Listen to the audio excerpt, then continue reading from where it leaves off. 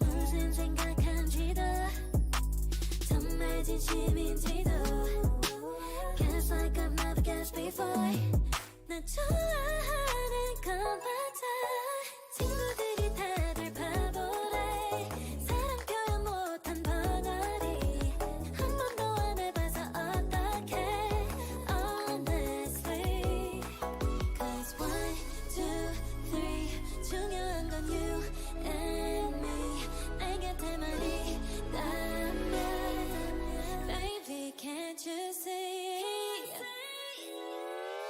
자꾸 쳐다보면 말이라도 걸어봐 속마음을 표현해 And know it's gonna be alright 손이라도 잡을까 품에 안겨볼까 Whatever your love language I know it's gonna be alright I know it's gonna be alright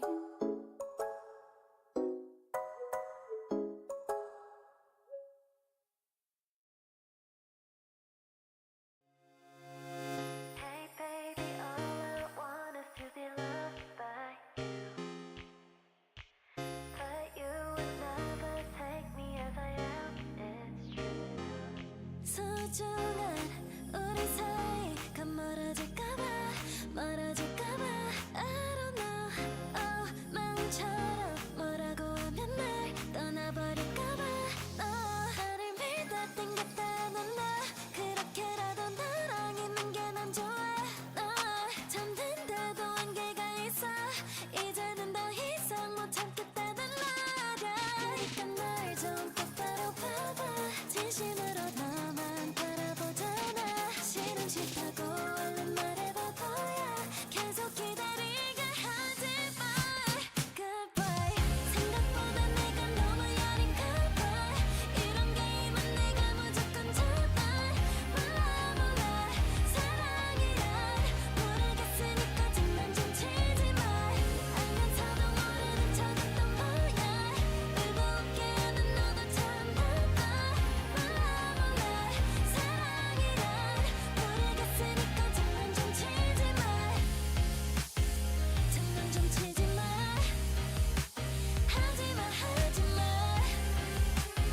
장난 좀 치지 마 Overdose gonna blow 알면서도 모르는 척했던 뭐야 울고 웃게 하는 너도 참 바빠 몰라 사랑이란 모르겠으니까 장난 좀 치지 마 다 땡겼다는 나 그렇게라도 나랑 있는 게 난 좋아 나 잠든데도 한계가 있어 이제는 더 이상 못 참겠다는 말야 그러니까 날 좀 똑바로 봐봐 진심으로 너만 바라보잖아 싫은 싫다고 얼른 말해봐 보여 계속 기다리게 하지 마 Goodbye 생각보다 내가 너무 여린가 봐 이런 게임은 내가 무조건 잡아 몰라 사랑이란 모르겠으니까 장난 좀 치지 마 알면서도 모르는 척했던 뭐야 울고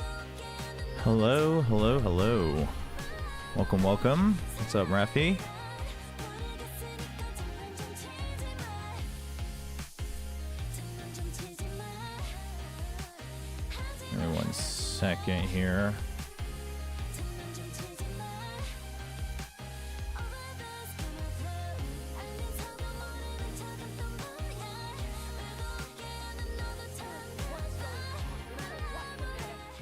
All right, let's turn on the music. Let's bring up the stream.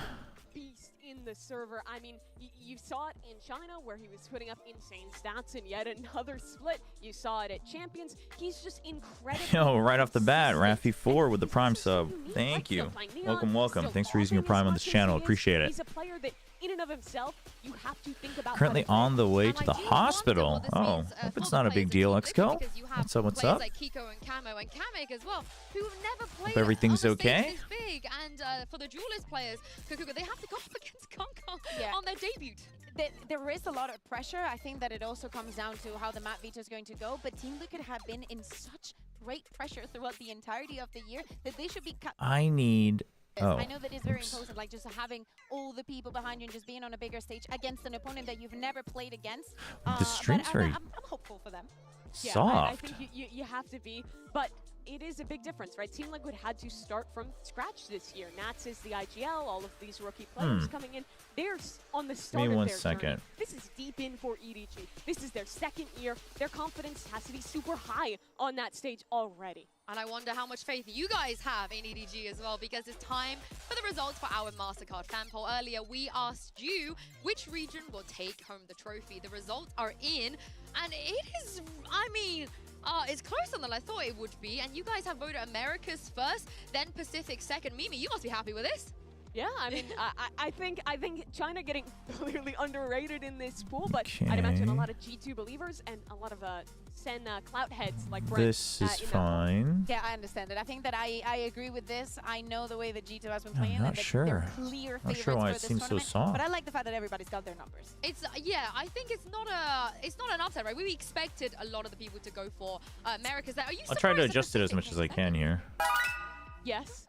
Yeah. Yeah, I thought honestly, China would I be feel there. like, Yeah. in my opinion, Are you not gonna Pacific gonna looks- give the time zone breakthrough? No, I've moved past that. That's Okay, 2024, sorry. maybe. So sorry. No, but in my opinion, I think Pacific looked like the weakest region coming into this one, but it's still a close field, and they have a lot of fans, of course.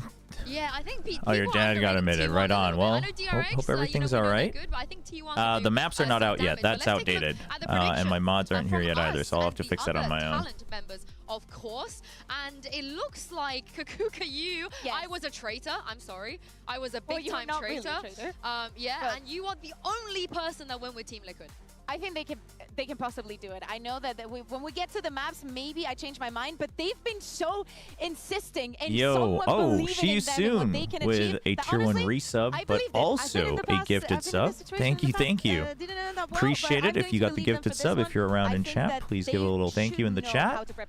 Appreciate it. Really appreciate the support. Thank you. It's a bit of a surprise to me. I think SEN is favored there, but I don't think they're massively favored. I got bribed. That was a bribe. I Yeah, know. I would have gone with DRX. I got bribed. You know, I had to be the allegations or somewhere. Yes, so I but vaguely remember the you saying wait something like is Kings of nearly Korea. That was over like for 2 years our ago, first and now you're global using it. event of the year. We Kappa. are kicking things off with EDG versus Team Liquid, and then followed by DRX. I mean, hey, it's true versus now. Sentinels. I hope you guys are ready, because we definitely are. You don't want to miss any action today. And without further ado, day 1 of Masters Bangkok starts right here, right now. All right. Once the maps come out, we'll put up the predictions. Actually, I'll get the map 1 started, even though we don't know the maps yet.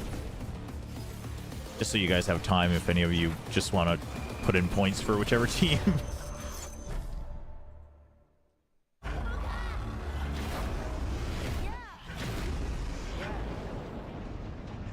Let me get a punch. Let me get a punch. Let me just feel the punch. Let me get a punch. Is this music gonna get copyrighted? Probably.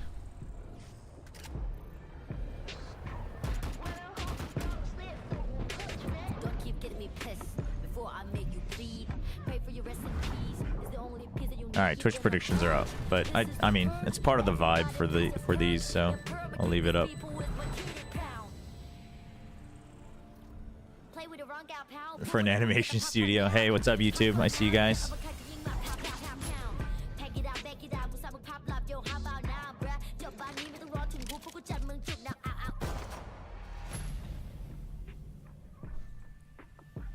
Yeah, I was sorting some stuff out, so I'm not as ready as I'd like to be here. Actually, I want my notepad. See if I can go find it real quick.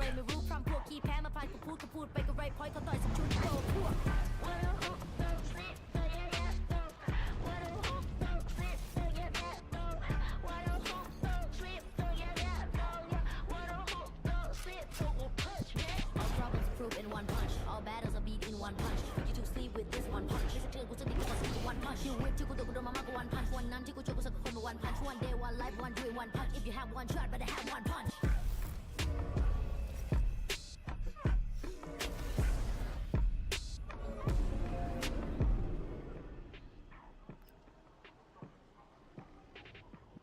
it is kind of weird that this is meant to be the opening splash for the event, no? ในภาษาไทยเรามีคำว่าใจสู้ Jaisu, what does that mean? หมายถึงหัวใจที่ทรหด Resilient heart, I like it. ไม่ยอมแพ้ต่ออุปสรรคแม้ว่ามันจะหนักหนาสักแค่ไหน Ooh, safe. ซึ่งเป็นคำที่เติมไฟให้เหล่านักสู้ดูลิสทุกคน Once the game begins, my confidence just kicks in. Oh, Hyunmin speaking English. Let's go.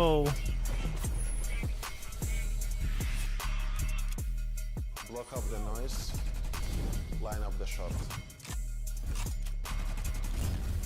Honestly, focusing on the duelist works out pretty well for this lineup. I mean, they got very fortunate, I think.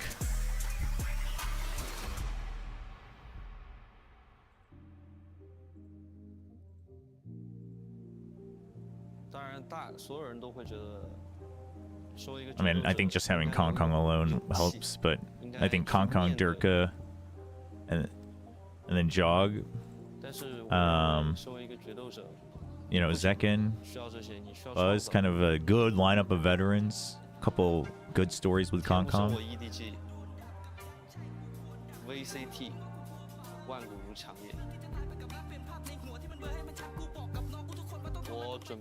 you have any early preds on what the Asian's gonna do? I haven't really thought about it too much, but I agree with the Sliggy theory that usually the most recent patches kind of point to what they're gonna do. Oh, I like the vibe. I'm liking the vibe. Kind of a little film plus music video vibe. I'm down for it.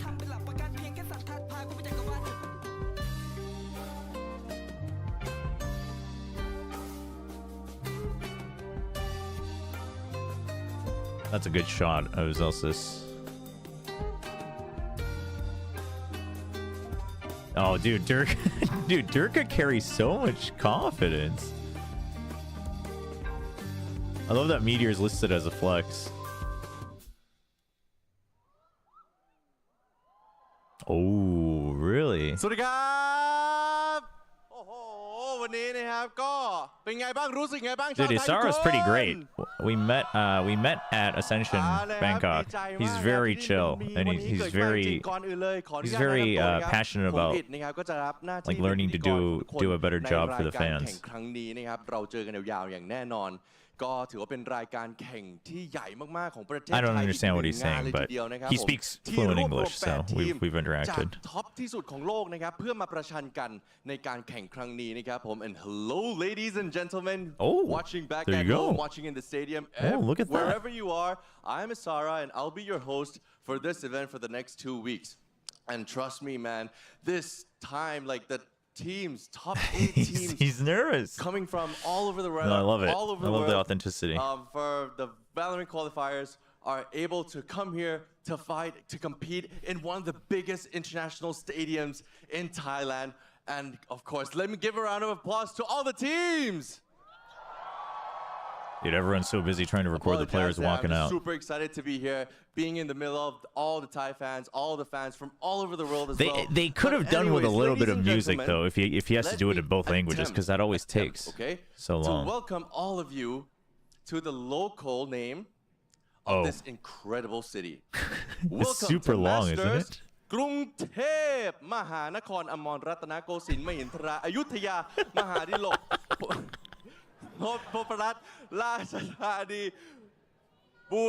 DRX did a video trying to say the full name.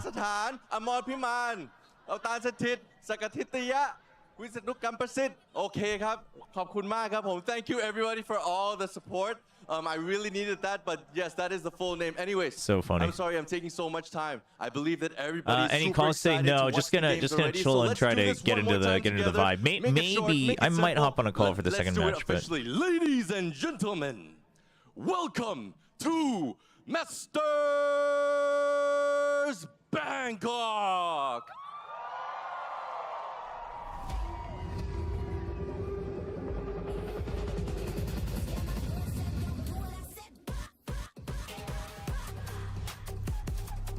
Damn. Full walkouts right from Swiss stage. 아, 유진아님 안녕하세요. 방콕 초브라. 방콕 맞죠? 저도 방콕입니다. It's there's a fun play on words in Korea because Bang is room and Kok is like you're like stuck in that room or you're, you know, cornered. And so people always joke about how they're going to Bangkok, but they're just going to chill in their room and not socialize. So I too am in Bangkok. Both of these teams all right, let's see what the maps are. Start, but they are here yeah, no, the beats are nice. The beats are nice for this event. Still to see if they are the best team in the world, and Team Liquid to prove everybody else wrong. But Kakuka, you mentioned earlier the map features are going to be super important. So talk me through why. What's it going to be? Exactly. Okay, so we're just going to go straight onto it. Everything's displayed. Team Liquid Split. keeping Okay. their front same goes for EDG. Going on to Split the as Abyss the first ban. map. EDG decided to go on to Pearl. Makes a lot of sense. The Team Lotus Liquid, ban from Liquid is... I was hoping they but kind I of wonder wouldn't, if Team actually. Liquid is comfortable enough But in this split, it's not especially like not a... having It's that much funny. space Lotus is a for funny EDG. map for EDG because they to actually mention play this really earlier good too. comfort The roles on Chinese it, teams but had I 30 feel like whole it's days not off their from when they favorite qualified map, this but they're to just in very person, solid now on playing it. their first match in Masters Bangkok. They're So always a lot very of chances comfortable on it. for EDG to Split, iterate, Pearl, to and come out with Bind. This is something actually a new. very They're showing interesting that composition for these two teams. They do not, but I do Lineup, think rather. the advantage they have here is forcing EDG to pick Yeah, the Pearl. that's the funny thing. EDG's Haven was never meant to be super good. The whole 2-13-0 is crazy, man. Because for Split, as we talk about this map, I will be very, very surprised. Just, you know, even with the break, can take it into consideration that EDG can come out with something better than Liquid. Oh yeah, no, they do a great job with really camera shots and crowd setups. On this one. I love the look they were showing with Like at Champion Soul, they would make sure that they like the certain sections they would make sure that they got early signups or whatever, and then they would get them there like ahead of time and make sure it's like all crowded in.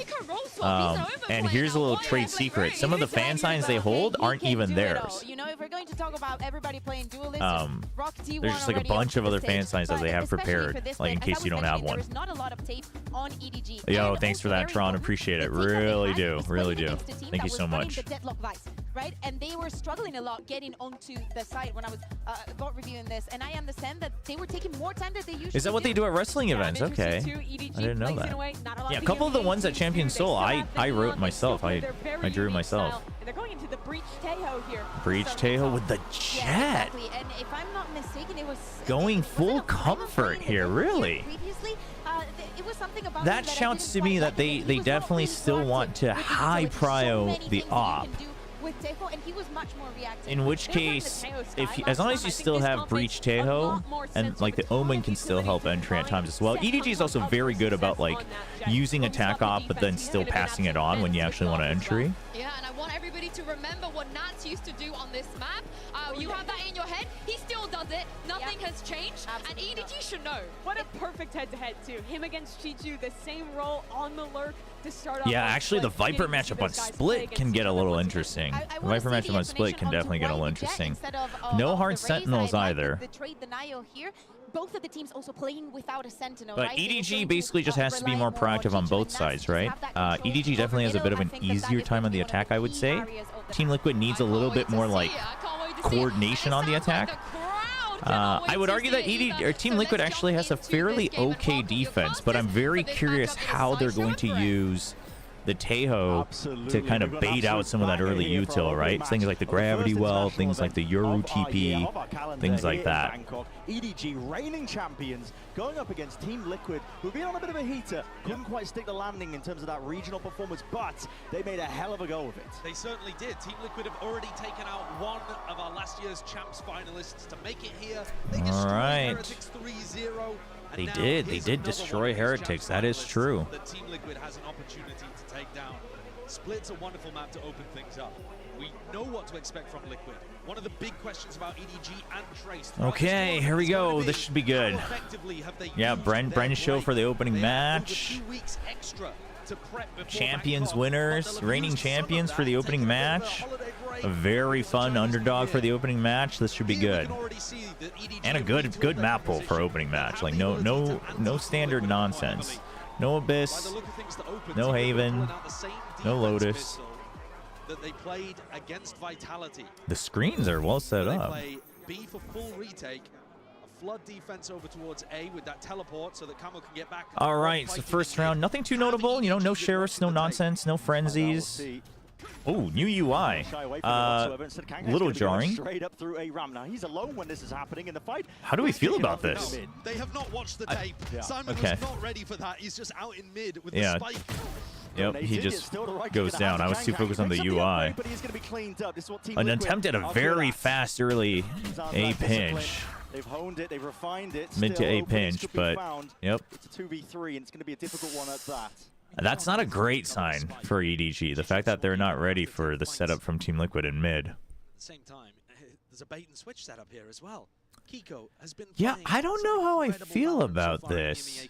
This is like a return to the pizza pie, but it's like worse? The microplays that Team Liquid love to cook up on the fly. You know? So good. Last player standing. What's really set them on that path, and it really begins also, like, the gap between, I don't know. Well, maybe we'll get used to it. It might just be because it's new. I think the alt UI is cool. It's cool, but I don't know if it's practical. Like, if I was casting... People are loving it. People are loving it. I don't know. But what I got from the press conference was that Chichi was saying because he's such a fan of Nats, he's been watching all of the Team Liquid games. Oh, so we'll see. I know how their playstyle has shifted. I've watched all of their footage, and I think we need to play slowly to counter what Team Liquid is doing. Yeah, so far everyone in chat's on board that they don't like it, but sometimes we just need to get used to some change. It is a little, I think it's jarring because the rest of it has stayed the same. I don't like that there's... Oh, I guess not. Yeah, I guess they just made it smaller so now there's gaps in between. Anyway, let's talk about the game, not the UI. Postured early off the angle. So we got 3 rifles, 1 Spectre. Pretty big investment. The big thing is Kiko's 4 points away. He's halfway through already on his showstopper. So that's another part that EDG has to kind of watch out for. Slow creep in with the flash. Good sight control, but I love that Camo actually doesn't leave because he has the TP. Gets a good kill. If he could have lasted longer, they probably would have flooded in nice and early, but now... They can wait. Like, they have a lot of time. Yeah, they can wait until the smoke dissipates. They can wait until Heaven's set up. They check close. They know one guy's close, so now Heaven's going to get set up. Good blast pack to keep him in control. That's good. That's nice and smooth from Team Liquid. Dude, and look at how careful they are. They want to make sure they don't lose a single thing. They could have lost a ghost. Now we get to see whether Team Liquid have got a new bonus round idea. They ran a very similar pistol to the finals that they played. Oh, that's my bad. Yeah, let me we got to get more mods as well. Thank you, Tron. Appreciate it. Or maybe it's Yissel, but probably Tron. Because I think Yissel's still at work. More of those, pick up some ult orbs, diffuses, that kind of stuff. Yeah, no, that was a very good retake. This time, it does look like a it's because top people have better on. Oh, that was Yissel that closed it. Oh, okay. I think EDG need to be cautious. Thank you, mods. We'll get more help. Send for more help. They are not going to allow the same plan to hit. Dude, Team Liquid's playing just as proactive as they did in the finals weekend of the EMEA. A very different look on your bonus, going out strong. Sets up Kiko for multiple kills. He's only 1 away from the showstopper. Did they get the orb? They didn't, right? Or maybe Patatek did. Yeah. I mean, I think just securing that is fine, but now you're wondering if he had gotten the showstopper, maybe you win this round. Team Liquid would not have been in a bad spot. We'll see. Now, player disadvantage, weaponry disadvantage, tough to convert a position like this. They're just looking to it is more information. It's more compact. Having said that, Kiko just got the ult online.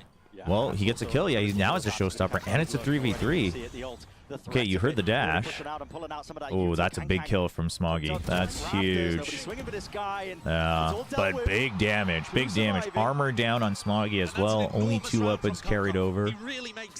But the thing is Team Liquid used the showstopper. So the snowball, not as much as it could have been. EDG got completely caught by the same pistol round, but they were ready for the bonus round idea. 4 players waiting outside B main. They just weren't ready for the fact it was happening on the opposite side. The A push. Oh my god, my stream PC wanted to restart for Windows Update. So often gonna do. And then I clicked pick a time and it disappeared, chat. Am I okay? 2 players survived EDG. Pull out the showstopper in that round. It's not a bad one for Oh, them. no. We are already in to the following round, round 4 here. Guns across the board. It's a bit of the action. Well, I mean, it's in hindsight, it's a waste of an ult, but honestly, I think using it was the right play there. It was a 3v3. That gives you a chance to snowball out of control with the bonus. Worst case, you already did so much damage anyway. Worst case, I would say you still come out on top in that round. You're just not, like, snowballing into an avalanche, right? So I think it's okay. That's more of a hindsight Harry kind of thing, but... Control the pace of this game and then allow their overwhelming utility. The thing is like Team Liquid, if they keep alternating, right, this time they're not over-aggressing. They're just playing passive. EDG starts to have to play scared. In theory. Now, EDG is very good at not doing that, so we'll see. I mean, there you go. The rest of it very fast, though. See, a lot of teams normally, your duelist dies, you kind of hesitate, but EDG is just like, we're just gonna flood it. Like, even if we take damage, as long as we have the numbers advantage, that's where we shine. Huge kills from nobody. Finish off the 4th round. And that shows you that even when Kong Kong is going to get taken down in some of these entries, EDG have that second wave follow-up. It was this flash push through. Breach util from Simon. If it's elimination or final, would you commentate like you're casting? I've considered it. I might try it later. But the only thing is then I would want a clean feed, but I don't want to override the casters that are on site. I don't want to necessarily override their work. One of 2 things. And also, like, casting from home, I'm never going to be able to do it with full energy because I don't have, like, a soundproofing studio. This would be a reasonable time for Team Liquid to take one. But who knows? Yeah, it'll be 2 gun rounds. Well, listen, can't always be lucky. A dagger to the heart. Yeah, can't always be lucky. And the arena lights up red. It looks beautiful. Yeah. It looks beautiful. Blaring warning signs. We'll see. I'm going to take a gander over the stage. Blame about this one, but... I think Tech pause. Really interesting that Kong Kong has day 1. The jet on this map. The fact that he's would you want a more detailed UI if you were a caster? I mean, no, I would want a simple UI that tells me what I need to know, right? Like, I would want something that's easy to glance. The only problem with this UI is, like people have said, it's hard to, like, instantly glance and know exactly how many points you are away from the ult. Like, we'll get used to it, but you know what I mean? Still really solid. He doesn't necessarily need the boom bot to be able to trade off of. So, it's time for the teams to collect their thoughts. I think that's the only thing. But quite frankly, I mean, usually on that UI, like in-game UI screen, the only thing we're really ever caring about is ability cooldowns, right? So ability cooldowns and then ult points. Like the gun and stuff, I mean, you'll see it no matter how small it is generally, unless they make it like it's for ants. So as long as, and then, I mean, I'll write down the weapon, right? So as long as we see those 3 things somewhere, that's really all you need to know. But the point for a caster would be, I need to glance at it and just like instantly click. And if it, we'll see. If this is just a matter of getting used to it, that's okay. But the lines are so thin that I think sometimes it's going to be hard for it to like if it's mid-action, like it probably gets, it's not ideal, let's say. All of the players heading into this tournament, Kiko has looked top 5. I mean, it's phenomenal. Yeah. He's been otherworldly, and yet last year when he was playing... Yeah, the gaps are throwing me off a little bit too, but I don't know, that might be better. It might be worth experimenting, honestly. I'm okay with that as an experiment. We had no pans and replays. Yeah, it might be an observer spectator thing, but it looks like Chicho had to reboot, so... Game shortly as well. Just had to do a quick little remake of the round. I'm not rolling anything back as well, just want to keep you all in the loop. I can see the timer ticking down. We want to listen to Chicho around. No, I appreciate that, YouTube. But I mean, unless there's a real purpose for it, good stuff. I generally want to respect the casters that are on site, you know, good or bad. A little earlier on to see if he could secure the bonus round, but now we're starting to get up to everybody else's side. Yeah, Tron, I responded to you on Discord about that. I think we're fine without it for now. As well, to potentially be a bit of a playmaker. And to take risks if you are Team Liquid.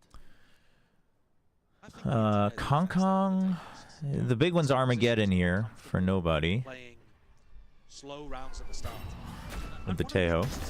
As Camo goes to try to take her There it is. Is Camo's gate crash? It's got a 30-second. Now, eco for TL. So ideally, you don't use it if you're EDG. Oh, it flashes when it's online. You don't have the ability to reinforce the other side, so you want to try to yeah, we'll see. Get things going in the first 30 seconds. Force EDG to make fast reactions rather than slow the pace down. I like that they're playing slow. Play it careful. There's no, you know, extra pushes out. There's no from anywhere, despite getting first kill on EDG. So you just think as long as we group up. 50 seconds mark. It's important that you don't. Whoa, Bren's like mic suddenly came up in volume. The question is do you? I mean, I don't think you use your ult, but do you use everything else to get in? I think you do. Oh, they're just gonna take slow contact. Okay, clear out the close corners. No, Shorty versus Outlaw. I mean, oh boy, he's checking. Oh no. that was actually the most entertaining way that could have happened. That's so funny. Distracted for Nats coming around on the flank, you know. No sentinel. Yeah. Defense pushes like this. They got to be watched, and Smoggy's got eyes.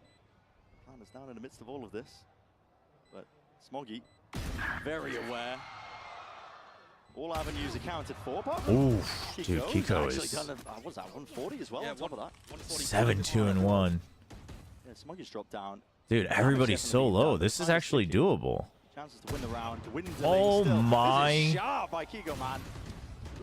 Time's not on their side, but him and Kamek side by side. yeah, time's not on their side. To keep it into the next EDG. Keep to it at guns. I also don't like that for viewers. They have this little bug, the logo bug here in the lower right, and it covers one of the ults. It's not great. I mean, he is hitting shots. He's looking super sharp here. Wanted desperately to make it at Masters Bangkok, but his own personal reasons to do so as well. Are you not going to watch Party with TMV? I think for day one, I kind of want to get into the groove of it again. We'll see. Maybe for the Pacific one. But there's a couple types of videos I want to do, like make. So I just want to make sure I have I figure out a system for myself before I get distracted talking to people. On high. TP's back with a gate crash. Safer position. But I mean, if anyone else is like, if the streamer themselves is trying to reach out to me, I mean, let me know and I'll at least not ignore them because I don't have notifications on my Discord. Tech almost always plays A at the start of these rounds. It has to be something that EDG are aware of. Of course, you don't know where Camo is at this point. He could have easily teleported away and be set up on a different part of the map. Yeah, it's a trouble. Dealing with the Yoru. Pesky. Up on Camo. EDG actually have a free path all the way through mid if they wanted to go there. Yeah, Team Liquid, they're very aware of this, though. They've already taken Garage. They've, basically chosen to ditch this. And they hear it. So Kiko's already here. They get baited out, though. Oh, Patatech has to choose his position carefully. He is about to get trapped. And he needs to understand that. I think he does, which is why he's trying to get in a position where he can get first kill and then Camo can cover him. But, yeah, this is so stressful for Camo now. Like, they're in this weird situation where they're stuck. So you call over. Yeah, you can just keep Garage. Okay, okay, I like it. The flash to try to save Patty. Oh, doesn't need it. 1 for 1, that's not bad. That gives timings for Kiko and Camo. Oh, that's a lot of the blades drawn out, too. You can wait, you can wait. Oh, I love that from Kiko. Just goes for a quick swing just to make sure he doesn't get timinged. But then he's not trying to overcommit. Very good from Liquid. I'll note I'm watching on my phone, so the UI is small. Oh yeah, for mobile, it's probably pretty bad. With nobody dying at the beginning of the round, they were lacking a little bit of their execute power. They won't be worried about it next time. They have yeah, no. I want to watch Party with different people throughout Masters Bangkok. It's just today. I just want to, because there's a couple things I want to try to work on. And the fact that Kiko's 11-3 to begin with should send shivers down your spine. I think EDG are approaching this well from a macro point of view. Yeah, the ult there was kind of interesting from Kong. Don't know how I feel about it because he had a Vandal. Plenty of ults built up in the war chest over EDG if they want to make a go of things over towards B at least.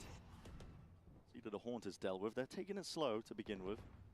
But EDG have found their groove basically in terms of timing. But the problem right now is Team Liquid's retakes are actually what have really secured them the round wins where it's fair. So EDG is going to need to figure that out. I mean, NT, but that's what the Yoru can do. It's a bit of a, you know, slower chamber. Okay. Oh, what? Is that? That's unbelievable! Kong got that kill before he dashed away? Now it's our opening game, man. You got to hold some of it back. What? Tucked up, ratty position at that. That's crazy. And here's where the fight really kicks off, straight through mid. Dude, that alone makes this round possible. Kamo's all over the place right now, though. He is all over the map. So they know he's not in Evan. They know he's somewhere in drop. Oh, good timing. And not enough to dismiss Paddy, not from that high ground. What crazy impact from Camo in this round with the operator. Yeah, I was thinking about reaching out to Sean for one of the matches. Liquid have gone, all right, we're going to adjust. But we'll see. Doug would be fun too. And suddenly it's so much more difficult. I'm sure there will be more Pacific. Dude, that's insane. The fact they don't win the round after that is actually a disaster. I don't even want to talk about the round they just lost, bro. I want to talk about that show a little bit more. Oh my goodness. EDG have just called a timeout. Nice. The way I just died, crazy. The way I just died, crazy. So legit. That is one of the most disgusting man. That's that opera aim. Yeah, no, you're right. Probably not going to go in many people's frag movies. Someone said something earlier in chat. I think is so much to do with Camo repositioning. Riot put out like some rule? What? Towards A from Chishu, and then he's in B in an anchor position. By the time I thought it was an important question to address, but I forgot what it was. Something about like no political commentary on broadcast. Doing all the right things. I assume that was always kind of a rule in place, though. I assume that was always a guideline in place. But they're not really being able to navigate this on. A lot of official broadcasts have that. I mean, I don't think that's like a... I don't think that's necessarily... Unless they like officially reinforce it publicly, which would be kind of weird because I just assume it was always there. No political statements within their own content. I mean, I assume it's some vague statement of like you can't do that, and it gives them a gray area where they can shut down your watch parties if you do it. I assume that's maybe where people are a little annoyed by it, which that would be a little annoying, but at the same time it's like it is their IP, so forced to really dash away from the fray. Yeah, link me that one. I don't want to make assumptions on something like that. Okay, a little bit of extra pace, especially with the Viper's Pit. Good clear here coming in from Kamek. Now, Team Liquid, what's the timing here, though? They've been very good about waiting. Yeah, he was afraid of that. I was afraid because these three are in a position where they want to keep fighting. They've now come back. Dude, Kong is at 1 HP. Does he get another kill? Oh my god. Yeah, he was ready to swing off of that. You might have to save the op. You might have to save this op. Oh, it's so iffy. The timing is so... Oh, does that open things up? No, they just want the kills. NT.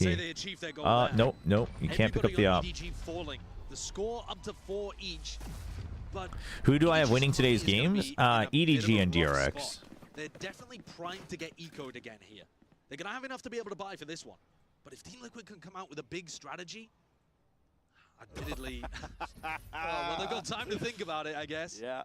Take a look at how this one went down, though. Paddy, does he spot something?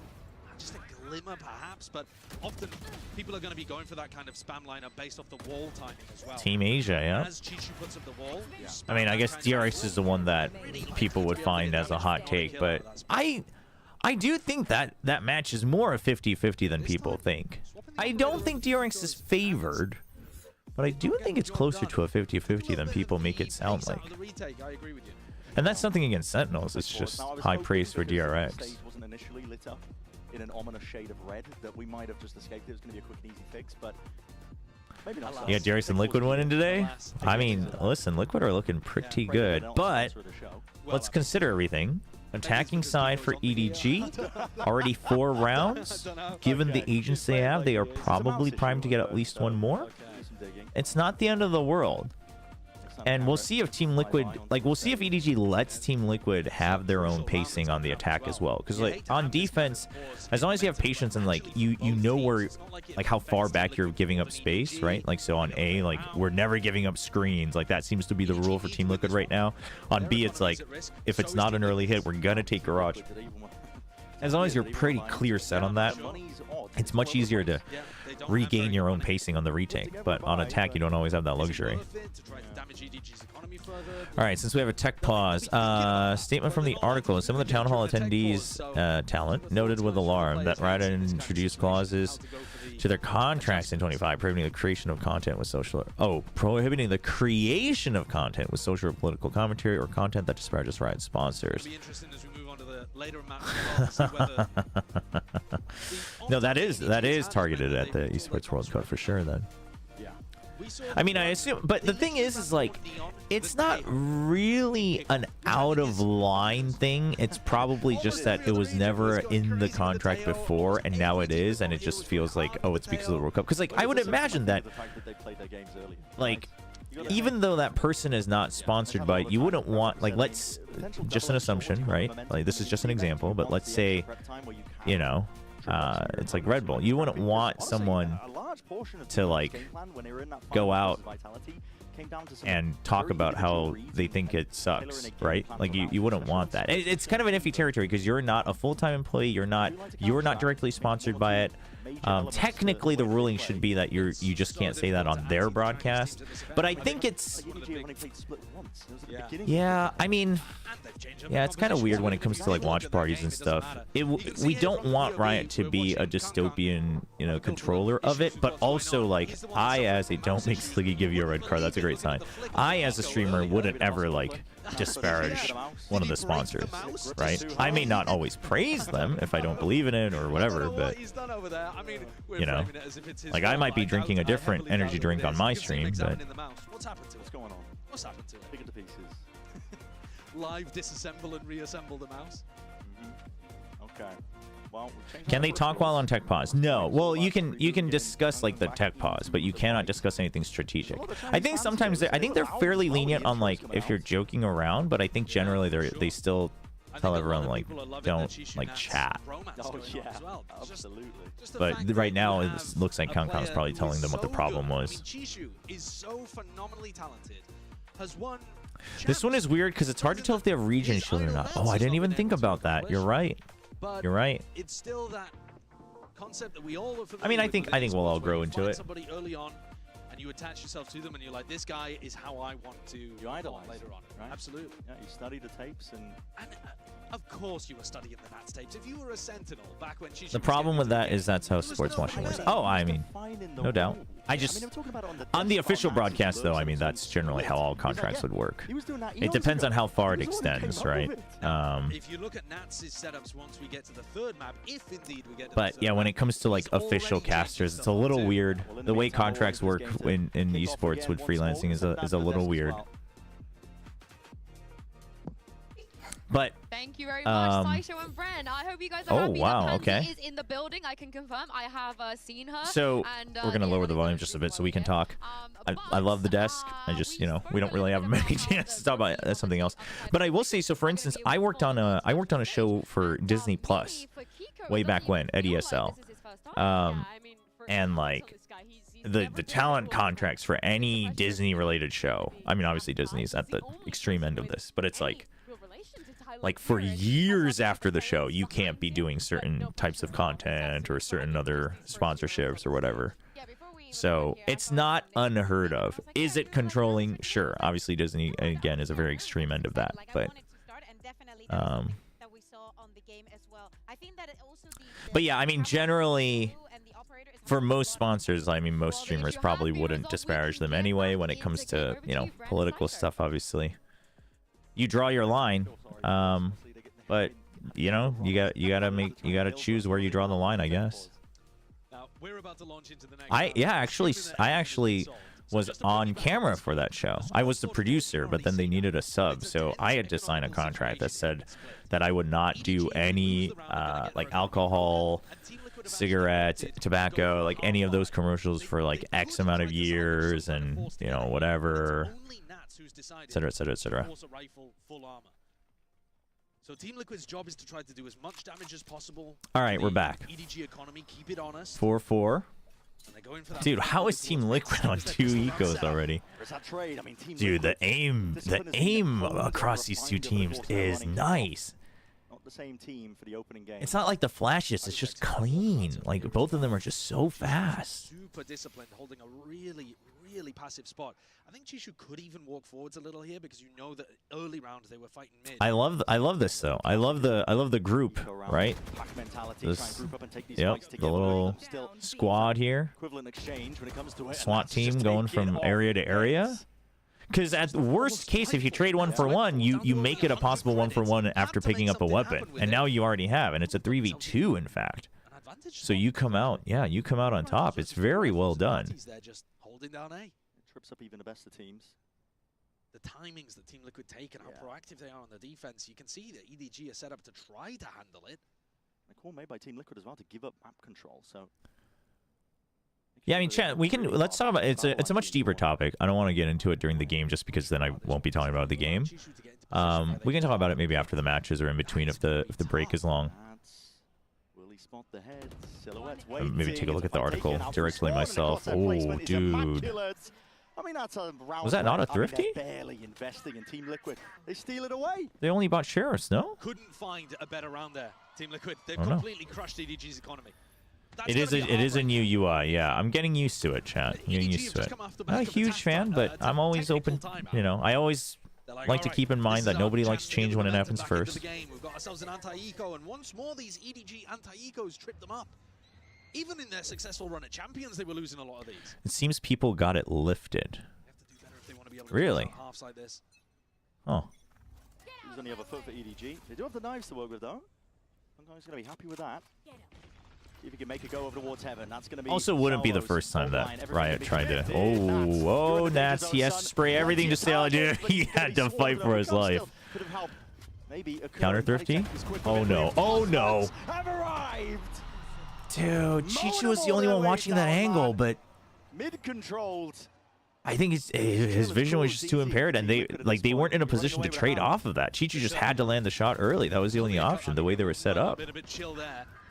Look at this situation as well. Kiko good spray control too, though. Shorty counters Kong, the star player with Bladestorm in hand. 2 rounds left in the half, and like you said, the heavy shields. They had heavy shields. Gotcha. They're getting so close to big ultimates. Beautiful. Oh, that was kind of charming. Very suave, Nats. It isn't gonna come. I would stay calm in game if my IGO spoke to me like that. You know. It was spray control for the Chichu kill, not so much the first two. Yeah, it does just seem like a modernized version of the very first UI we had. Yeah, how do you tell if they have regen shield? He goes back into the same. There's no way. Oh, no, surely they check. Yep, they're ready for it, but they don't get the kill. And it's 2 taken away, EDG, but a bite from the round. I'm okay with that, but now you hold. Now you make sure you keep the number advantage. Just make sure, make sure somebody covers here so they don't wrap around. Very passive look. He's going to pit at the same time as I guess they knew that the spike was dropped.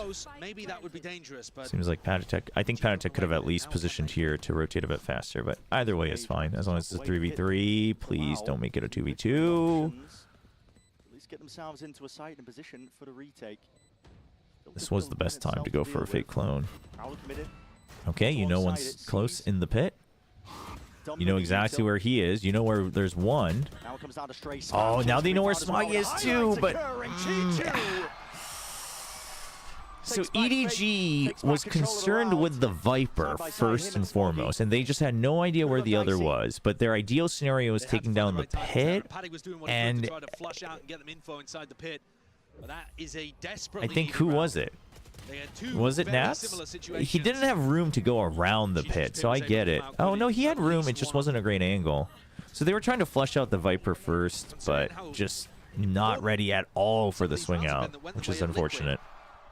A 6-6 half here, I think, is a win for EDG, even though you would normally expect Team Liquid's attack side to be better than their defense with this comp. Everybody's starting to nitpick everything on the UI. Pushing up. Yeah, 3 players of half armor. Meanwhile, mid take by EDG. No, the ults, I think, even if I was casting, I would get used to it pretty quickly, I think.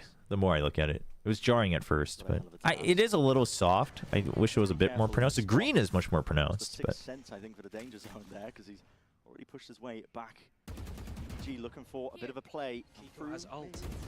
To be heaven, and here's that ult comes into effect. Dude, I love that Kiko has been using these ults nice and early just to push them back out and reclaim space. Okay, a little deep. A little mistimed on that, too. Would have been almost better to use the... Okay, you subbed the nade. Okay, no, I'm fine with that, actually. And during all of that, dude, this is so big. Kamek constantly taking full control of Garage, or even more, is huge for Team Liquid and their movement. The thing is do they know about this? Do they know that that's a possibility? Kamek's there. Straight into mid. He might oh no. Find this one. It's an easy target potentially. Yet that's a spike. Yep, that's huge. But yeah, they weren't ready at all for Kong. They kind of got lost in the sauce on this one. They thrive in it. They were molded in it. They know that Kamek. Oh, they think he's still watching the spike. Oh, he wanted to leave, man. That's he needed to stay and fight. That's an experienced diff right there. He needed to just fight. He didn't have an option there. From EDG. Kong became the lurker there, finding space in B heaven. Kamek had pushed out all the way through B main. But now we're going into Team Liquid's favored half. I just find that the diamonds did make it clustered. I agree with that. And honestly, for most fans, you just want to know if the ult's online or not. So it's not a big deal. I don't know if that's unlucky. I think that's just an experience diff. I think it's just a confidence diff. You had to just choose to fight. It's not easy, but that is oftentimes where we see the ones who lift trophies and not. Is, do you try to always go for the ideal scenario of like resetting versus like in 1v1s? Obviously as a team sometimes you should reset, but dude, what is this tweet from Navi? It's a polar bear shouting at a penguin.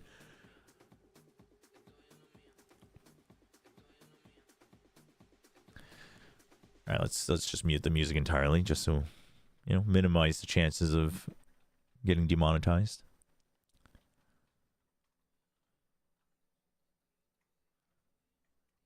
Yeah, the regen detail, I agree. The regen you should keep, because that's a pretty big part of it.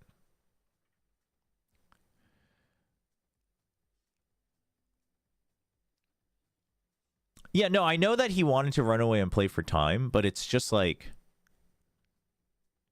It wasn't even a guarantee on the timer, though, right?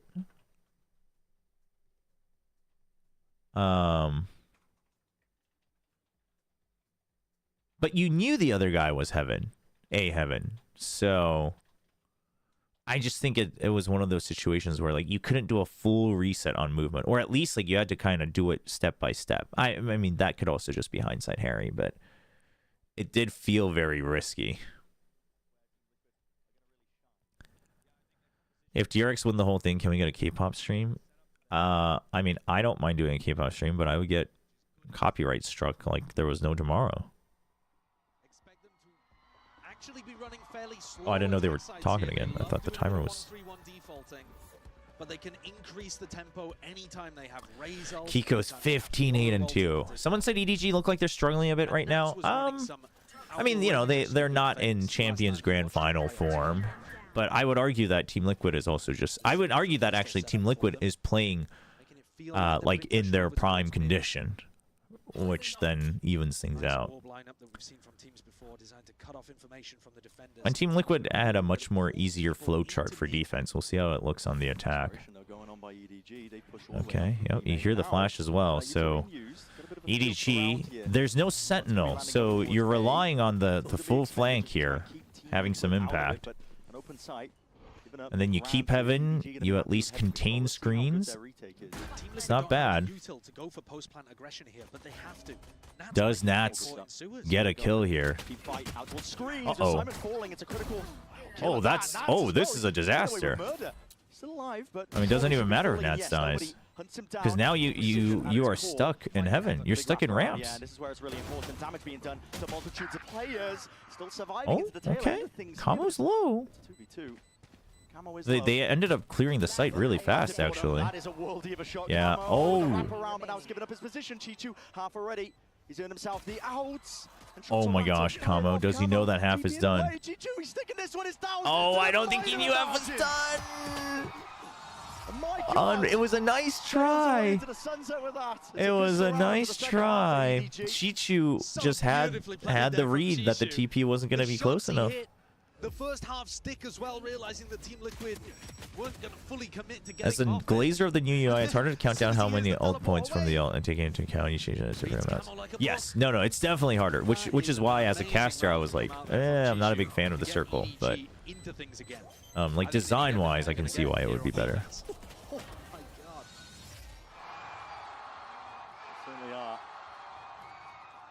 I mean, yeah, I mean it's such a Yoru trap. I do that all the time. He's just like me for real. Oh, I thought the entire stream got muted. I was like, hello? Attempt to try and push past that. Orb will be punished. So much decay damage. Because I think in Kamo's head, if I use the TP, he's gonna have to double guess himself. But Chichu was just like, I already got half done, kiddo, and then he just stuck it. Clean, flawless. Many ways to describe it. It looks easy for EDG in this round, but that's because Chishu was able to kill 2 instantly. Once we start to get rifles up, and if the spam doesn't instantly kill...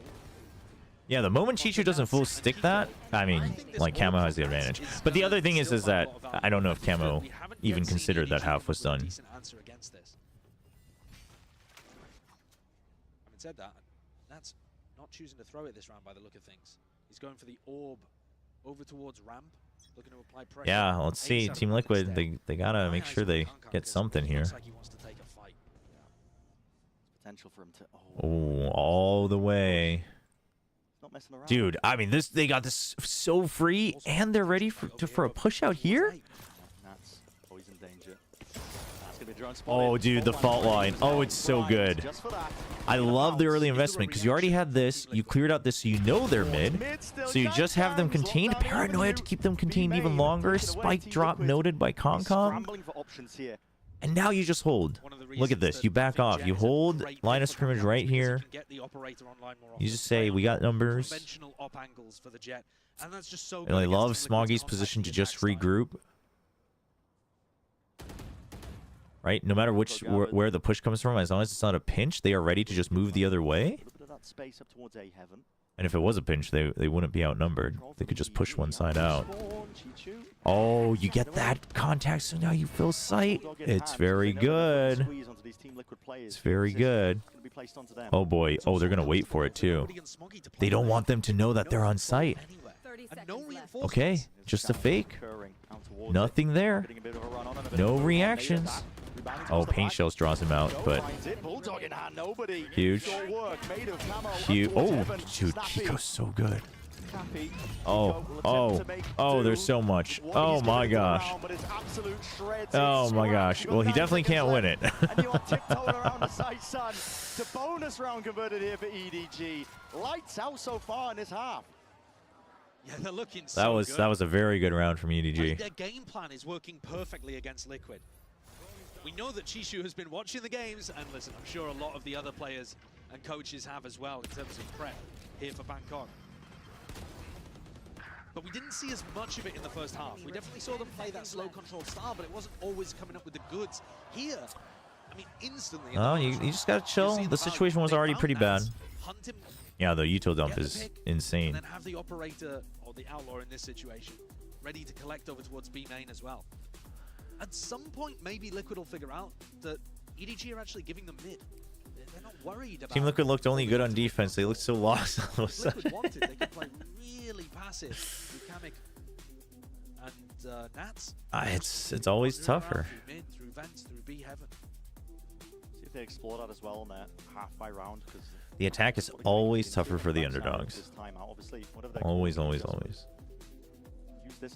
But also composition-wise, like you need to play bigger brain Valorant as Liquid's comp. And if EDG just disrespects it, it's like, what do you do then? There's always a threat to the operator at the back of your mind, but not going I like this. There absolutely is. I think the more that they threaten the I mean, I think it's kind of overly done, but I like it. The more difficult it's going to be for Team Liquid to run these slow-paced rounds. I like this UI. That way we can see what they're buying without the game screen. They can try, but it's a much more elegant way of doing it compared to EMEA just showing the scoreboard. It's still a round at least away. We're into it once more. This is the beginning of fast B take. Oh, I think Kamek. I think Kamek definitely gets underrated. But I think that's because like Kiko is the big talking point, and then it was Camo, right? And then you obviously the Nat storyline. It's kind of like a smaller version. It's an underdog version of Vitality, where it's just like it's nothing against Kamek. I think people just run out of space to talk about Kamek. This looks like an adjustment for EDG, thinking that Team Liquid will recognize that mid is empty. They choose to fight. Okay. They left A open entirely. Working along with Nats and has got a lot of space over So EDG is basically kind of taking a page out of Liquid's book, right? They poke here and then they poke here, but you lose that. So these two are kind of stuck. Oh no. Okay, but now the spike. How is the spike gonna cross? That's what I mean. I got to try and create openings here. G2 can definitely. Okay, he's stuck in the corner, so that gives you time. Oh, Patatek did not need to rush that. Oh, you did not need to rush that until Nats got there. That was a little haphazard. Still numbers advantage. I think he was just concerned for time, I guess, but you had plenty. You're just struggling so much in these kind of situations. Plan down. Look at the positions. It's so difficult to retake this. You have no idea where Kiko is. Camo at any point. Hey, what's up, Biryu? With his ult. I don't know what I mean, they actually, it's the perfect duo to go for a two-man retake. Ooh, full dump on site. Interesting. They don't actually check the danger spot. It's all dodged in time. That's too nice. Clean and a thrifty. Big thrifty. Thrifty once more coming through for Team Liquid. EDG have... There is a decent chance that we look back on this map, and rounds like this are the reason that EDG couldn't close it out. The gap is only 2 here. They're not in a comfortable lead. They can't be allowing Liquid avenues back into the game in spots like this. They took a gamble, though. Yeah, no, the ecos are big. Fighting mid, and it didn't pay off. And it was a Dude, they always tell each other that it was beautiful. It's so good. I love the vibes. Still big options remaining for Team Liquid. Dimensional Drift was earned up just from prior. And Kang. Oh, he's committing to this. Oh, he's always good for it. Occurring just yet, but okay, he's just gonna back out. He knows the Euro hasn't chased him. And hands a Camo, clears his way. And I love that Camo just exits nice and early, so he can secure the site with his weapon out. He's one step closer to the showstopper. If he gets himself a kill. Okay, you heard that jump up. Oh, Simon needed to win that. He needed to win that. It was either that or he needed to hold back and support. That's unfortunate. Kong Kong has to be the one. They have to wait for Kong Kong. Try to help find a timing here. They don't have it, so they're just going to rush in, and they pay for it. They make the, I don't know. Somebody makes the call here that they don't want to go for the flank. They want just to pinch onto the site. You need a bloody miracle, but maybe he's the man for the job. Could potentially do it. Time ticking, though, getting away from him. Oh, Camo doesn't peek anymore until he hears it. That one blade. Oh, Camo. A Camo round. Kong Kong's a miracle worker, but that was one step too far. Team Liquid, what a beautiful piece of post-plant aggression there. Working a 4v5 round. And Camo knew that he was in was a heaven, clean but shot. because he's playing Yoru, they thought he'd reposition. And that's kind of just passive value that you're getting from running a Yoru in your composition. Camo's somewhere in B heaven. Did he do a fake TP? Maybe I missed that. Through stairs, through B heaven, and then he ends up getting another 2 on the backstab. 2 rounds in a row now have just tossed this away from being in EDG's control. 9-8. Broken round for EDG. Half buys. Bulldog already down. Doubled up. They check carefully. Okay. Okay. And now he can still stay here because of that smoke. But Smoggy being there, if he's going to stay, Smoggy watching for him would be good. It's not the safest of angles, so they're just going to back out. It's not bad. A site left entirely open. Team Liquid takes slow contact. That's pretty good. Their entire run in kickoff. Yeah, and look at what they've done again. They found the same lurk timing here. Yeah, no, I mean, Team Liquid's been creeping in. Free. Just slow contact, nobody there. Because I think they've read that EDG is basically, and this is actually a very EDG thing to do, is, you know, you work around as a SWAT team, right? You strike one place, you always leave one site open, and then you move in a flowchart, clear out area by area. Generally, I do think that's the better way to play defense on most maps, but Team Liquid is abusing that against EDG. Kiko's just so hard to root out this guy. Ingrains himself towards main as well. He's going to be that backup policy with the oh boy. Oh, nobody's checking. Oh no. Whoa, what? What is that? An explosive opening. Kangang with 3 down to that 1v1, and still again the time's going to be ticking and potentially getting away from him. He needs to find. He has no idea. Oh my gosh, the double from Kiko. What in the world? Another one of those situations that looks so winnable for EDG, and yet Team Liquid come through in the clutch. Dude. In both of those spots, though, Liquid have had the advantage in the 1v1. It hasn't been clean. I mean, previous round, it was a 3v1 situation for Liquid, too. Kiko played this situation masterfully. Oh, right in between them, too. Well placed. Crushing this retake attempt. But now EDG have rifles in hand. Now we'll see what they're capable of doing. Yeah, EDG's got to... And they need to hold out against an A push that's like, they got to either be more confident in clearing out areas to make sure they have the numbers advantage, or not. They're playing so loose on A. Like, now they're playing to fight with just 2 people? No way to keep control of screens? They had to use the Omen ult, so they refill it. Gives Chichu an opening timing. The rotation wasn't bad. I guess Team Liquid was just much faster than they thought. What? Okay, well then. The pit falls. It is planned for heaven. But Kamek in a 1v3 to tap, trying to root Kamek out.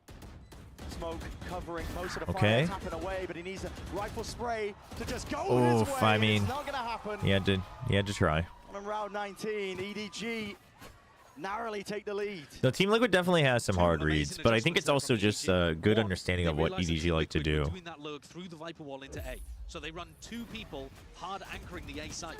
Now, that's a good adjustment, but it doesn't work. They still lose the A site to this teleport from Camo, but the other adjustment was going for a fast retake. Instead of allowing... Yeah, I mean, the idea here was the fast retake, which is why they had 2 people in the middle of the site. I just think... I do think it was a little risky, but I mean, it works out. The Omen ult gives time for Chichu to peek out from heaven. Like, you know. Uh-oh. Simon away. Simon's got to be careful of this particular spot here. Oh, dude, Simon was... Dude, I was glazing up Simon, and now he's looking like he's so nervous. This is so damn fast. This is so damn fast. Oh, dude, the first shot onto Kiko. Very good. Winning condition right there. It's going to be so difficult for Team Liquid to get this spike back. They don't have, you know, an ult for Camo, for example, that would make this much more doable. Going walking. Camo's found Kangkang. Dude, Kangkang is not getting away with these ego duels, man. So many absurdities into the rounds. Nobody finding Camo up onto the ropes, but decapitated. 9-11. And finally, EDG able to come out with the win in an anti-eco. And that one, it looked dangerous again. It looked All like over the place, man. I mean, it's okay to go out for the hunt. Like, you have the numbers advantage. Like, I'm okay with that. It's just, I think he usually gets away with them, and now he's not. It's the Paper X effect. Because the way he was going around that corner it wasn't like he was trying to hunt for them carefully one by one, right? Damn, Spongy. The gap is still really small between these two teams. The score 9-11. EDG are only 2 away from being able to take Liquid's map pick, and that would be a disaster. Because oh no, that round was all Chichu. If he doesn't get that first kill on Kiko, it's over. Because even if he got Pad Attack, Kiko was about to trade him. So he needed to land the first headshot onto Kiko, and he did. Game to a potential coin flip if you go down on that first map. No way. I mean, Team Liquid are most happy here on Split and Bind, map 1, map 3. So losing early is very rough. The big thing that Team Liquid are struggling with right now is that tempo increase. I mean, EDG have just been chucking bodies at them. Yeah, I agree. I think the faster retake kind of style and the decision to brawl wherever you find Team Liquid, wherever you first take contact. And also EDG are taking contact. 20 and 14 for Kamo, 22-17 for Kong. Everybody's fragging. Talk about a player who's going to be looking for some early angle fighting. It's Kong with the operator coming back out. Chishu's dropped in that one over. He's going over the B main, which is, broadly speaking, where he's been playing the op in this game. He's going to hold back this time, though. They have Armageddon, so they've got retake potential as well. Armageddon. They think that there's going to be some kind of big crunch here with the Armageddon from nobody. Yeah, with the fault line. Yeah, that's a good wait from Team Liquid, though. Nightmare to deal with. Similar take. It's going to spot him. Oh, no, it doesn't. I thought it was going to bounce in the corner once more. Oh, NT. Surely spotted, though, right? Yep, there's the flash. Is there a TP? The barrel poking out. Will he be betrayed by it? What kind of targets is he working with here? Yep, he does. Oh my God, this is all over the place. What is going on? What is going on? Oh, dude, the Prowler to keep him distracted. It's so good. It's so simple, but it's so good. I mean, it's a Hail Mary. It's a Hail Mary, but it's so good. Hunted, taken down. They've been good at removing this A lurk.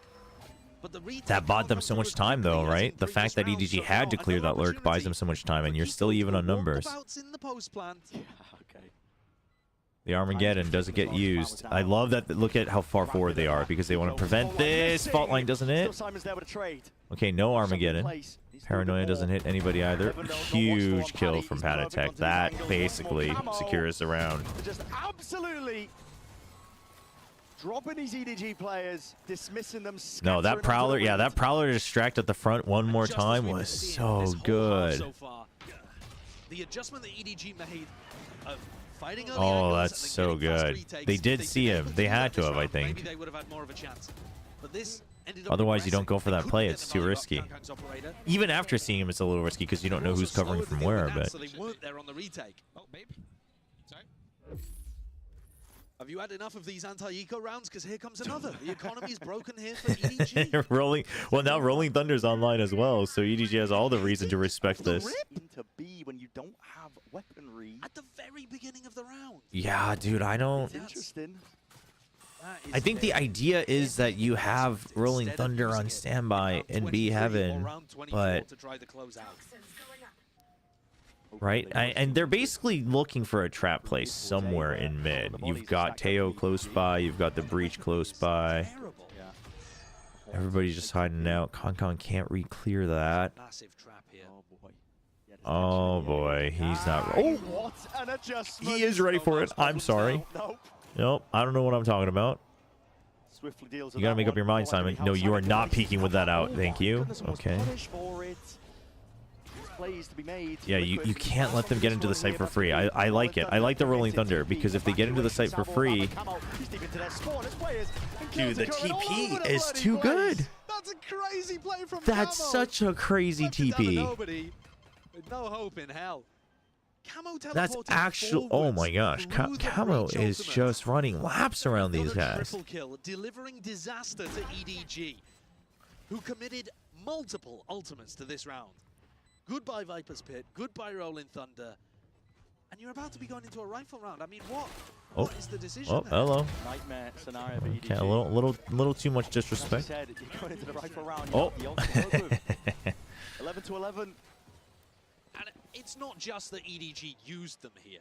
It's that Liquid now have the Euro ult to increase the tempo, Showstopper to be able to push back EDG or to make post-plant aggressive kills. The game that has now shot flipped is again to the point where Team Liquid have a big advantage. Oh my, I cannot believe he goes for that. Camo's been playing like a beast here on Split. The two duelist players for Liquid have 47 Incredible, kills between incredible. 26 and 14, 21 and 17. That's monstrous. And considering how well somebody like Kong has been playing on the other side of things, it's difficult to match. Yeah, truly is. There's only one of Kong. A lot asked of this guy onto his shoulders. Timeout. I don't know what EDG can even be discussing in this tactical timeout, to be honest with you. What kind of game plan can you construct? That peak was fine. It guarantees raise ult. Well, I just meant the way he was peaking. Going for the kill, I think, was fine. But Camo is literally going to be indestructible with his ultimate. And then the next wave through is going to have a torpedo. Yeah. That's tough. It's tough, man. Brent said on his stream the production didn't bind to the bit. I mean, listen, the thing is while I think it would have been a good idea to let them do it, I can see why. Like, you don't want your official broadcast to basically be a bleed over a plat chat, right? And I know Mimi had originally just said it on like a watch party, but you don't want to blur that line too much. I get that from production's point of view.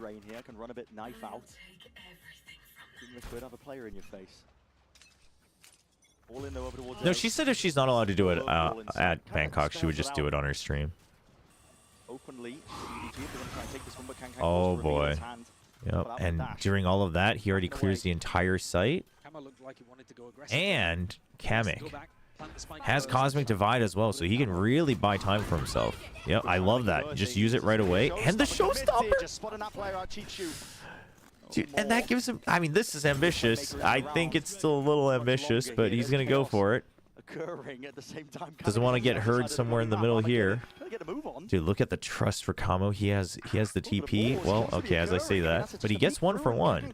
It's not bad. Oh, Kong suspects it. He thinks something's off because nobody's there. That's crazy. But Nats is here. Oh, he's going to stick it. He's going to stick it. They have no idea. They have no idea. Oh my! It missed! Are you joking? What are we watching?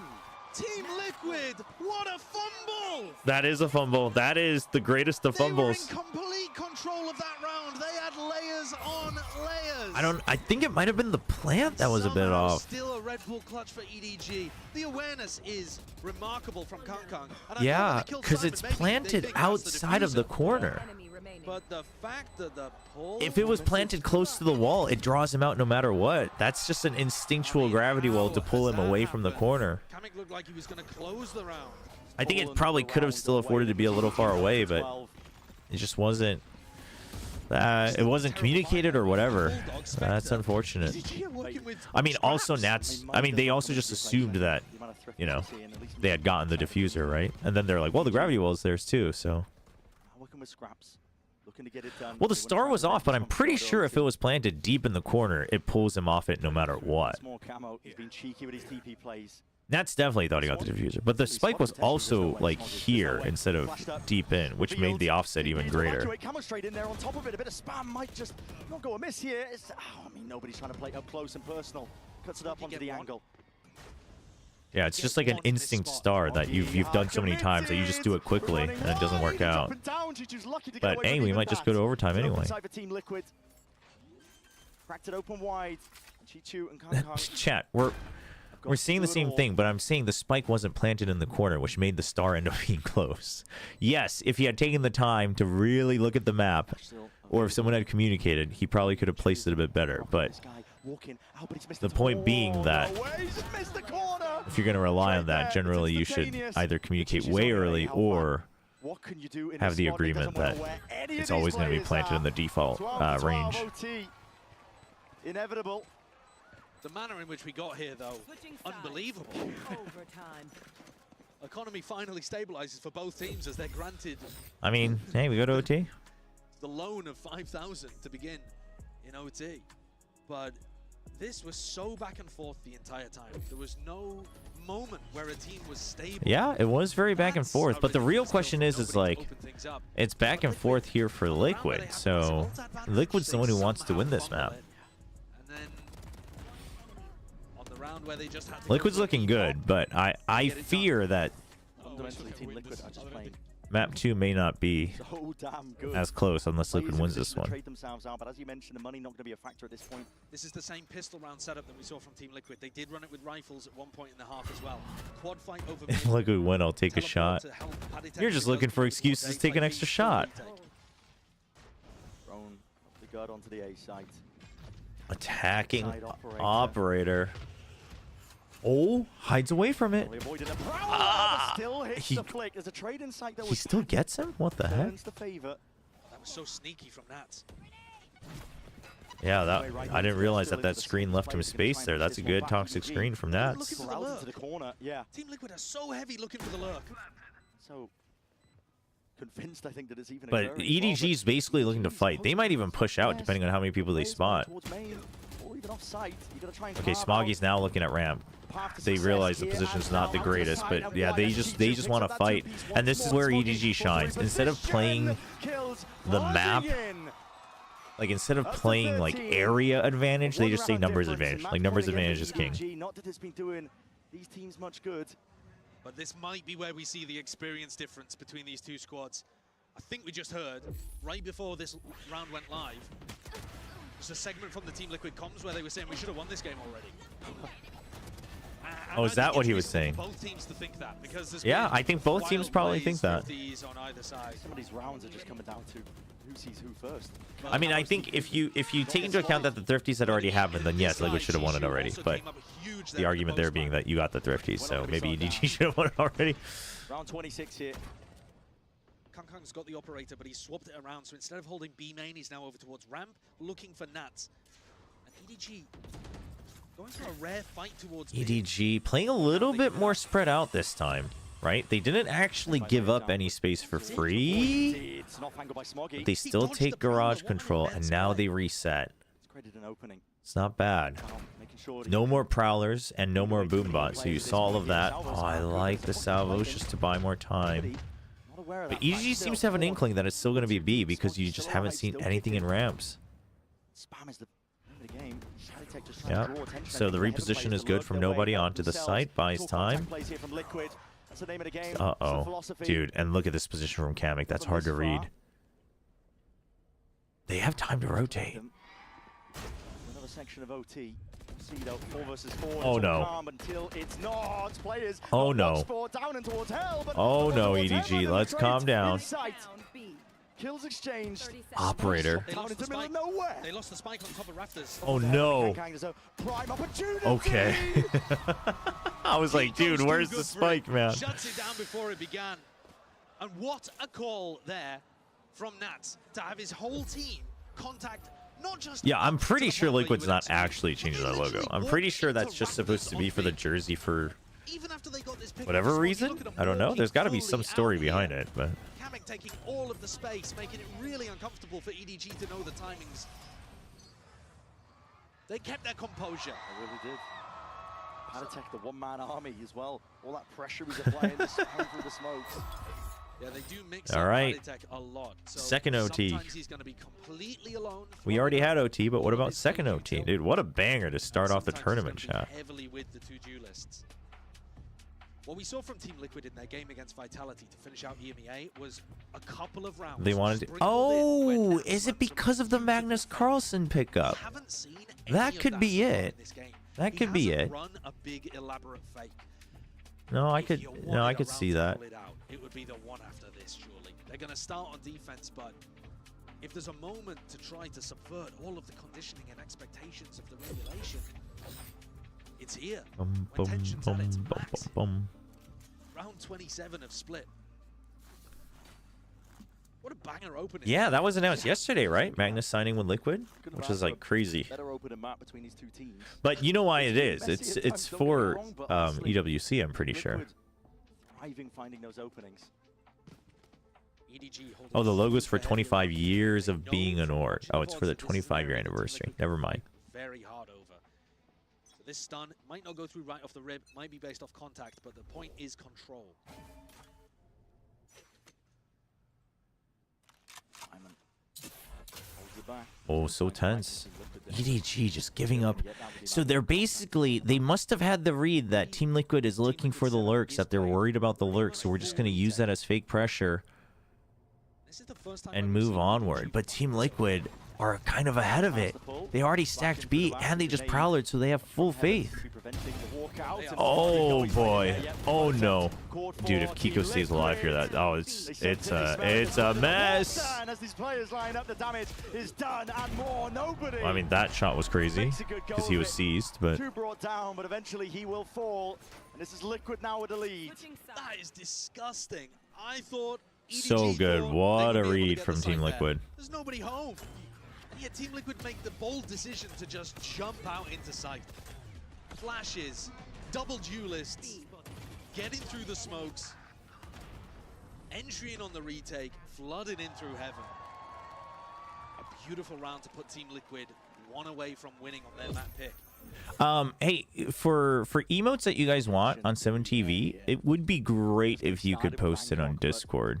Just because I don't want to like I could be wrong, but I think this is the first map point that get Liquid distracted have by had it. as well. I think Yeah.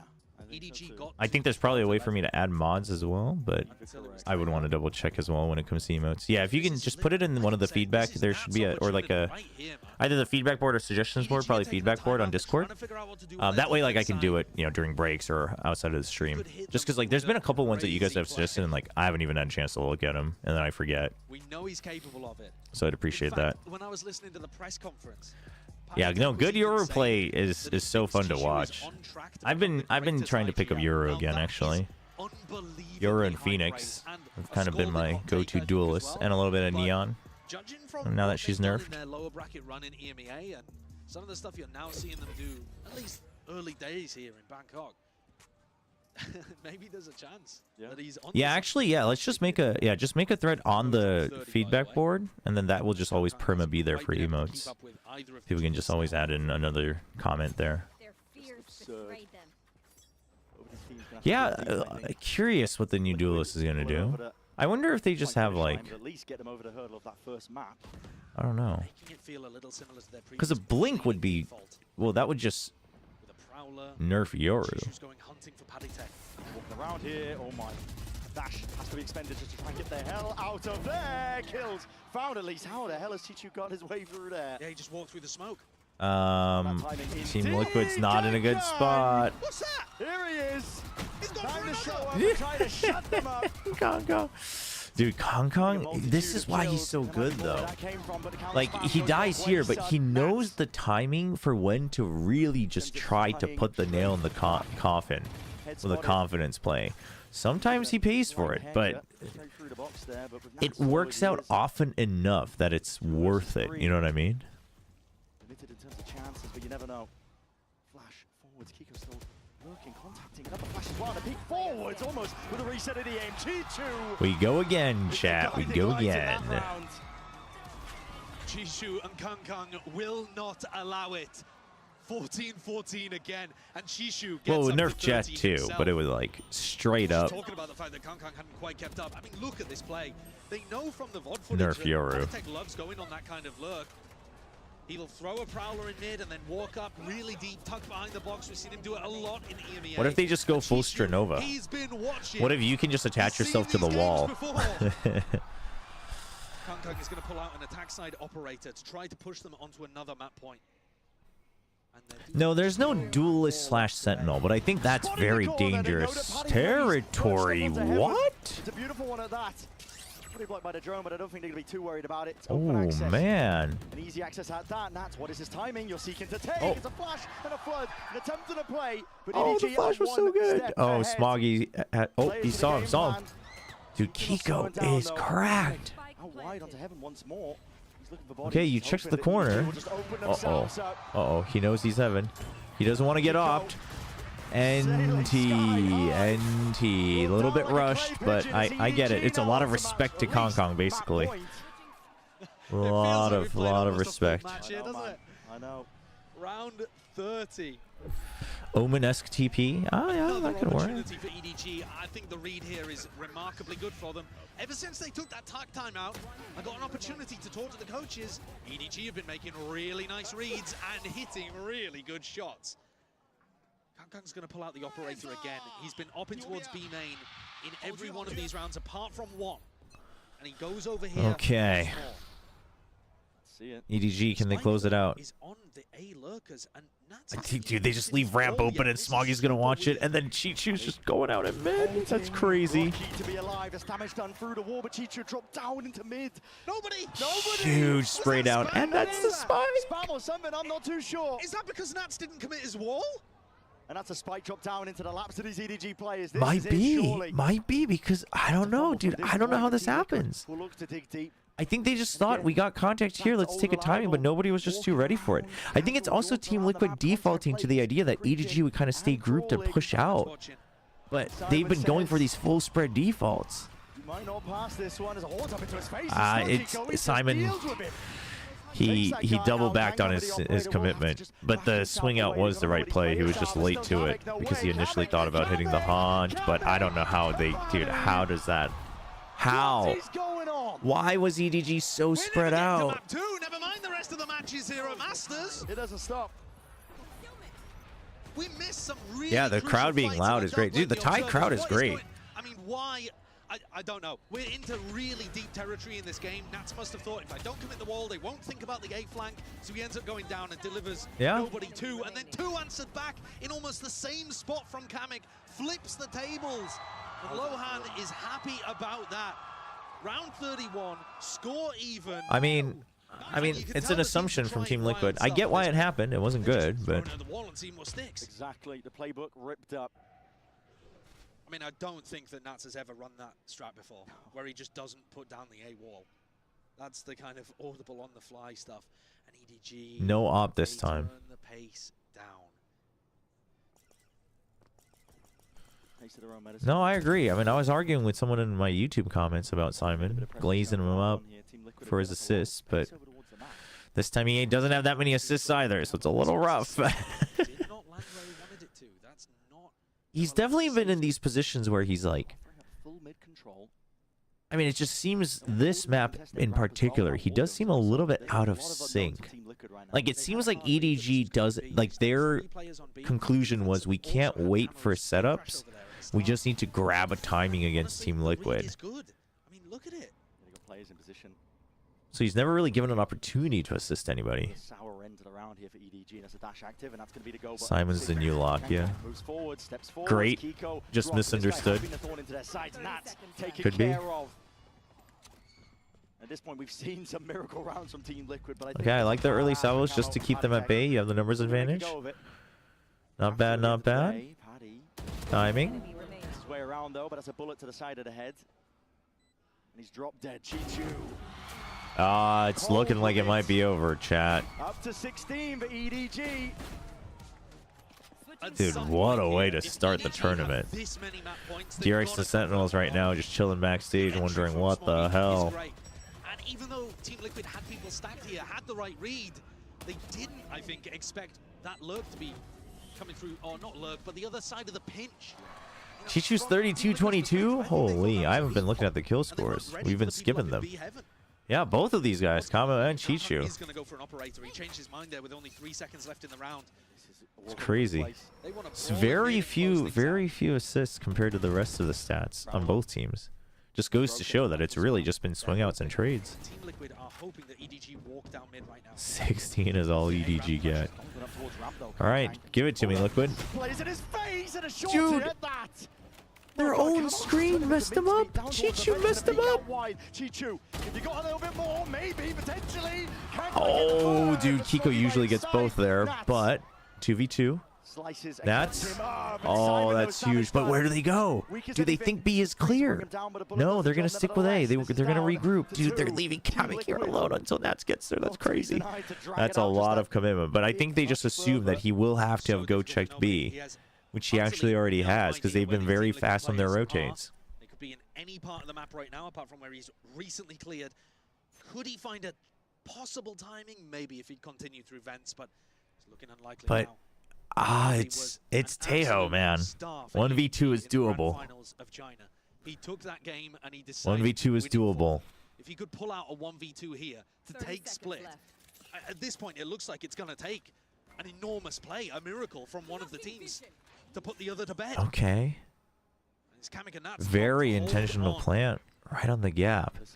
So makes it look like even if he drops, that if one of them wasn't spotted, that there might be the threat of coming from heaven.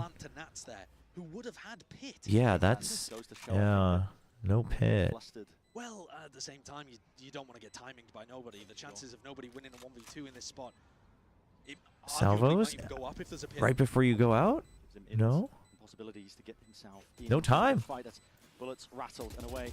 Back behind screens, and nobody does need a miracle at this point. Stunned, rattled and away, one kill foul. Where's the other one? He no, he does. They baited him. The position of this fight baited him. It worked. That's so crazy. That's so crazy. Wants to give this up. I can't believe it worked. An utterly ridiculous That's actually so insane. Ridiculous beginning to this round as well. A really nice he just stays hidden an elbow, so unless he's coming through screens, Nats was never going to trade him. That's so crazy. Nats just baits him the whole time. Because while it's theoretically really good idea against what Team Liquid are doing, oh my gosh. Why did they slow-mo nobody giving the fist bump there? Able to carry and win the rounds, I would say. Whereas beautiful, yeah. Beautiful. Beautiful. That was so good. We don't see that very often. Like an intentional spike position in a tense situation to bait out the mind games. Like you see it kind of in flux now and then, where you see people just getting baited in on their own a little bit, overthinking it. But this was like so intentional. He smoked off heaven so he could plant there safely. So good. Nats truly might. Patitech might have been onto something. Nats might be on the way to become one of the greatest IGLs. EDG came up with the goods because they forgot about B Heaven. Nats was so focused on the pop coming out through B main, they didn't think of Heaven, and Kong is that. Oh, it's classic EDG. Kong the jet on the lurk. Oh, the reposition. Dude, this is where EDG shines, man. Nobody entry. Kong on the lurk. They want to clear it. They want to clear it. Oh no. Oh no. Dude, Kong needs to get the kill. Kong needs to get the kill. Oh, well, everybody gets their kill. No shade to the observers, man. This is a mess. No shade to the observers. He caught himself. He said, we missed all of it. No shade to the observers, though. Yeah, I mean, how do you catch all the kills there? They all happen at the same time. We caught the Kong kill. I do think that was the important one. I don't blame him. I mean, I talked about it.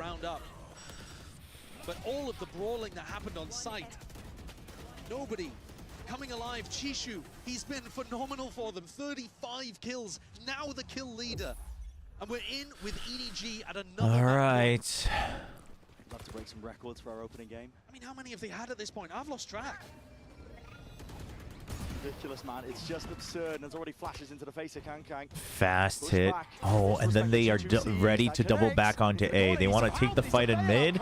But this trust that you don't lose out entirely in mid. Yeah, this is so risky. Dude, they're just going 1v1s. This is just a ranked play. And it might work.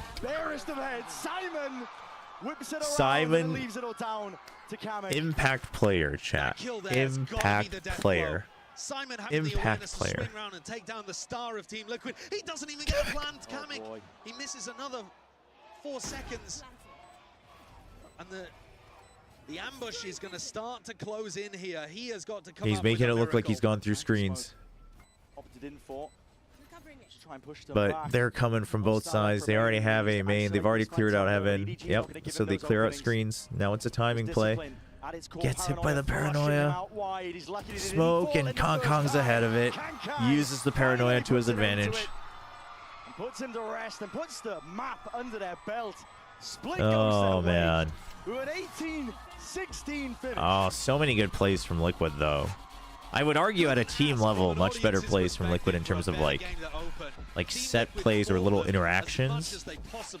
But EDG, they pull it through. They absolutely do. I think we all need a rest after that one. It's going to be a short break at that. Don't go anywhere. Even more action coming up on the other side of this. I mean, what a great first game.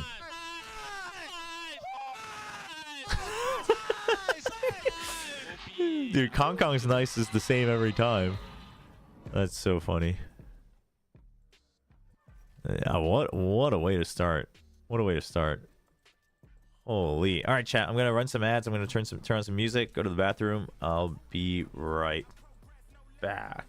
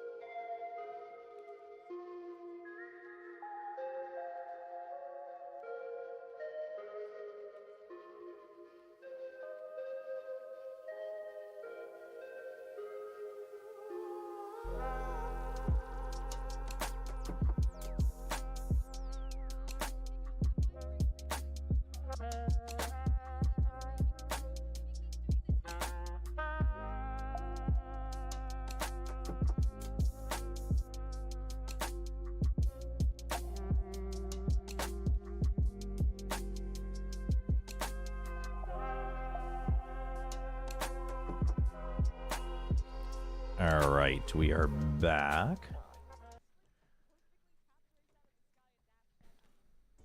Still ridiculous. No matter the year, no matter the situation, this guy performs. And Agreed. I love Kiko's reaction there as well. He's like, fair enough, you know. Sometimes Apparently, sometimes this is what happens when you come into the international. Do you think Kamek's gonna blame himself? I mean, no.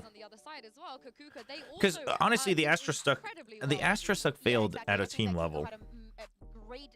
I don't think Kamek should be blaming himself for that. Once he got onto the operator and then later onto the attack, I think that he was key into some of the ideas the Team Liquid wanted to put on the Because table. you never actually, like, unless it's like a 1v2, right? Or like 1v1 where like you're alone and you just and it was never planned to be a post-plant situation and you had to just go for a well set up thing. You never want to like carefully look at the map as you're putting down your star as an Astra. Oh, they're showing this round too. They do ping it. They do ping it. So he does tell him. They ping it. I guess he just lost track of it. They did just ping it.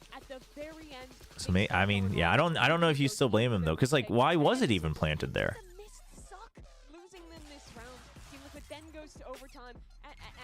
I don't. In some ways, it feels like a return to form of early Team Liquid with these little mistakes ruining rounds for them. And just like this one, Yeah, I don't know. You know, painful to see from that side also because the nade then I mean, it's just unfortunate at this point. No point in nitpicking it, I guess. It also brings us back to what happened in the pistol round. They could have possibly won that round, but because of that. Yeah. I mean, it was just an insane game. 36-25, 34-25, 33-31. No, nobody and Nats getting 25. Yeah, incredible. That was the game pretty much in that round, but EDG went it out. They're so good at Hey, what's up, Finn? The predictions have been up for the second map. It's Pearl. All right, let's listen to this interview. I'm here right now with Muggle of EDG and Luna, of course, to help with some translation. That was a very intense first map. We noticed some composition changes, though. Can you tell us maybe whose idea was that? How did that come about? 我们在图一看到了一些变阵，能不能告诉我这些是谁的想法，谁的？ Muggle looks nice and calm. 之前我们这张地图就是对于除了太湖以外另一个先锋的位置挺纠结的，然后参考了 Sentinels 的阵容，然后决斗上选择 Oh, it was a banger for sure. 康康更适合的接锋，对。 Like other than Taiho, we are really confused about another initiator about this choice, and we learn from Sentinels about how to another like initiator, and also we choose the duelist. They studied Sentinels, really. That is and it was just a comfort pick. Interesting. Interesting. Such an interesting answer there. They've obviously been watching what the other regions were doing while they were on their break, and also you had some questions about why the Jet, and it's just purely down for comfort pick. I think that it has to do with the trade denial that I was mentioning, because in so many occasions we see Kankan that is not being set up, and from the defense he just goes with the operator, trying and hunt for a kill, and in so many cases they were right. We also saw them using the utility to prevent where Nats plays every single time that he plays on split, and I think that the preparation was very good from that. It was an incredible map one to watch, but I think this puts Team Liquid now in a very scary position because they're going into a map that they were zeroing. Who's on the cast? Brenshow for this one, for the opener. EMEA, and they haven't really been able to find a solution. They've changed their comp once on this map. They've still lost it every time, and this is a very comfortable position for EDG. It is indeed, and Pearl, I think, is probably the only map of Liquid that I felt like they tried the same thing as all the other maps, right, Kukuka? They tried to change something, and then the change was amazing. We'll see. And then they don't need to change again, but it just never worked for Pearl. Yeah, I think that regionally in EMEA, it's not like this is a map that we love. I think that this is very America's map. Ours is Fracture. We love Fracture any given day. But it is weird that EMEA like hates that is not the Cypher or the Viper that we've seen him so many times going on to Pearl. the Rise. I think that probably. Why do they hate Pearl so much? Around, probably they just need more reps on the map. But I'm also looking forward to see if it's EDG going to be changing something. Well, hopefully we can get those answers from Team Lohan, who's standing by with Mika Fabs ahead of map 2. Hey guys, I'm here now with Lohan of Team Liquid. That was a very intense first map, and now you have Pearl coming up next. the team's history isn't exactly the greatest on this map, so I was wondering, you know, could you say something to maybe keep the fears of the fans at bay, ease their worries or something, because you can't blame them if they're maybe feeling a little bit. No, I appreciate it, Tron. I mean, I don't think it matters the map that we're playing. What matters is we play together, we play as a team. We're confident on the map, we're confident in ourselves, and we're going to show a different face on this game, 100%. Love to see that confidence. Good luck to you guys. When I guess that's true. When Fnatic was dominant, they kept banning it, and so nobody really got to play it. Back from a losing position, Mimi. They always won map 1 of Abyss usually, and they've never really had to trail from behind. So I'm questioning a little bit of their mental as well. And they also probably haven't played against an EDG style team on this map before. They're playing the Neon. No one in EMEA Americas is really leaning into that the way that EDG is, and Kong takes over games on this one. EDG's been undefeated on Pearl thus far in the run-up in China, so this is indeed a very worrying position. Are you going to be playing the new Monster Hunter? 100% chat. I'm going to be playing the new Event League for PoE1 as well. I've never played PoE1, so figured this is just a fun time to go in. I'm still considering what I want to use as my starter. That's like after the matches today. I don't know if I'll stay up for it. Probably not. Probably sleep, just turn on the stream early tomorrow, but we'll see. Trident of them pushing on that side of the map, and I want to see if those steals are still here, because we keep talking about this month of preparation. But for the new Monster Hunter, I'm debating what I want to start with. I'm debating what I want to main. In World, I mained Charge Blade. In Rise, I mained Dual Blades. In World, I also played Bow a lot. So I was thinking either Hammer or Greatsword, but I don't know. Then everyone's saying that they think Switch Axe is going to be really bad for Wilds, and you know me. I'm a meta hater. I am the anti-meta person. So I'm thinking maybe Switch Axe. When they were on their attacking side, so very hopeful they go back to the Vice here. Is it a hot take to say that I don't really want Nats to play the Vice? But do you want Liquid to play the Vice? I want but someone else. Kamek could do it. I think Kamek could definitely play a nice Vice out of it. Paddy could also Wait, what is this? What is this command, Tron? It's just Ghost's #1 fan, Valorant climbing out of. Oh no, that's your full name. I thought your name was just just Ghost. I was so confused. I think that when we hear Lohan, I was so confused, you two. You threw me off. I do not see it that crazy if they just go back to putting Nats on Cypher and just let him roam. I have no idea about the Gen G stuff, chat. We'll see.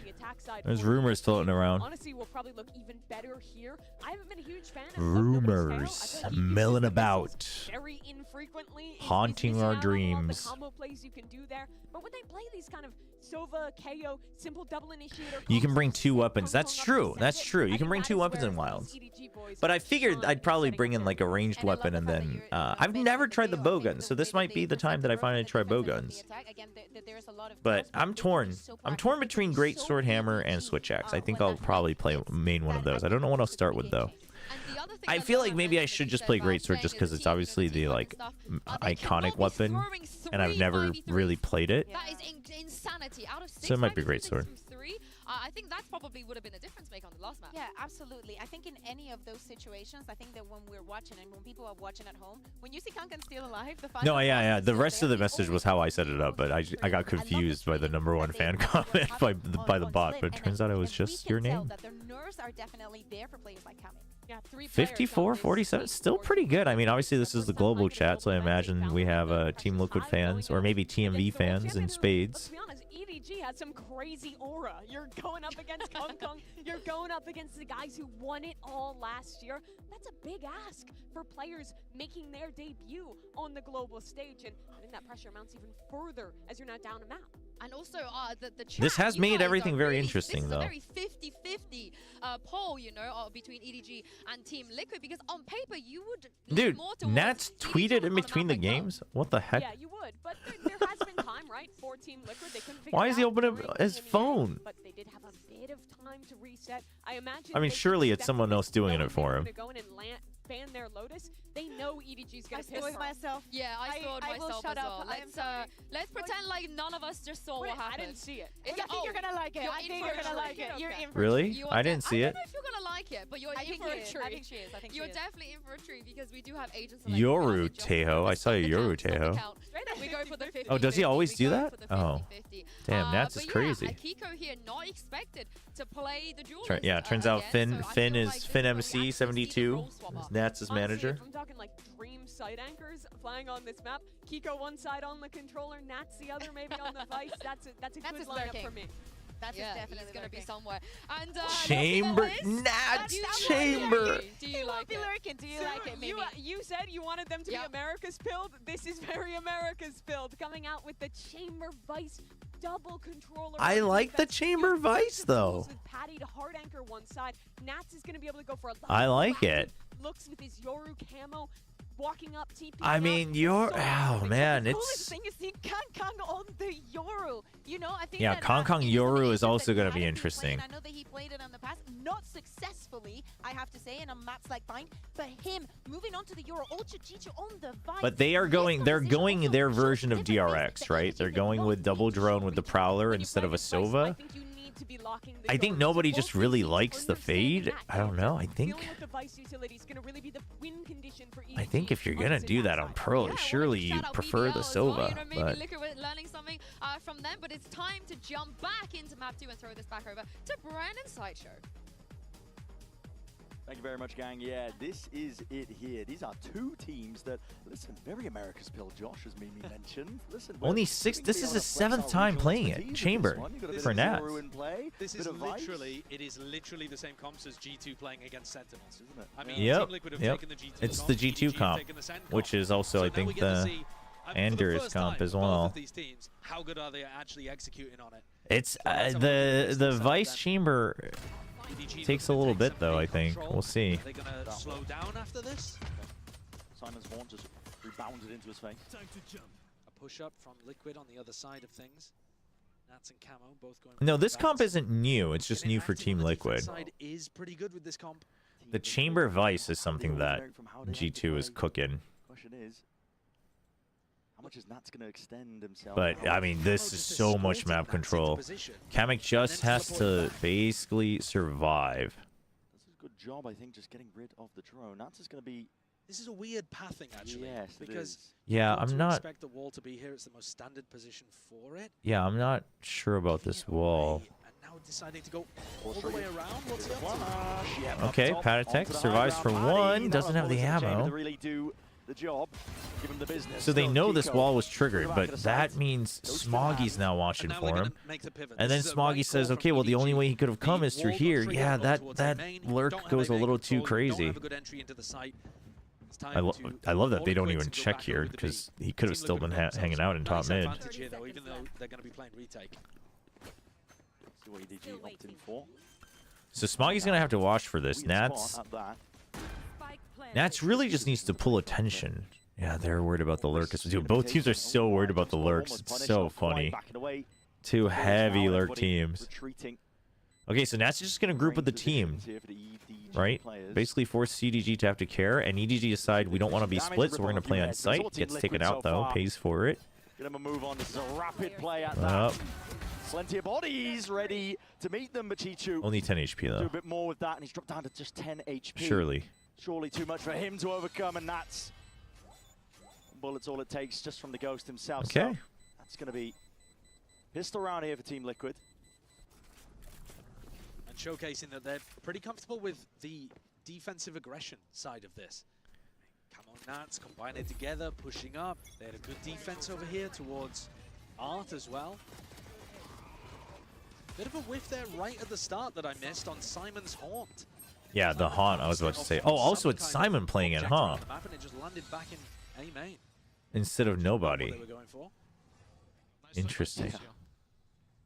Interesting. Showcasing as well that, listen, EDG might have had 2 weeks, I think, to try and prepare this composition, but still, it's going to be some growing pains. We don't know when Team Liquid started playing this comp either. That's very true. So it's possible that both teams have been working on it for a while. Yeah. Neither of them love Pearl. Huge push out from mid this time. Listen, I love the crossfire watch as well. But this is basically what you have to do, and then you can always reposition, right? So what you can do with this comp is like you can buy time with the Vice and just like push out, TP out, push out, TP out, rotate early with the Yoru. Like you can basically take contact and still delay well on the other side. Not a conventional way of playing the Taeho, but he loves going for these kind of attack side lurks, no matter what initiator he's playing. But he gets collected this time by Paddy it's Tech. classic nobody. It's the kind of play that I think gives you a little bit of information. But they've planted a Kong. Oh well, okay, never mind. Kong was hard inserted there just at the beginning of the round, I think. Hey, what's up, CanStar? Hoping that Team Liquid potentially rotate. Welcome. How are you? Hope things are going all right. If not, hope you're ready to just chill and watch some good Valorant. Map 1 was a banger. Players, but backs himself away after just receiving the one he's low up. Just wants to play his life in this spot. Yeah, I don't want to give away anything unnecessary. I mean, you can lose a weapon, but do just that. So it's 2 on the board, flawless here for Team Liquid. 3 away from the Steel Garden for Paddy. Good start once again.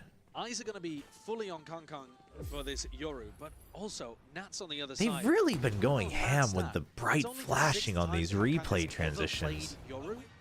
And it's also Not a huge fan. I mean, it's nowhere near as bad as America's, but which, considering that they've been around in the scene for so long, and these have been options that you could go to. We've had our metas for, I mean, now is really the meta for Yoru, but we've certainly had our chamber metas in the past. Not the kind of players. Okay, so the Outlaws not getting any free value. Oh. Guns in hand, Team Liquid. Gonna try and save the day themselves, but Camo just saves. Pretty good for Team Liquid though. Kong didn't get the first kill onto Camo. Allows him to stick around and get a couple kills. Camo down to 17 HP, but not bad. Bit worse weaponry. Exploring. A lot of it came down Okay, well. Had to win that fight, I think, and keep some. I mean, Team Liquid would love to get an extra kill here, but I don't. It's looking a little rough. Sees up and over the top here. Simon potentially looking to reposition off of it. He's worried though. Potentially worried about main. I think he might have just heard that one. Yeah, he might have heard it. Yeah. Onto the spot. Camo almost winning that one out, but with one left, standing headhunter. Good little dance from Chichu. Can't quite get it done there. So EDG. Get that round on the board. Yeah, no, the split was there were some. I mean, there was definitely some messy rounds, but there were definitely some good rounds from both teams on split. Making sure that they get these kills off the back of the Taeho drone. A little bit whiffy there from the Liquid players. They'll be hoping for a better occurrence. But also important to note, Chishu has got off the bat here really strong. I mean, he was amazing on split as well. I think he ended up being the highest performing fragger for EDG, but he's got his Visal for round 4. So an opportunity now to break Team. Yeah, this is big because that's a good ult for the attack here. Try to open up the site. But the way Team Liquid plays, you're gonna be baited into wanting to use it for the retake. We'll see if that works out. Whoa! Where are we going, Kamek? Trusted too much on Camo here. The timing. The ones are going to be popped off Paddy. There's pressure on him. It's rough. Going to be tested, but oh my, no one watching. But okay, well now they're trapped in B Link. I don't like this. Let loose. Just way across into the side. I don't like this. Paddy tries to earn himself that upgrade. Not that it would have been much help in the end. Still trying to maintain control and shut them down in through lane. Team Liquid, every avenue accounted for. Well. And that having missed the timing in mid completely. Yeah, Kamek really messed up there, but it wasn't possible for EDG to be in B-Link that fast. That's why you see Kamek just running away. Very good. At the very start of the round, this timing, Kamek thinks that mid is secure because of Camo's information. Yeah. But it's this refight into B-Link from Camo and Paddy that squeezed EDG. And that's also kind of frying in this spot, top heaven. Let's go, boys. Round by rounds. I need one. Oh, right back into it. Basically the same idea again here for Liquid. This time, yeah, so Kong now waiting for the push out from mid because they've done it 3 rounds in a row. Time to shine. And Camo has got that get out of jail free card. We'll opt to use it, but at this point you've already lost 2 of your players. One's laid down in through lane. Very doable round with the rifle picked up. EDG did set their sights over towards it, but calling for. They're going to keep Simon there on the lurk for information, but also a chance to pick up another weapon. Nobody was fighting B. There was no resistance there. This time, though, Paddytech is pushed up to pillar. This is so bright. I mean, he kind of needed to. He spots one. Oh, the Euro. I mean, where do you go from here, man? I mean, that is such a long way back home. Gang showing a bit of promise on it. We could take that timing.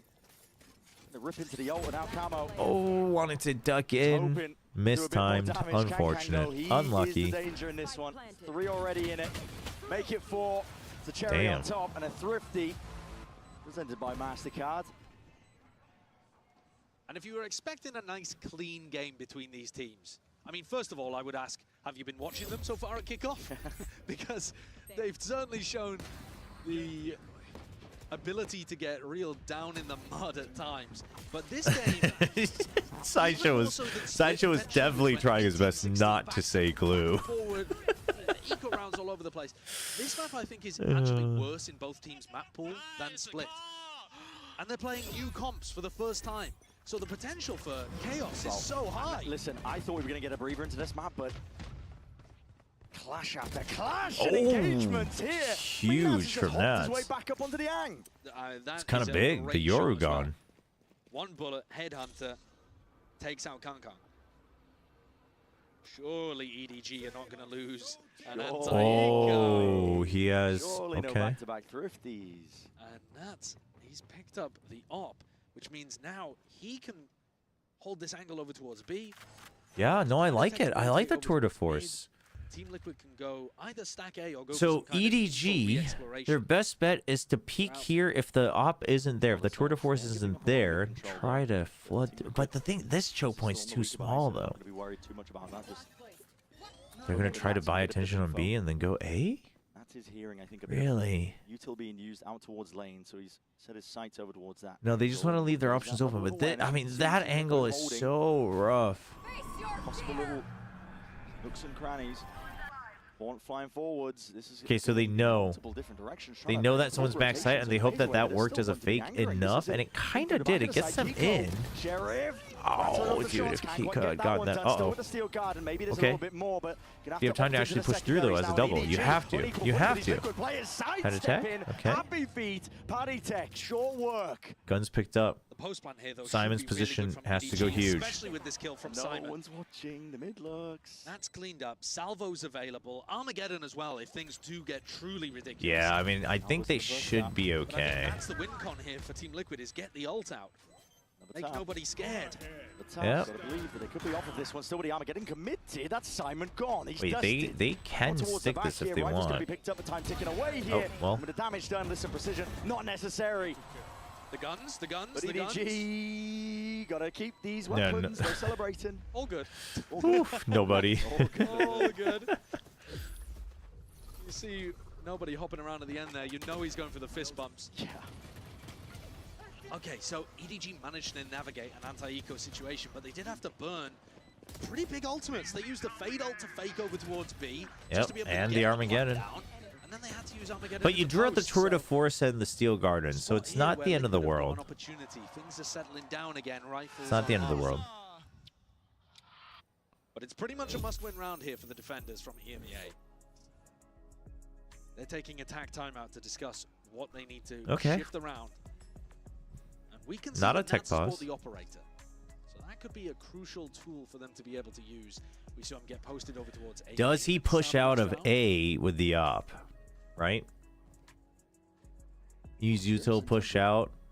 Protect B with the Steel Garden. Have a crossfire from B Link. When we've watched G2 play this comp, mid control, pretty heavy presence, I think, for the chamber player. Towards A and towards R, right? Well, that's how they want to be using it. Just to plug up the gaps that potentially are there from mid looks of. I mean, yeah, that's where it shines with the trademark, but at least on the prior round, even though Team Liquid were on the weaker buy, so that's probably why they were there. But one of the things where he wants to place this op. Kamek is 0-5-2. Also, that's crucially important with this. He's got to wake up. Is that you're gaining info in A main somehow? I mean, this round it looks like it's going to be Nats getting posted with the operator, but in previous. Yeah, so he is going to push out of A. Oh man, I had the read chat. So it looks like what Kamek's going to do is check for mid and then reposition here. Or Paddytech might eventually reposition here. He's playing bait right now, but this drone Surely. No way. Surely. No way. Oh no. No clearance at all. Okay, and he got plays the it hell safe. out of I like it. there. I like it. That's You don't rough. immediately that is see just a straight up second error person. from nobody. That's one of the Dude, main that's angles that you need yeah. to be checking. I don't know how he doesn't Yeah, and you have a jump. Like that drone is This the looks like best she's to just check for that doing angle. walkabouts. Master v Apprentice. Uh-oh. We'll see who ends up. Oh on top. boy. Oh, yep. He took the teleport. He did. Perfect Forced timing. him back. Meanwhile, into the smoke. That's Paddy. Watchful eye Oh onto my it. gosh. Contact plays called out. Wall baited out. And the spike retrieved. But a lot more to do from this point if you are Smoggy. And You heard the on arc the rose. opposite side of the map. I mean, this round has gone disastrously for EDG. Yeah. From beginning to end. A small error. And it only takes a small error. Not a but big fan of you the have to be looking for the Yoru and the fade. chamber all the time. I mean, one of the biggest strengths of this But maybe they thought, maybe they had is an that the inkling Yoru that the chamber chamber can be was playing on coming such out. weird angles. That's the only, you know what? That's the only reason that I would put the fade over the Sova. As well, Camo in that spot. I'm not sure who was helping him out onto the site, but not breaking the drone there. Yeah. To not give away his position. Smoggy, you gonna make a go at this one with 20 seconds left? I don't think so. Chichu's on the opposite side of the continent, so. But that would, but that requires the chamber to be in mid or A, which generally I think will be because of the trademark of the TP, but. And Pillar's a pretty common position for the chamber to be playing because you've got the range with your teleport to be able to get out to Jenny. And so that was probably what was going through nobody's head. It's not just that he's oblivious. The telly working? You could do some drawing. Come out. Some educating. I could. Some educating. We're not actually in America's brand. I didn't even know if we had a telly, mate. I'm going to be honest. I was just saying it. Yeah. This position inside the Oh, smoke that's as well, EMEA. not They use what the telly all the EDG time. We're anticipating or expecting. Smoggy's got Cosmic Divide. Cam started the previous round. Once again, same setup. Same exact setup. Camo has ult. So he might just push out. He's going to wait for contact, and if nothing happens, he might just push out. But there's that drone. Finding the Yoru.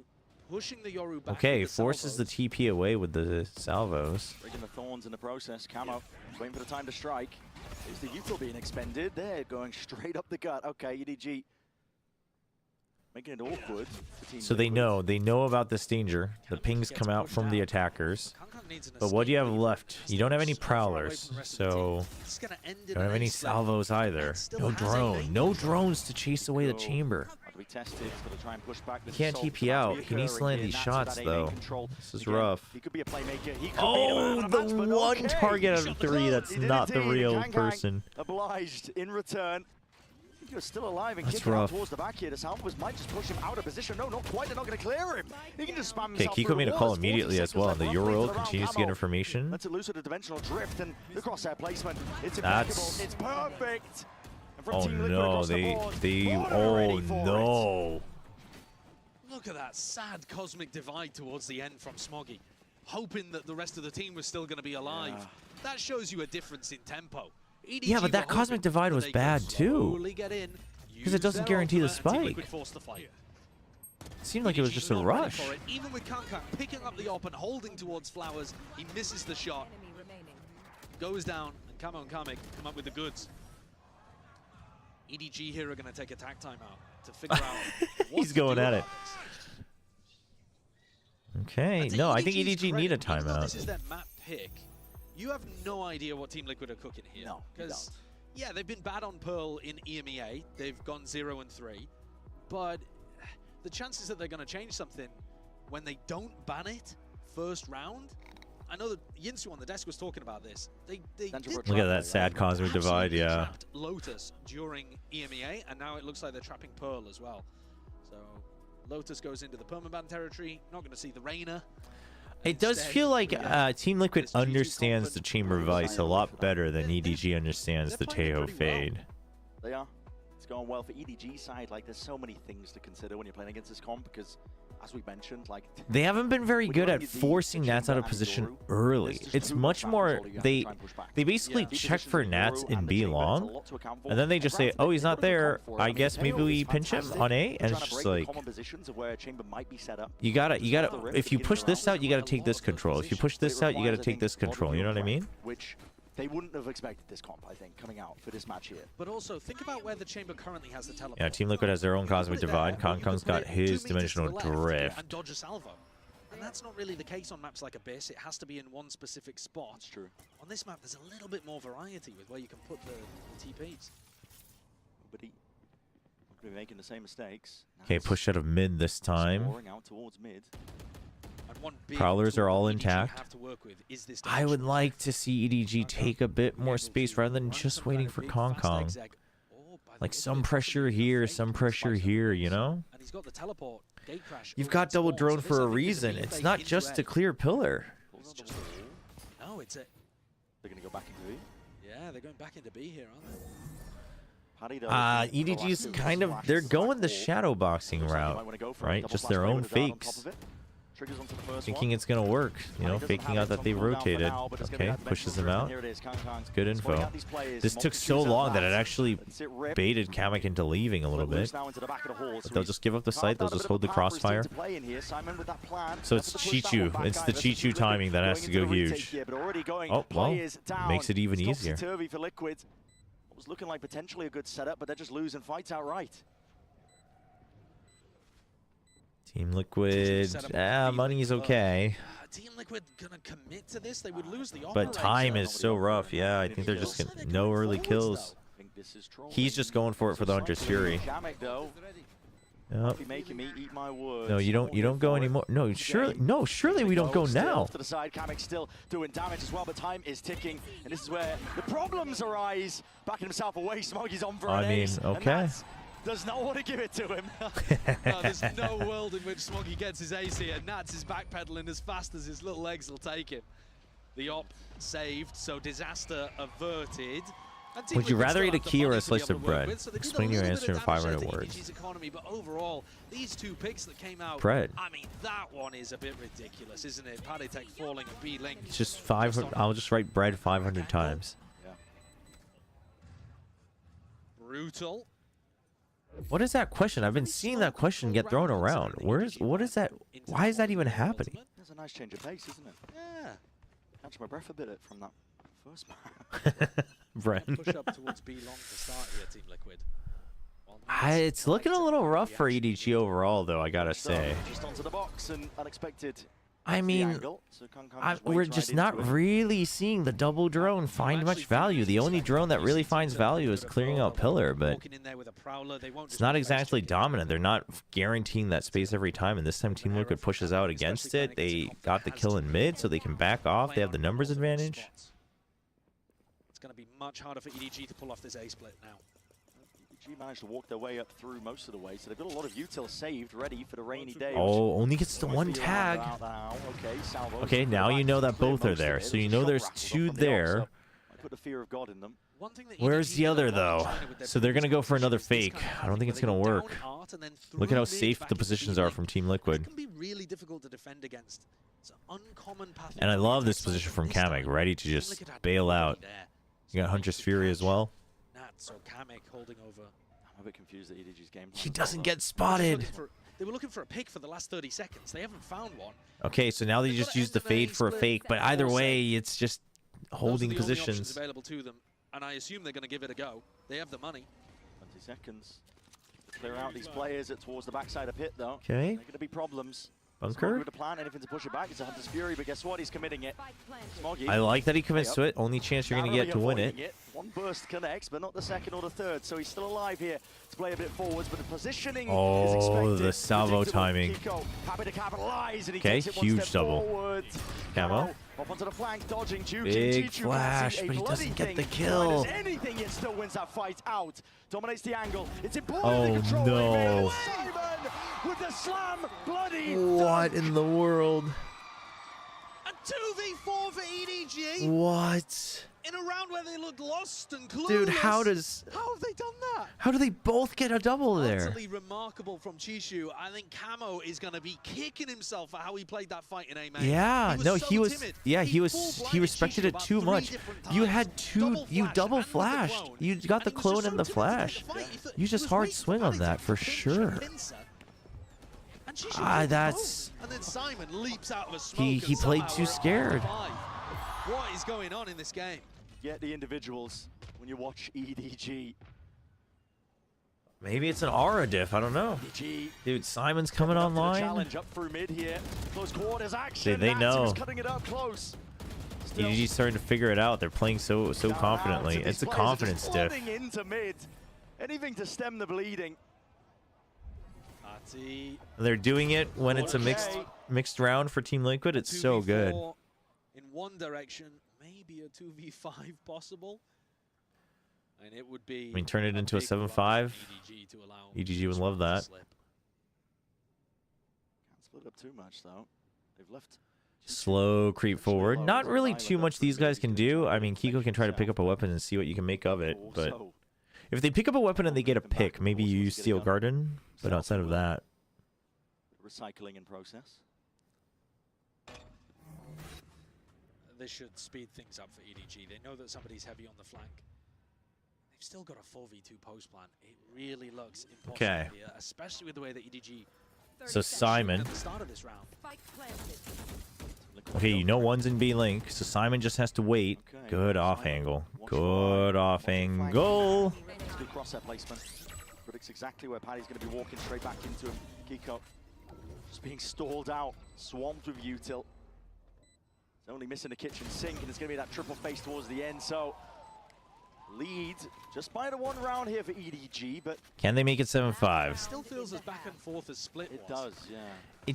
I mean, on paper, it feels like EDG should be closing it out 7-5, but we'll see. Made a resurgence towards the end in a pretty similar manner to what we've just seen. Pulling off that 2v4.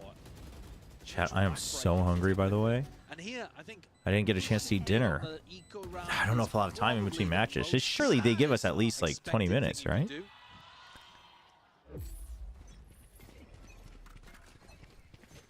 Okay, the push out from B. They haven't done this with the chamber yet. It's always been the Yoru. But this drone, can Kiko shoot it for him? No, he's trying to spam. Timing! Kangang still steps up. I mean, I think just the spam was a little too much from Kiko, that Kong suspected it. Either that or they're just ready for it. They're aware of this ring around the rosy with the drone. Either way, it's a good kill from Kong. Okay, you see no Vice util, so that means Vice util on the other side. The refight called at that. Kang, he's got a bloody dart in his face. Huge, but yeah, where does nobody go from here? It's a bit of a bailout. Team Liquid don't even realize how lucky. So now they have to go through, and they'll win the fight. Dude, Team Liquid. I mean, Team Liquid got baited unintentionally here. This is going to be so tough for Liquid, even with the ults that they have online here. I mean, even at a 5-7, it's not terrible for Team Liquid. Might even get caught in mid by Simon on the lure. It's just given the scoreline they had, you imagine it can be better. I mean, almost got a double, but all right, super sub Patty. Made me proud of the name Patty Tech. Patty Tech of casting. Oh, huge. Okay, but does he expect Chichu's position with this ult? Surely not. So damn unlikely. Pull. Just for that first tap, Paddy's got so many obstacles to navigate. Nope. And of course he doesn't expect it. A wrap around from on high. Chichu, the more I watch these Valorant games, the more I realize how important mental is in this game. Oh, it's huge. I mean, especially a lot of FPSs, I think it's all confidence at the end of the day. Focus and confidence. Making sure that Nats has been put on notice. I mean, barring the fact that obviously you need a certain amount of mechanical skill to be at the top, but like within your own level, it's all confidence.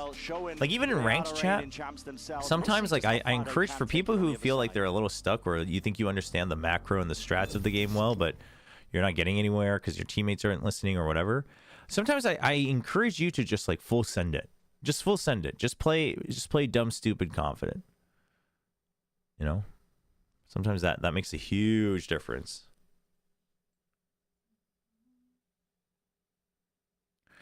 Chichu's been a monster today. Chichu's always a monster, man.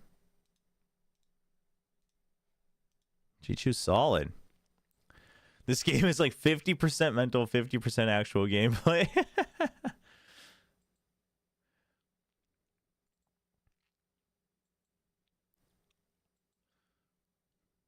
Yeah, you can basically like see the mentality gap sometimes between teams, or you can like see the round where things break down. So it makes a big difference. I really think that like Hyunmin keeping up the composure for DRX was a huge part of them closing it out against T1 in the grand finals. I think so. I don't think T1 really has anyone that does that. Oh, you absolutely. Sometimes you fake it. You fake it till you make it.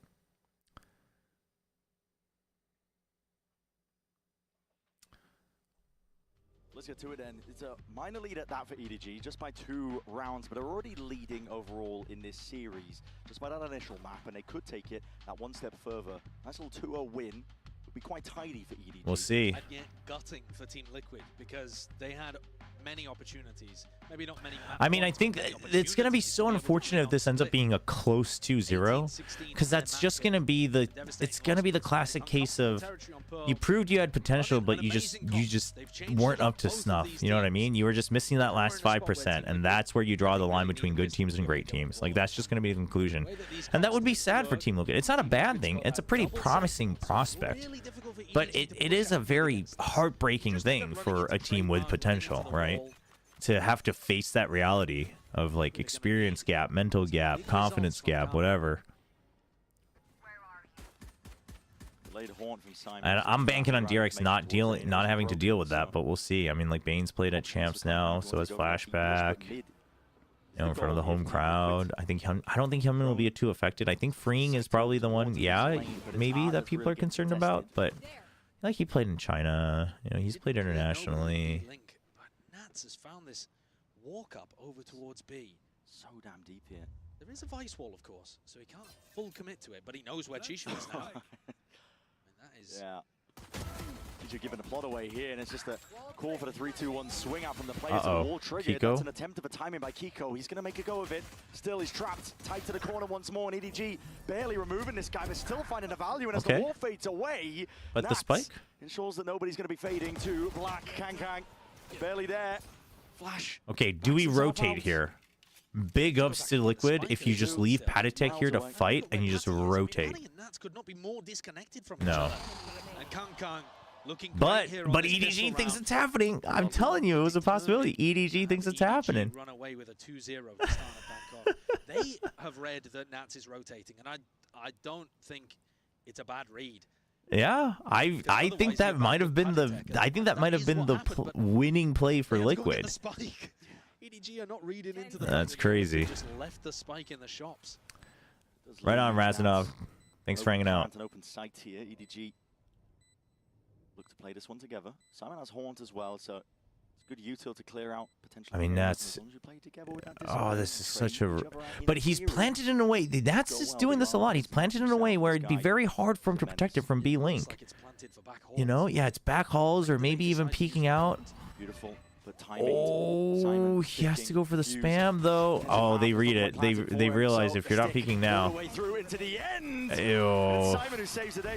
EDG's ahead of it. He gets the kills, but still pistol round is what EDG are going to be happy with. It's a net profit. Unfortunate. I mean, NT, but now we see it. He likes doing that stuff. He likes baiting with spike location. It's such a weird one because Nats knows where Chishu is. I think mental movement isn't just a team underperforming. Oh, no. I don't think it's necessarily just a team underperforming, but it's just like the decisions you make.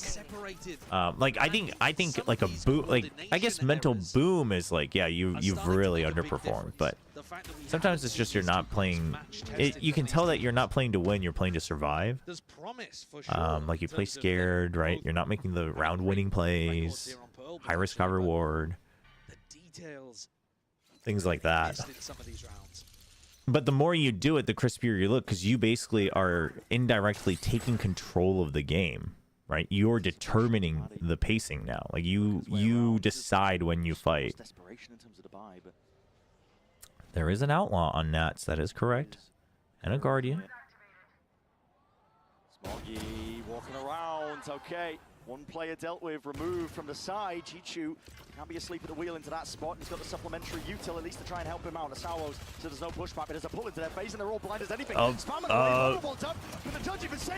Excuse me? Making a good go. What just happened? Oh God, they put him into a bloody blender. EDG, though, what was that? The results in the midst of all of that chaos. The shock into the pool felt like it should have been able to kill both of those EDG defenders. And that gamble of going, as you had pointed out, for the force buy, I mean, it was such a bad force. I'm not gonna lie, I thought the HUD bugged out. It was such I mean, it is a bad force. A Guardian and an Outlaw, and I mean, like one of the camo half bought.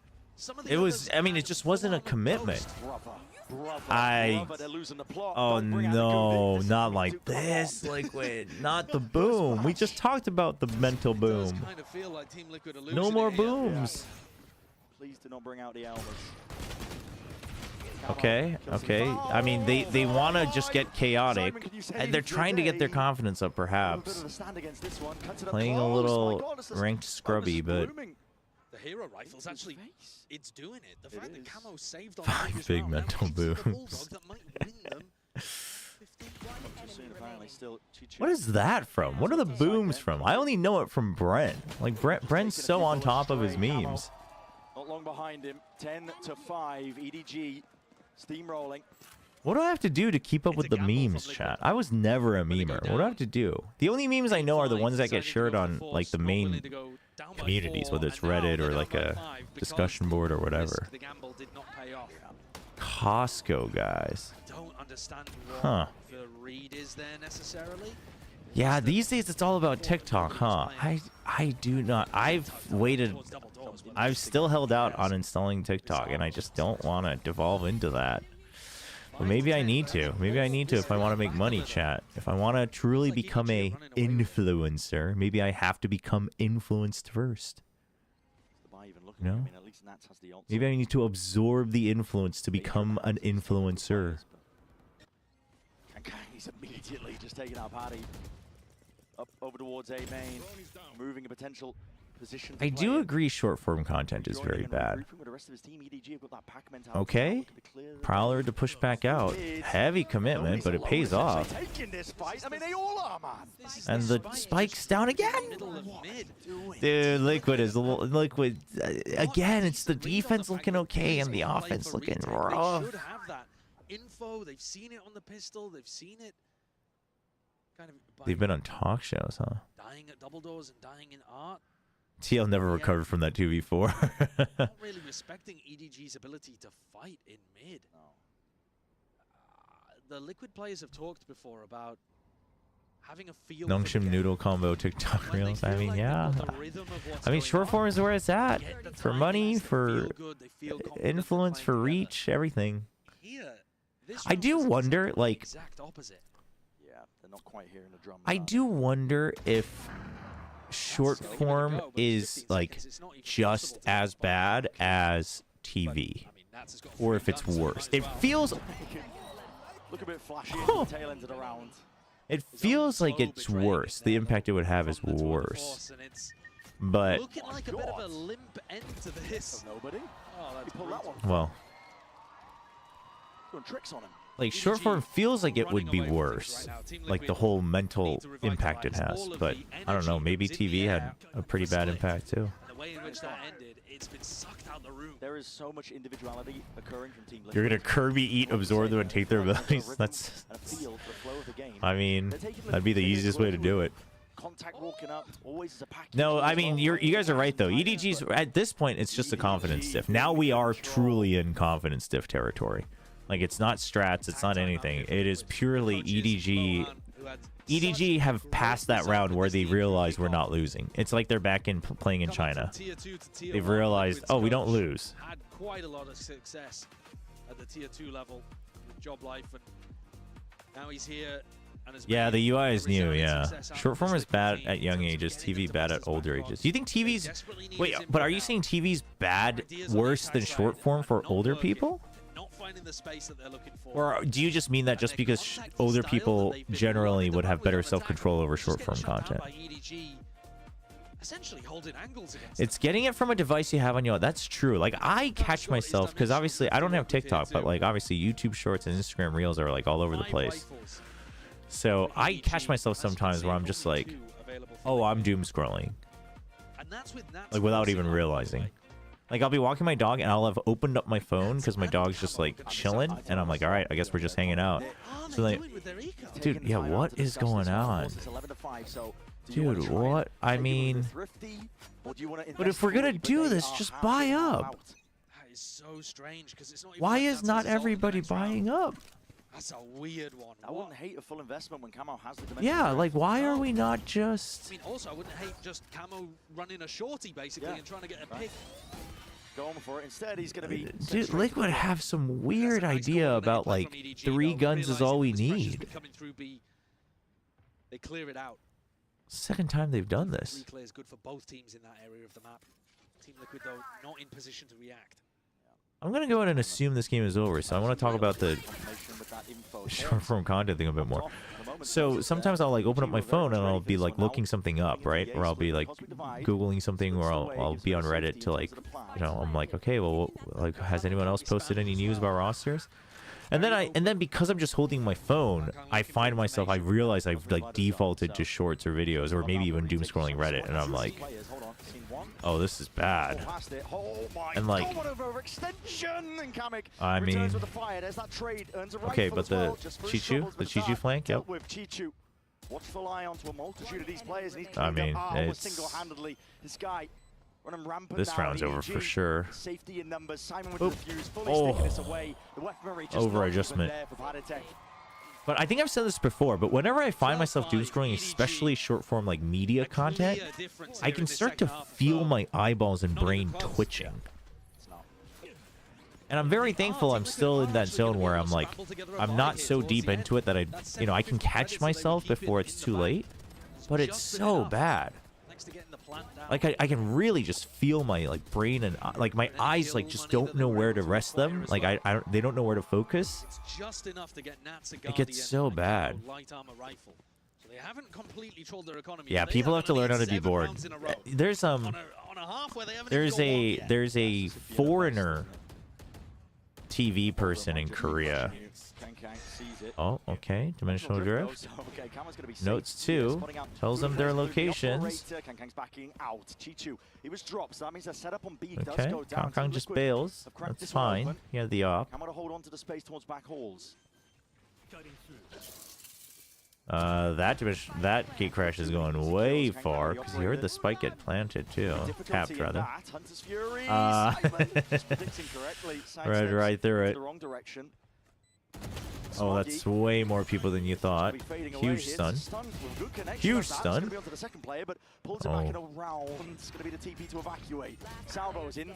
Okay, we go one more.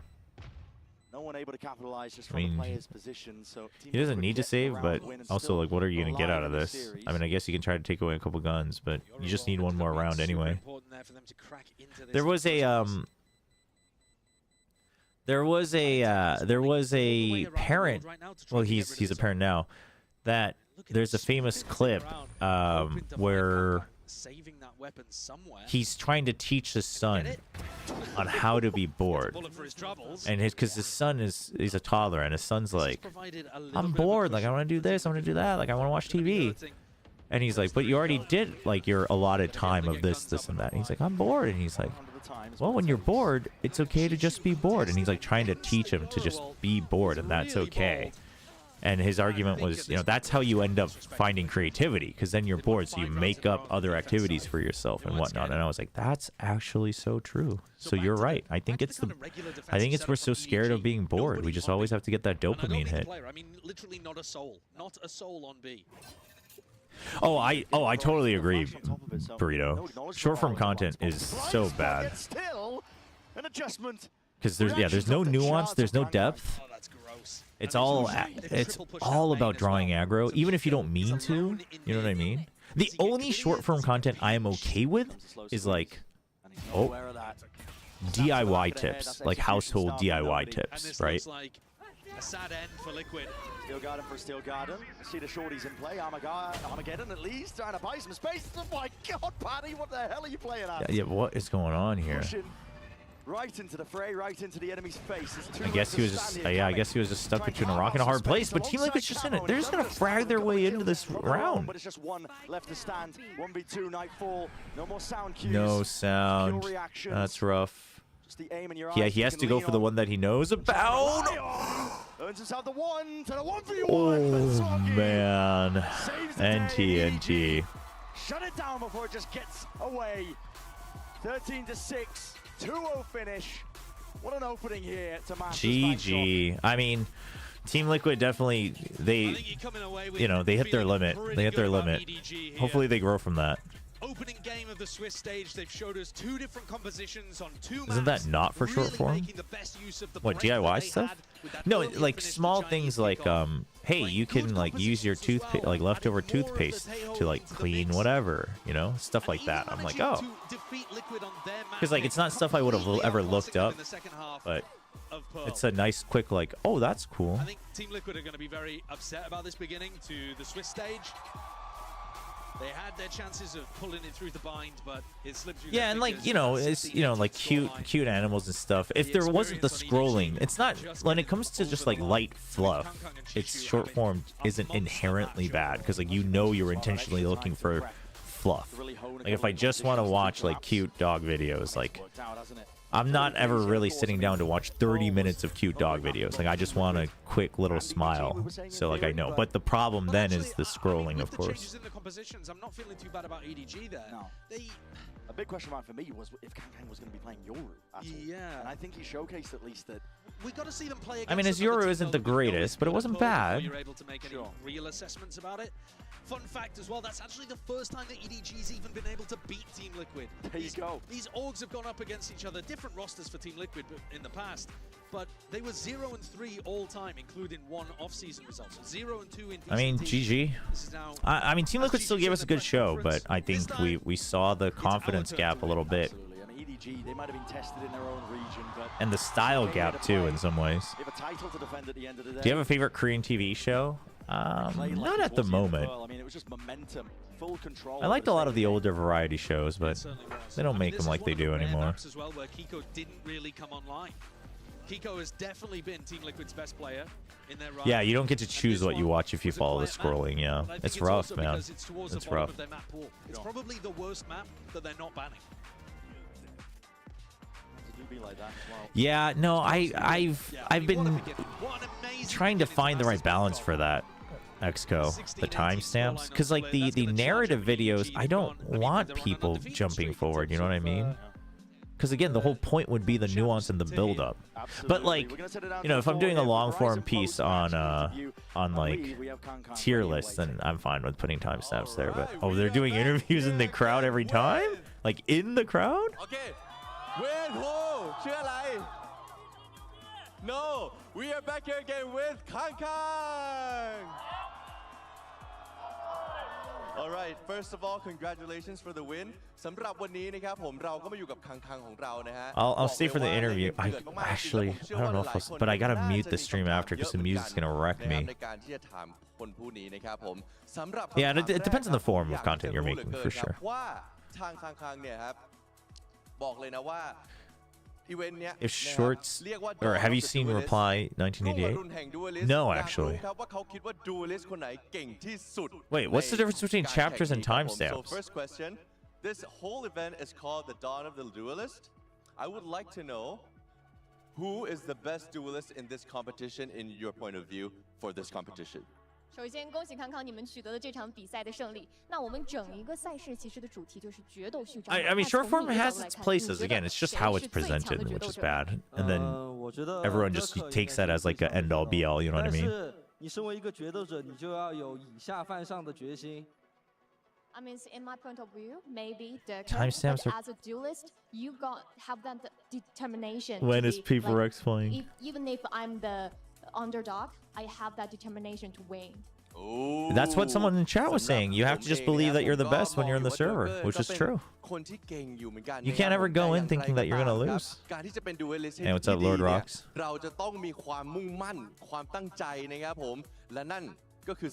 Wait, so chapters are when I put in the description and it shows up. Okay, I just thought those are the same, but I guess they're different. All right, awesome. To the next question, Kang Kang. You mentioned previously that you would want to be champions at one of the Masters, you know, to add you to your trophy collection. How confident are you after this amazing performance in your match? 之前可能提到过说，想要再要获得一次大师赛的冠军，来进入到我们这个奖杯的集收当中嘛。那在这一场精彩的比赛过后 ，Every time I see this new EDG jersey, the Bangkok jersey. 信心肯定是有的，然后 I like it, and then I don't like it, and then I like it again. I'm just not sure. Of course, we are confident, but if we can finally got this trophy, got this championship, we'll see. ก็นะครับผมสำหรับความมั่นใจนะครับต้องถาม You need the pants, the elephant pants to match with it. That might be what it is. That might be what it is. มีความตั้งใจที่จะได้แชมเปี้ยนนะครับผมในรายการมาสเตอร์อีกครั้งหนึ่งเลยถามว่า Yeah, well, I gotta eat first, Tron, but we'll see if we have time. If I can eat real quick and come back, but I gotta like heat up the food first. So. ทีเดียวนะครับผมนะครับผมอีกหนึ่งคำถาม one last question, right? And we cannot skip this one. They thought they were going to. They thought he didn't say it in English, so I think they thought they were going to a break. 30 round เลยทีเดียวนะครับอยากรู้ว่าคิดอะไรนะเพราะว่าเอาจริงๆคือเป็นแชมป์เก่ามาด้วย They got to figure out a better way to shorten the question. Like I don't think we can skip this question. You know, the first game in one of the languages, it has to be shortened, either Thai or English. Whenever you have to do especially triple translation. I want to know what went through your mind. But even double, sometimes like one of the languages, you just have to summarize it, which is rough. But 对手也是发挥非常的出色，甚至一度到了一共30轮的这种小局嘛。那当时什么一个感受呢？我不想管他们到底是什么感受，我只想把他们碾碎。Actually, during the matchup, I actually didn't really want to think about what our opponent is thinking. I just want to smash them. Huh. โอ้แปลไงให้ดูดีๆฮะเอาล่ะ Feels like there's enough Chinese fans that they understand the Chinese answer, but there's not enough English-speaking fans that understand the English translation. That's a little rough. And that. Okay. Kong Kong's like, oh, it wasn't that big of a deal. That is just match number 1. We do have one more left, but first of all, that was amazing. Thank you, Kong Kong. Congratulations on your first win. No. Human translations are so much better. All right. What did he say at the end? Okay, chat, I'm going to mute. I know they'll go to the desk, but I'm going to mute in terms of music so that the commercial music doesn't wreck my channel. I think probably because we played the opening, it's wrecked anyway, but I'm going to run some ads as well. I'm going to eat real quick. I will try to make sure I'm not late. So be right back. Don't go anywhere. And as for what's for dinner, probably spicy stir-fried chicken with rice.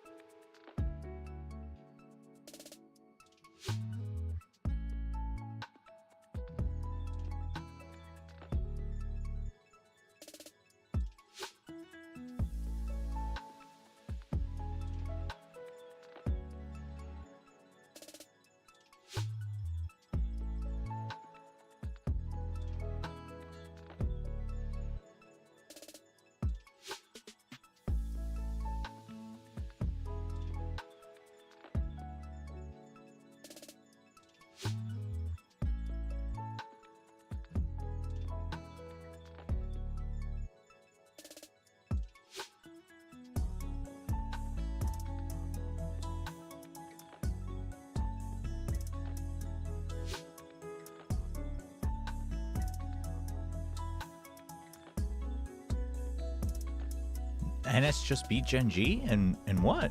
Oh, in League? Oh, this is a nice track. Let me favorite this.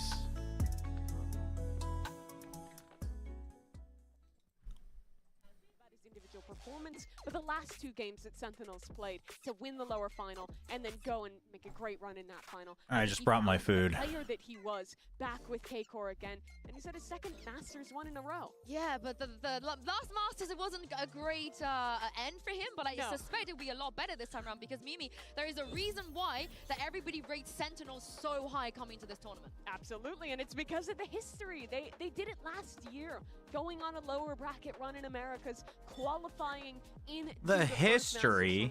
And there they won it all. That's not why I would rate them high, but a lot of prep with new changes, but I guess it's a good narrative. The meta and had an incredibly strong start to the year. Not only that, the rest of the year was probably the most prolific for those who want to know. Yes, I don't think you can see it very carefully because it's not going to focus up, but spicy chicken with rice cakes and rice and cabbage and onions and whatever else. Going back on the subject of narrating, yes, Casey bombed out of the tournament. Oh, it was LCK, really? His performance was not affected by it. I think that he was putting in the numbers even if they were losing. And we can't forget about Bang. 100 Thieves did so well stage 2 and making an okay run at Shanghai. I think Bang was their best player, and he's just kept in that stride. I'll check out the article after the match because I want to eat right now and don't get constantly distracted. Take a look at this. I'm here right now with John Cutie of Sentinels. Now, it wasn't too long ago that you faced off against DRX on a global stage, but they look a little bit different now. What's your read on their new squad? I think they're coming very strong, obviously. They won Pacific, but I feel like they kind of still have the same structure, same IGL, same coach. I think we'll have a good read on them, and it'll be a good game. What's your read on Instalock Tejo? I mean, me and Freyan are kind of like the Tejo brothers, but... The Tejo brothers. All right, well, best of luck. I'm so glad he mentioned that, the Tejo brothers. But he thinks he's better than Freyan. Do you agree? Yes, because I have seen Freyan using ultimates and salvos that I don't think were really thought through or really understanding how to use it, or when is the it's not when is the moment, but actually what you're trying to achieve with it. Yes, he has only played Tejo for the entirety, for every single Is Kakuka saying that she didn't like the way Freyan was using salvos? Really? On that agent, so the reps are definitely there, maybe. I have to disagree in some ways around his drone and his stun use. I think it's the best of any Tejo I've seen. He does a great job of using those abilities will give you. proactively. Honestly. He oftentimes is using the drone's suppression ability very strategically to take care of opposing ultimates. I guess she specifically mentioned salvos. But I think if you look at how he plays, he's just using the salvos differently. I don't know if it's necessarily not a good way to use it. I think that him playing so much of this Tejo has allowed Sentinels to lean into this read. They Chobra chair as an emote. I'll look into it. I gotta find a new designer for my logo as well, so we'll get that done first. Wingsheim had the chance to 3-2 Genji, but they lost. Yeah, exactly. And what kind of Sentinels are we going to see here? Are they going to go for the aggression? Are they going to take advantage of all of these pieces? Or are they going to be a little bit more laid back, trying to see what the opponent is going to be? I personally would like to see them. I mean, I think people just have different takes on Tejo, but Freyan doesn't really use it in a team fight capability, right? Honestly, I also agree with Mimi maybe a little bit. I think Freyan could have John QT's number on that Tejo, but the wait is over. The fans are getting very excited behind me, so it's time to set this down. Honestly, and that's what impresses me about Freyan's Tejo, is that they, despite being a set play heavy team, they're not actually using it as a trap play combo util. I'm not nervous, actually. I'm pretty confident in DRX.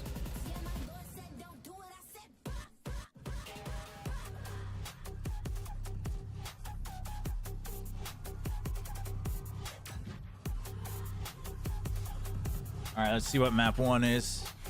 Dude, I think Hillman's gonna come out and kill the game, man. I haven't been confident in DRX for 3 years, chat. For me to say I'm confident in DRX is actually huge. I've always been a DRX doubter.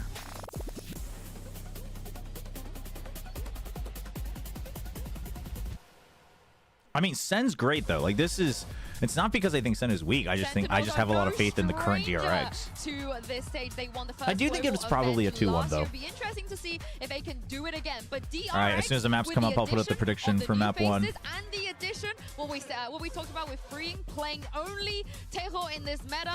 This map, Paul, how do we feel? Oh, that's very interesting. Seeing the Pearl band out here from DRX as well, going to Lotus to start for SEN. I think they're going to feel really comfortable on that map. The Lotus, they banned Pearl in favor of Lotus, really? Really good. Zelsis has a ton of different really? They're going to let SEN play on Lotus? Tough to call around, and DRX is a team that likes to go for a lot of they must have fixed it up a lot, because I would argue, oh, that seems risky. The Abyss, though. I like the DRX peeking onto the yeah, the Haven. I think it might also just be that they just didn't want to play the Pearl. Maybe they wanted to retool the Pearl a bit more, and they're confident that they can just play Haven and Abyss. It might just be that. Yeah, floating the Haven for Sentinels too. They've only played that once. It was in the grand finals. Was their permaban throughout the rest of this DRX's Lotus is better than their Pro, sure, but like SEN's they played the Fnatic double. SEN's like Gen G. Lotus is their home ground. Super practice. They have to have something cooking here to leave it open. Of course they will, but map 3 for me is very interesting. But let's talk about map 1 for now. Dude, the fans can get so close to the stage. What the heck? Oh, they did change it. They did change it. Big change as well. You know Zelsis is locking this Vice. You basically have to play into the Yoru, and you get the synergy of the Breach Teo. So that's how they're going to deal with the Vice, the Viper. The band that you're going to have be in Pearl gives you a lot more capabilities of retaking rebel control as well from either side. It is. This is much more like fight heavy though. So we'll see. He's got that breach. What Sentinels do here, it's key. Name of the game for DRX is A Rebel reclears. SEN is going to be fighting there. Oh, look at that. Mimi and me on the same page. Defense with the Vice, and the Yoru will help DRX get through that. Well, our teams are locked in, so let's send it over to your casters. Give a warm welcome to Achilles and Paper. Oh no, it's Achilles. Thank you very much. Here we are, DRX versus Sentinels for our second series here at Masters Bangkok. And already some changes, the desk highlighting it, the Yoru coming in for Hyunmin. Second time that he has ever played it in a tracked game. This is madness. I mean, you've got Bane switching off of the Fade into a Breach, so this looks to be potentially a little bit more execute heavy, a little bit more set heavy, and then the Cypher as well, something that we haven't I have faith though, because they hit their limit pretty hard on the Lotus, so I have faith. An agent that we know he's very comfortable with, but usually we're used to seeing him on the likes of Abyss and other maps like that. But he's going to have an interesting situation. There isn't a lot of ability to clear those trips. Yes, you can get the information with the Fade, but you really only have the Raze nades to deal with some of those locations. So I think it could be a little tricky because Sentinels on this map really likes to go C on their attack side. They really like to put a lot of pressure on that side of the map. They weren't super rubble heavy the last time they played this, so I'm pretty curious to see if this is kind of a Thanks for that, Tron. And Yisel, thanks for all the work.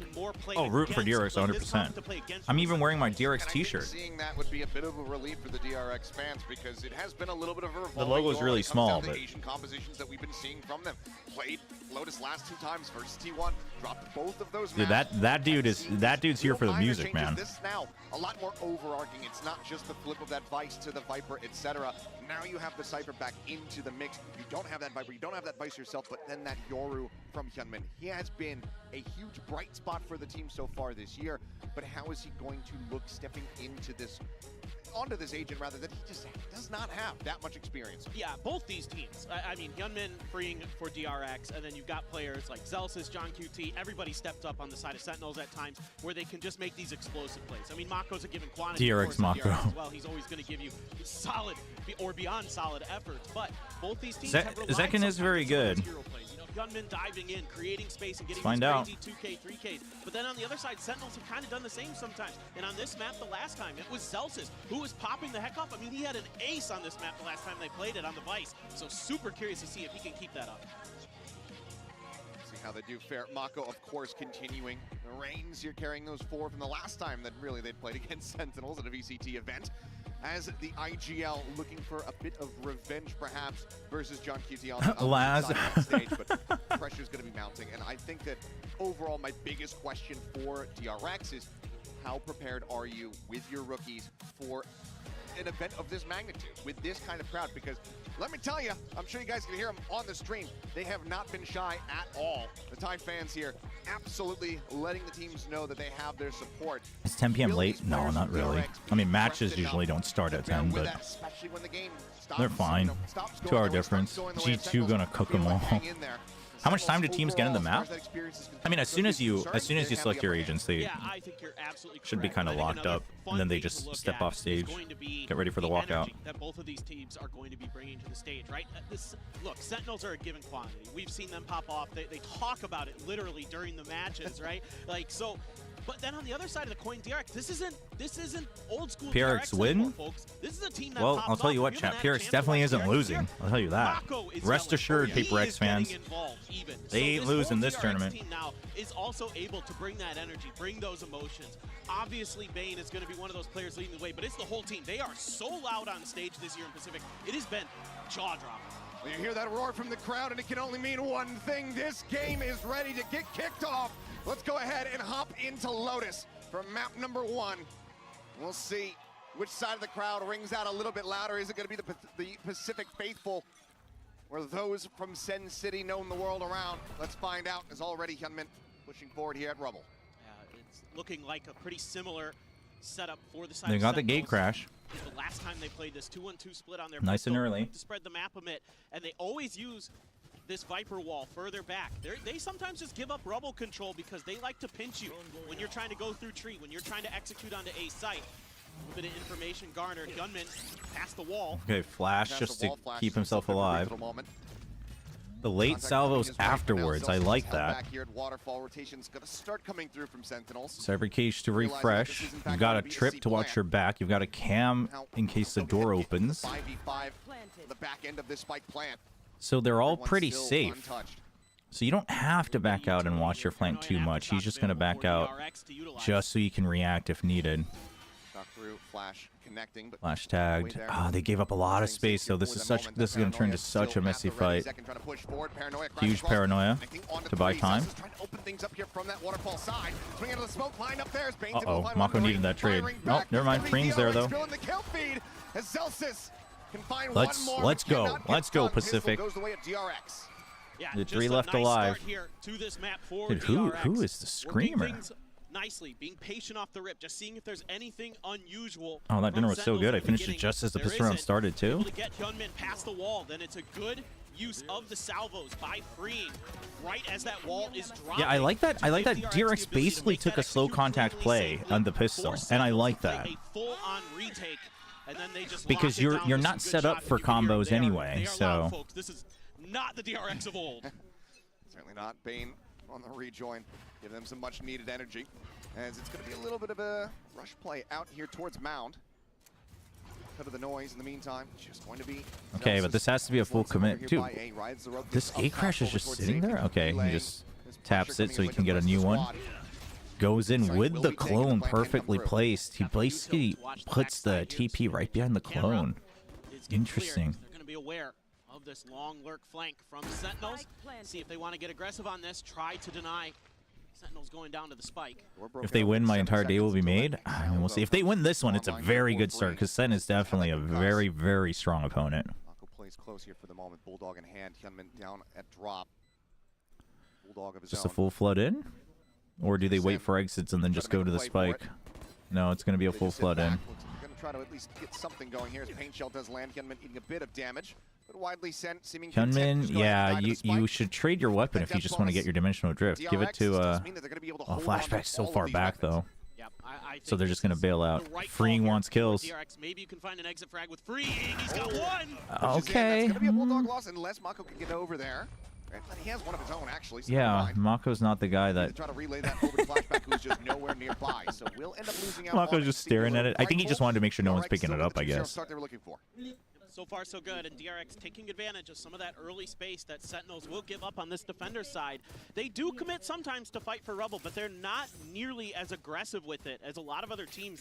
All right, here's the big one. 4 regen shields. Kind of an interesting way that they like to play, and again, a lot of it comes off the back. They're gonna wait. They're gonna re-clear rubble, but and utilizing, and Bang in particular is really annoying in tree. He's really creative with how he utilizes that space. Do they and still moves go? around Okay, with it. still go for the early fault line. Go out on his own, get spotted. Beats the haunt. Don't think he's too concerned about it. Just given Only the crash Hyunmin setup was that he has. tagged. Yep, we'll just go ahead, jump out. Same thing as the Bit of a pistol. rinse and repeat here for DRX. Similar But you haven't scenes, used similar movements salvo, from what we were witnessing in and that 30 pistol seconds round. later, Once you can again, still go back to clear rubble if you things up as want. there goes the wall. So this time it's the clone, but then the paranoia to really sell it, to really push him back, the drone in as well. And already Sentinels are moving everything they have over. They're just going to go for it. This execute off. Okay, the jump in from Mako. The side cells is already eating some damage earlier on. It's going to be a fast flood in, though, I think, yeah? With the Prowler. Yep, there's the flash, too. Oh, that was... I mean... This was ambitious. Okay. Manages to find 2 kills. I mean, but in the end, not the end of the world. A A little ambitious, I think, from DRX, but... I am a little bit concerned there with how telegraphed that whole situation was for them. But I think it depends. If DRX wanted to use this basically as a bonus where they say, let's do the same thing with this, train them to respond quicker to it, and then we can re-clear rubble the next time, it wouldn't be so bad. But they overcommitted with the paranoia this time, so I think the next time if they do this and the paranoia doesn't come out, then Sentinels makes the call to stop the rotate. Yeah, I mean, it is an information round, but the conditioning was a bit of an oversell, in my opinion. We'll see, though. So now it's a full-on straight fight for Rubble. But see, now this forces them to respect this as if it's a full A hit. And you still have passive control of B and C pushouts as well. It's not bad. Oh, the drone. Oh, that timing's good. The flash is so big. And as he regains his vision, he will lose that his life. is rough for Bang. Up two. Huge paranoia. Oh no. Oh no. Oh no. Dude, the set plays are good.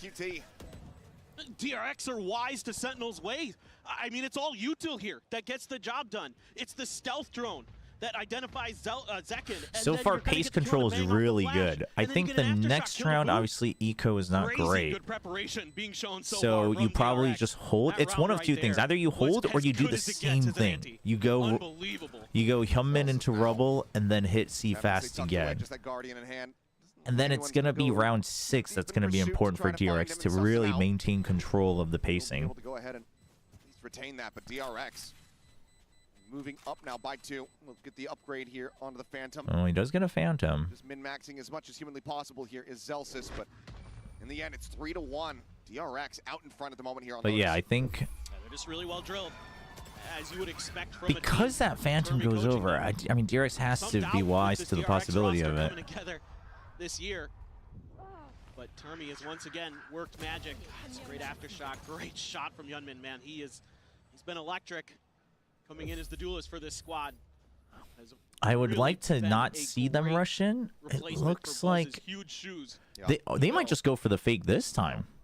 Dimensional drift, one away, the rolling thunder as well. No, right they want to fight. They want to fight Rubble. Margins, and obviously just that one Phantom Oh boy, an all-out fight. Do you still commit to this? Really? I don't. Yep. Dude, Mako's jump forward was so big. Whoa, whoa, whoa, whoa, whoa, whoa, whoa. DRX crunch back against Sentinels. They do not allow for Dude, Mako's jump forward was huge there. Who took down Zekin? From John QT. You know, they haven't Was that shown Bane? any real Rubble contention or aggression. Just I mean, I think it was a nice try from Sen, to be honest. and they do a fair amount of damage at the very least. Give themselves a chance. Yeah, they just didn't see Mako jumping forward. Oh, it was freeing. I mean, it was a poor jump from Zekin. Just in a really nice position to shut it down before the rocket could even get out to be shot. Then yeah, a little bit of a whippy spray around the box, but into the next round, DRX this time. Okay, so let's see how they maintain control, because this is the round where you gotta determine if you're gonna go for a fake or not. Along with John QT and Zelsis. So it's just a full send with Mako this time. Oh, dude. Dude, he just doubles in. That's massive. He does die. Oh, that's not great. It's not great. The coverage with the Razor Vines. Solid efforts here from Sentinels to be able to keep things as even as they are. But Oh, right as I say huge it, kill from Rain Flashback. picked apart. Cam cleared. Second flash. Once again forced away as Bang now arriving in. It's only going to hit one, so you know where that guy's coming from. Where's the trade in? Yep, Bane's trade was so big there. Bane's timing was so big. With 2 players left alive, DRX now move up 5-1. Dude. I'm pretty sure Mako double TP'd. Yeah. He set up a smoke on the edge, on the Yeah, had to. corner of the C site. Set this TP'd like had into to. it, then TP'd How else again. he's going to get into the corner? Right into the back. Yep. Unbelievable stuff. Hit the stun. No, but that's not a double TP you see often because it's so exposed. But what they did was they sent the stun far back. You knew everything else was cleared because of the util, right? Because you had basically what they had was where's the map? Give me my map. You know, the jokes abound that he's the Korean Zelsis, the hype man, but really They had this cleared, and then they forced this out, so he was safe to double TP. Crazy. Not stop Hyunmin off the rip here in the round. Immediately just going to be sending out the ultimate. Oh, a little bit of a mismatch, but just wants to secure the site. It's not bad. They're getting wise to Mako. They're getting wise to Mako's TPs in. A little bit of a rush. Hyunmin rushed that call to get in a little bit fast. Going to be coming through. Armageddon available from Freeing. That is going to be the Steel Garden coming in. Wanted to get the kill. I mean, you had to. Ends up falling to the wayside, so now 2v5 to try to convert this one. They know. Yeah, Bang knows that it's a shorty. Well played by Sen. Very, very well played. Very patient. Round for Sentinels to go ahead and get the second win. Yeah, that's a huge breath of fresh air for Sen. It's well done by Narrate to not give extra space and extra respect. Oh, that's a massive kill from Zelsis. Fade away there with the Phantom. Oh, John QT got the spot. I swear at Ascension 2 years ago, it was, I think I want to say, Scary's girlfriend who was like screaming their lungs out. Sounds very similar. That's a great snappy reaction. One ultimate, you get 2 away from DRX, and you get the round win on top while retaining all of your weapons, so you can try to start building up this economy that's widely been getting away from you. Absolutely correct. Oh, got some big ultimates Nightfall, really? What DRX might want to do here. There's a lot of that util to clear the space. He hears it. He hears the gate crash. That's loose. With the Nightfall. Sends it out, gets But Paranoia's traded, and then you send the clone in. And Flashback's already on the move. This is not bad, because now you have the A to B. I'd like to see DRX work the map a little bit now. Yeah, they really have been relying on fast set plays, fast executes. So a little bit more map play would be good. This denies any C pressure, so it's really either A or A to B. So they're basically waiting for Flashback to get a kill. That's Flashback needed that. Flashback needed that kill. It was set up for him. It was set up for him. That's rough. I can't believe Sen holds out on the timeouts, and they're clawing the right back in. DRX needs to calm down. Like this is why I said round 6 was so important, because you needed to basically slow down so Sen has to keep second guessing and not think they figured it out. But right now, Sen's figured it out. They figured out the pacing. They figured out their counter timings. And DRX is actually getting caught up in that system themselves. Seems to be the case. Wait for John QT to get over. Really make sure he's got the full forces available for this retake. Don't give Well, Scary DRX said he was chance. taking a Don't give break the because of 1v1s. like health, right? I think his wrist or something. Try to check a couple angles here, and Bane I like the attempt. expects the damage, creeps forward, trying to catch Second off guard. Has it worked is the question. And Zekin's gonna check this. Zekin always checks this. Zekin getting ready to go on the swing. The gun No barrel shot spotted from there. Bane. That might bait Zekin into. Yeah, dude, he thinks he's so.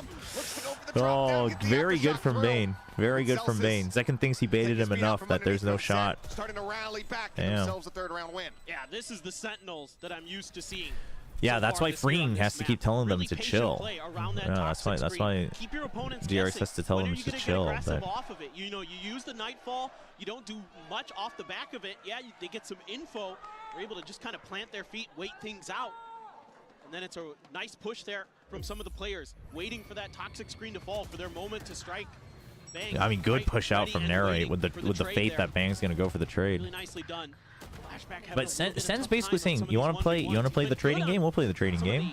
We'll wait for util trade. Once the util stops, Sentinels is now in the zone where they are confident in the gunfights. So if we just trade util for util and we just let it reset. Yeah, I was gonna say that DRX might need a timeout, but it's like, it's unfortunate that they needed the timeout, because now it's a bit telling. This is where the IGLing and the overall like composure needs to work better into the server. Silence that confidence on the opposite side of the stage. For sure. And what I hope But that let's see. might be instilling in Mako and the others here is spread the map a little bit. Let's work, try and bait out some of the utility, try to bait out some of the SEN players. You know, we used a lot of our playbook here with some set executes. We went with some fast rounds. Some of them didn't work, some of them did. Let's try and slow the pace down a little bit now. See if we can catch Sentinels off guard and push and pull them around the map a little bit. All right, more. what's the call here from Termi? Sentinels as well. We're gonna we're gonna mix by, mix and match. Wait, flashback. Yeah, what's going on here, guys? Sometimes they just kind of leave some pretty big gaps, and if you have good reads on it, you can sneak through. You do have the Armageddon. Huge flanks, get some easy kills. Oh, the change up from SEN. This might the read might work out for DRX.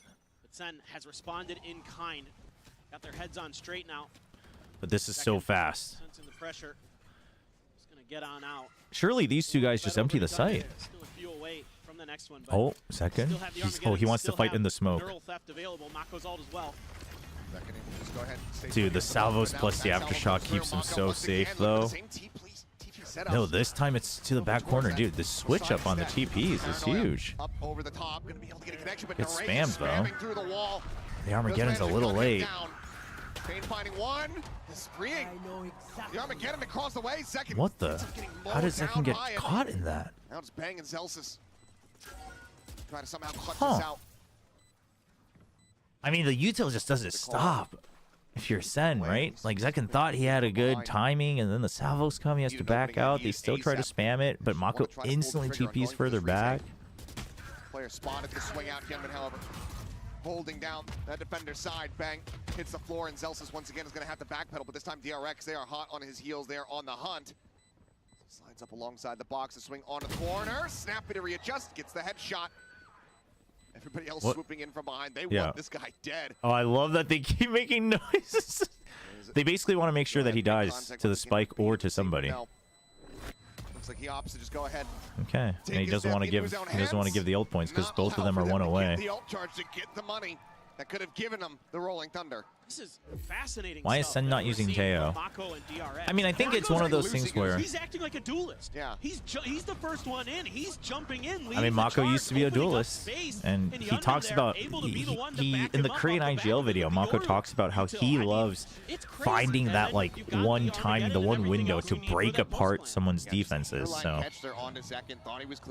the thing about Teho, or the thing about Lotus is that obviously it's the defense that's the concern. So I think they're preferring the more defensive nature, and you can still have other ways to fight Rebel if you have the raise. It's really tricky what DRX is throwing at you. I mean, that last time out was just all about another set play. That was all it was. And if they can beat you like that, you know, against a team like Sentinels, sure, on your attacker side, you're going to have But what that does is basically it kind of forces Sentinels to say that we need Vice util on C.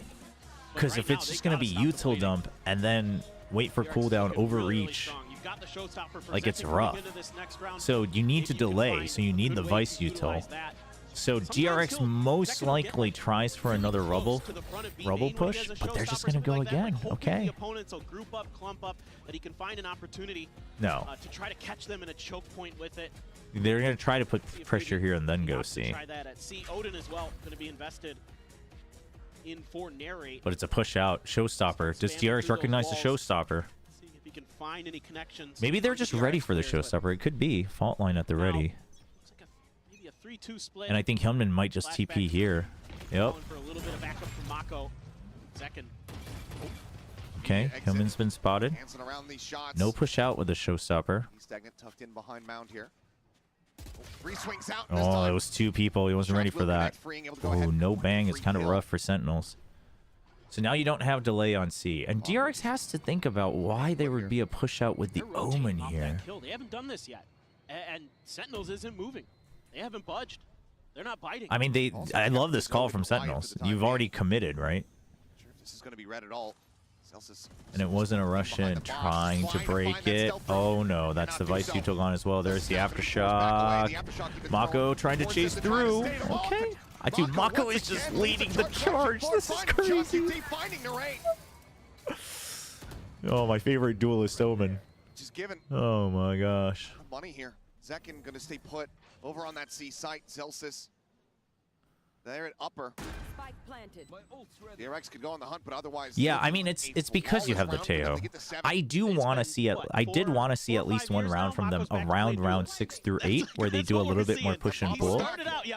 But the other thing about pushing the base here with these teleports. Teo though, a Teo breach, is that your push and pull timing is pretty telegraphed because it's 40 seconds, right? So if you wanted to do push and pull, you would actually need your flashback and Hyunmin, your Cypher and your Yoru to freely just solo create space, which is riskier, I guess. He will find it. Kill comes his way. Hyunmin does get dropped off screen over towards C site, so Zekin able to go ahead and retain his. They said era of the duel, dawn of the duelist. Mako's like, hold my beer. DRX at the half, guaranteeing that they will be out in the lead, potentially all the way up to 9. The ult economy is also very much on their sides. Rolling Thunder. And no, but this is just how Mako likes to play. Like he likes to get aggressive. Also there. Yeah. Let's see. I mean, that one was a rough one. Drift this time. Last time it was for a quick B hit, but now you can get some info. You could put that Rolling Thunder. There's no way, Yisel. We've still got at least on the map. This half isn't even over. Calm down, He's got chat. that showstopper still, and you'd love to get that identified. You'd love to get that out of the round. Okay, you just want to clear out the entire site. You know, you see that he's gone out to heaven. There's the TP forward. Turn on the flash. Other one sent. Okay, just buying time for the space. But what this means is you didn't have to use the Rolling Thunder, and you still have both the stun and the drone to buy time until the salvos come back. And then the paranoia to buy even more time. That's huge. Hyunmin is still safe. The Rolling Thunder. They're just playing for time. They're not trying to fight off of these. Which is the crazy part. Dude, how many Aftershock kills is this guy getting? What the hell? But they play it so well. They don't fight off of the Rolling Thunder. They have the kills, they have the covering fire, and DRX with a 5-round lead going to the last round of the half. The speed and tenacity that DRX is defending these retakes, these flood retakes with is crazy. I mean, look, this is we've seen and this is something that Sentinels is very good at, is the flood retakes. This is the best yet.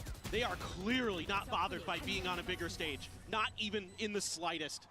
These new I just want to make it very clear, chat. Stepping right up to the plate.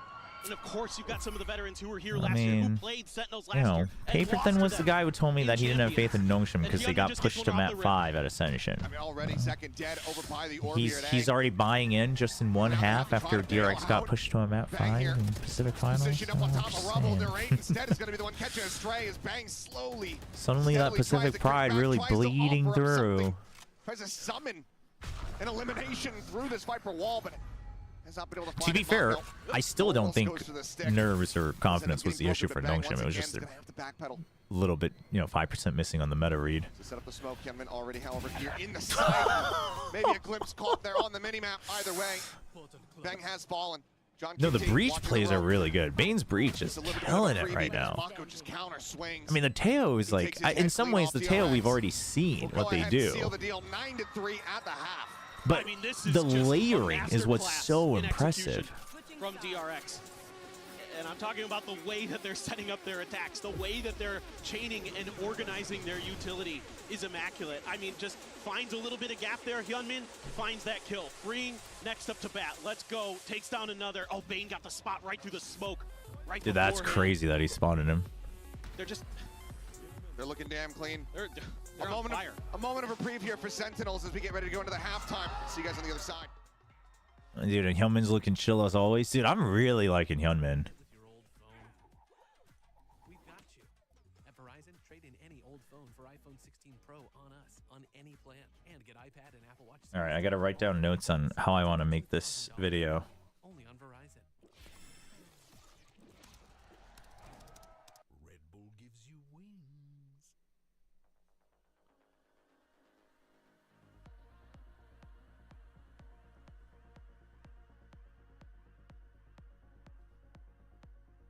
Let's mute the music entirely.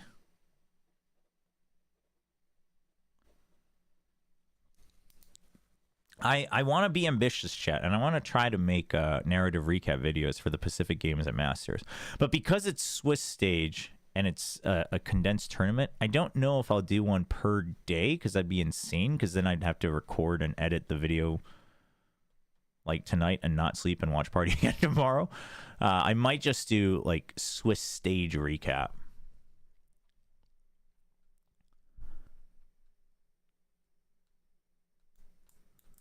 Yeah, everyone's playing really well. I'm still unable to overcome the decision of Genji to let go Meteor, seeing the Masters without Genji as handing Salt to the moon. I mean, it's not a matter of they decided to let go. Maybe he just maybe T1 just paid too much and they just couldn't compete. Who knows?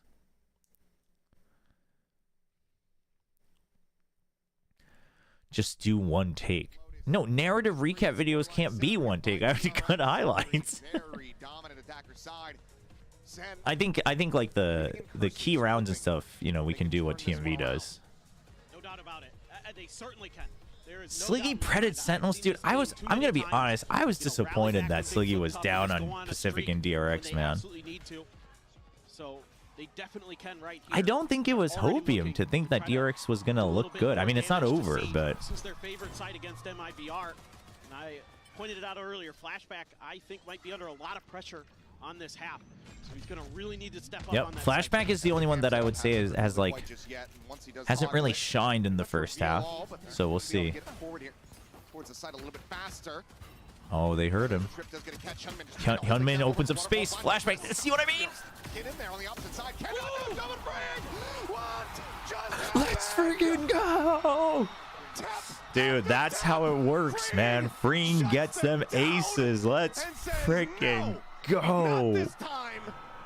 Oh my god. He is electric. Dude, what is that? Tap is so good. Right there for the finish onto the ace. And the pop-up as well. From on Dark Horse at first strike to one of the biggest stages. Dude, Termy's never reacted like that. That's crazy. Global scene freeing. What a way Dude. to open up this second half. He has just been nasty all throughout kickoff. And that's just case in point right there, folks. Oh, well, that's all of them. Get a lot of good info. There's the nade. There's the flash to delay. Did they hear the teleport? Flashback? Did we hear the teleport?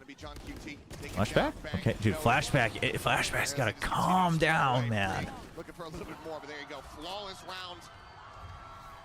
As DRX. Freeing might be the next yay. When Teo gets nerfed, it's Joe. No. What did that ace have anything to do with Teo? Like, he does that. He eats friggin' headshots for breakfast. That's what he was known for. Was his headshot. they know him for his headshots. And that's what he was known for, though, is good timings and really crisp aim. And once again, they are on the wrong side of things. DRX looking so good. Well, that was not, well, I mean, that wasn't the round. They should have gotten it for the ace. Yeah. That was after the pop-off. Well, a bit of attempt at info gained towards mid to B, but now Sentinels 3 minutes All right. back, leaving Nice and calm. So trying to see if they could get any util out of DRX there. I mean, Freeing's aim is, it's crazy. DRX not biting at all. TP going to be sent over towards A by Hyunmin. Freeing has more of a chance to be faker than Hyunmin. Towards B. Trying to maybe set up for a bit of a crunch. Freeing Yeah, you don't know about that. There is that tripwire right at the front of B as well. Give them a little bit of extra time and a little bit of extra info. Mako. I mean, I think both of them could be, but I don't think either of them really have the same impact that Faker would. The thing is, to me, for you to be the Faker of anything, you have to have incredibly crazy impact. Nice. Like upon debut. Like it has to start there, because that's what made his career so crazy.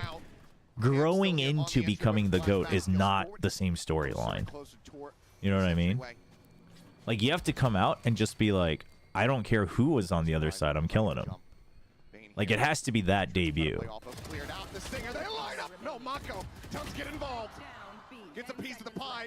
Because, like, people only look at... I mean, I would say... yeah, Arslan Ash is probably the closest comparison in current players across esports. I think that's fair, but obviously it's hard to have that same vibe in Tekken. Or in any fighting game, I guess. But my point is that for those who weren't there when he debuted, for him to just tower dive Ambition at the time, like, that was, like, culture shock. And then they got third place, like, off of his back. You know what I mean? And then Bane there able to play right off that tripwire. Mako as well, giving him a little bit of backup. Yeah, you have to be Dong first before you aspire to be a Faker. I would agree. I would agree. Another timeout, seemingly. They are looking at Dude, this has been a heck of a Lotus. I mean, maybe this is just a moment for Kaplan to kind of get the boys in a right headspace. Say, hey, let's try and get 4 or 5 rounds in a row here. Let's come out on a high note. Let's see if we can deflate this DRX team a little bit. I don't mind this at all. You've got the timeout. You might as well burn it. But this has been absolute disaster for Sentinels on their map pick of Lotus. Yeah. Certainly not the way that we were... Haven next, huh? I mean, again, the quandary... I do wonder if DRX keeps the same comp for Haven, though. I wasn't convinced. With the Yoru in here, there's a lot of things. Well, yeah, and then you can have different GOAT statuses, right? I mean, I think Faker is kind of undoubtedly, like, undoubtedly he is a GOAT in esports overall. But I think, like, Daigo obviously has, you know, his name in that list. You know, I think Boxer probably you should include, but then it kind of depends on, like, do you include old CS heads as well? Like, but I think just within Korea, at the very least, like, the impact that StarCraft has is so huge. Now they've got 4 players here at Rubble. They're so ready for this. DRX. And what is that shot? Unbelievable. Oh, they want to end it. Oh, they want to end it. Oh, it's over. They just... Oh, one of them lived. John QT lived. Dude, they still drone it just in case. Dude, DRX never plays like this. This is what I'm telling you, man. This is the Hyunmin Bane freeing effect.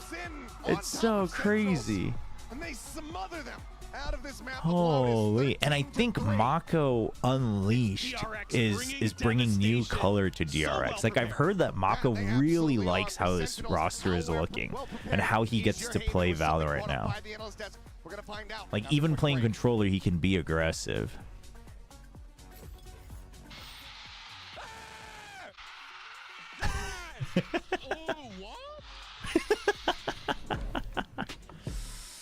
Oh, you love to see it, chat. Oh, you love to see it. Oh, you love to see it.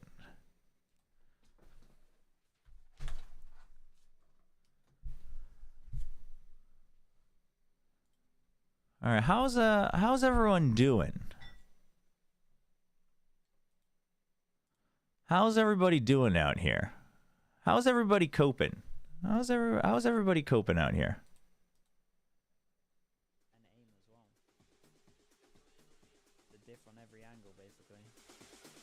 Oh, he's just dealing with the music. Okay, chat, let me get this VOD uploaded. Oh, he's just trying to get his VOD up. Oh man, I can't send bits. I can't buy anything, chat, because I'm in Korea. Somebody else got to do it for me. What about TMV? Oh, dude, Lothar's probably going crazy. Send, but... Oh, he's trying to figure out the multiverse. He's trying to figure out the multiverse, chat. Look at all these people. Look at all these people trying to figure out what's going on. Craziness. Look at all these fools. Look at all these fools lost in the sauce. Look at these guys. Look at these. Look at these Europeans. With another goat performance. How excited is Lothar?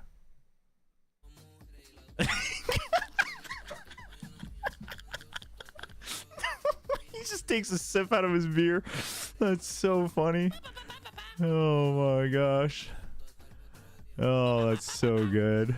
Oh man. Oh my gosh. No, Lothar's a DRX partner streamer. He's a huge DRX fan.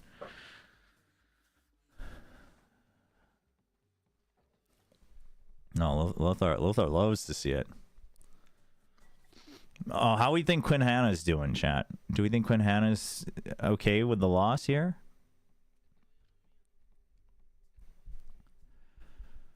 Oh, it's so good.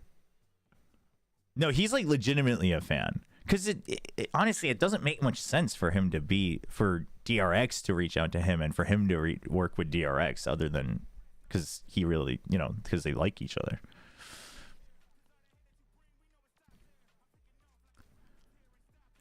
Do you think everyone...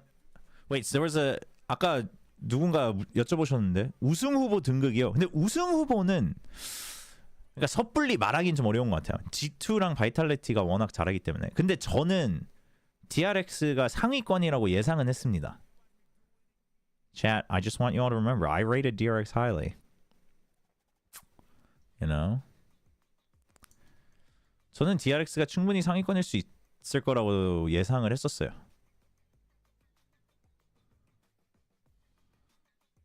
I mean, job's not done. We'll see, chat. But it is promising that they can do that. You know what I mean?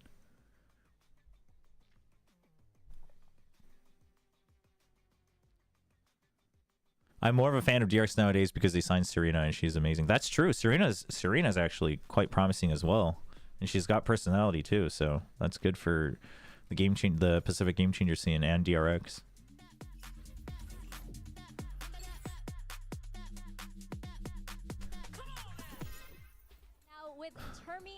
Silverdew, what are you complaining about? I have to ask about the Yoru comp because DRX looks very, very good. How were you guys able to make this? Yeah, Zeta GC is in shambles. 감독님 일단 요루 조합이랑 요루 택틱에 대해서 여쭤보고 싶은데 시간이 별로 없었는데 어떻게 그렇게 빨리 깎아오신 걸까요?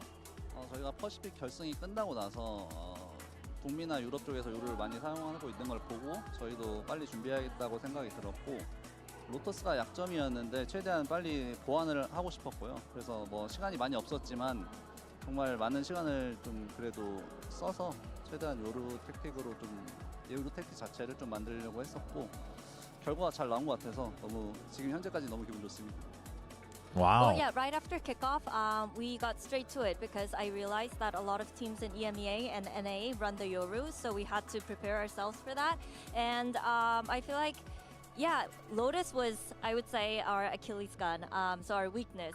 So I really wanted to add to our Lotus, make it stronger, and it worked out great. And the Yoru seems great. Everyone's executing very well. partnered with so I'm Porsche, pretty happy how it worked out. Well, best of luck to The DRX players got shuttled to the airport with Porsches. Porsche sent out cars to take them to the airport. I am your host, when I'm back here once again with Kakuka and Mimi. Tami giving us a lot of insight in that interview. Are all the servers in Seattle? It really was. I mean, I wouldn't be surprised if the business address was hosted in Seattle. That wouldn't surprise me, but I don't know. Clone is going to destroy the util. They had tons of very well rehearsed looking. Maybe it's lobby fight every single time with the Yoru util as well. This was such maybe a it's coming out from DRX and a massive I don't know. I mean Absolutely. I haven't seen it, so a gift from esports Doug chat. I can't watch clips because I live in Korea.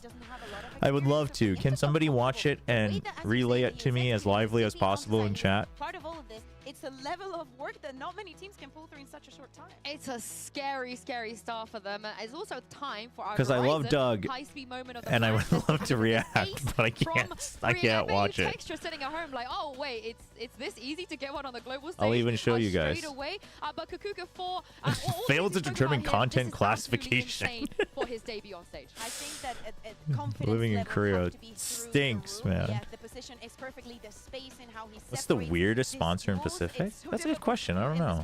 When you literally have 4 people going onto you, and he's able to separate. Oh, he posted on his Twitter. All right, let me go check it out. So well in that round, fragging across the board in this map, but his util was on point throughout too. His missiles are such a big key of their executes on these sites. I think his drone pathing was really No, good. not don't tweet. With how It's Hyunmin too early to was scaling tweet. on that Yoru. Everything just looked honestly perfect. We stay humble until We do have to we speak don't. about Mako as well, because in an era where all of the regular players not making it here, Mako being the one-on-ones that did end up making it here, Mimi, there is a reason for that, and he also looks so good on map 1. He's always been a beast on land, and he shows it here again, and we get to look at some of his best moments. His stats were outstanding, but that's in the context of him now being I just got up and left. being a veteran player for them, but he's still That's doing the things funny. He's always done better. Yeah, exactly. It's funny. I gotta hit up Doug for one of these days. Running in when the Euros in the back and when the plan swaps a little bit, because it is that kind of experience that gives you the confidence to being able to go with this place. Every single time that they were a step ahead and the Euro was. Oh yeah. So for people asking, I have talked about the ban and the Talon roster rumors. We talked about that yesterday. Was it yesterday? I think it was yesterday. I'm doing well, thank you, Aslo.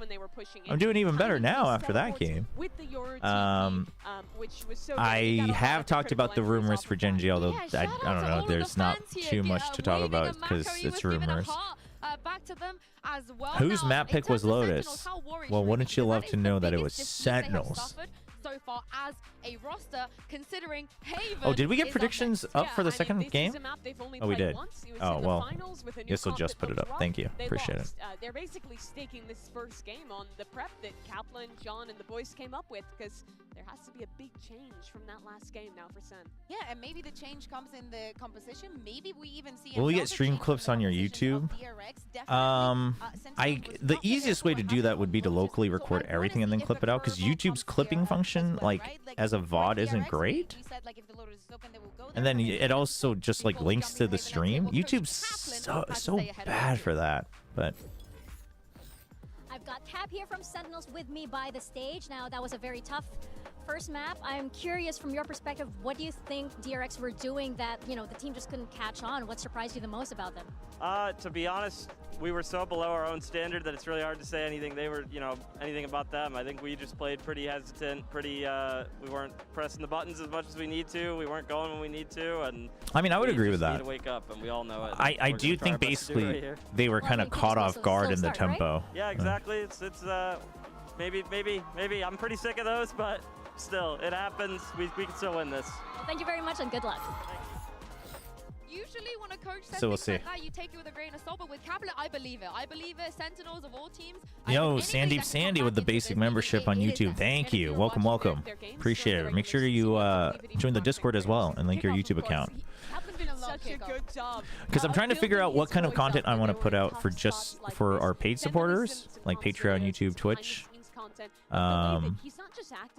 So, or I guess Patreon and YouTube, because Twitch, you guys get to be on screen every now and then. Sometimes I'll release stuff on Discord as well, but usually I'll probably only upload it to Patreon and YouTube. On which note, I might lower the Patreon cost so that people on Twitch can double dip. But we did not perform even to our own standards. We just have to forget about that and focus on. will you upload them on your channel? Oh, you mean like the VODs? Well, I'm streaming on YouTube, so I just save them as VODs. I don't cut them and upload them separately. But I am planning on making YouTube videos around the matches in one way, shape, or form. So those will go up. Stand up, give it. Have some more confidence, give some more energy as well. But let's take a look at the agent select and see if both teams, or maybe either of the teams, made some changes coming into this. And it does. DRX is big on the Yoru. And this is what Termi was talking about, right? He's seen what teams in EMEA, in Americas are doing, thinks this is good, and this is ahead of the curve. Because Sen have changed into a Vise comp, and they have the counter ready to go on DRX. Yeah, they have the counter ready to go, but DRX with the Euro, if it works as good as it was working on that first map on Lotus, I feel like Hyunmin is going to Audio was late again. Some of the best duelists or the best Euros in the tournament. The strength of picking. I mean, let me know if it's really bad in game, but if it's like half a millisecond that the audio files are noticing, which by the way, I am like that, so I get it. But I mean, I think I just need a new capture card, chat. And you know, the best way to get a capture card would be if I can get paid by Twitch and YouTube through all the subscriptions and basic memberships and bits and super chats. So that would be fantastic. Well, let's see if Sentinels can force a map 3 out of this and find out by sending. Was there a unique background for Vice? I didn't notice. It might be because her portrait itself includes the like smoke and vines. I did run ads earlier. Of those slow starts. He still, at this point, is going to be begging that is what that first map tees up. As we get ready to go into this. I watched your video of DRX as Kings of Korea. The quality of the video was good. Oh, thank you. Appreciate it.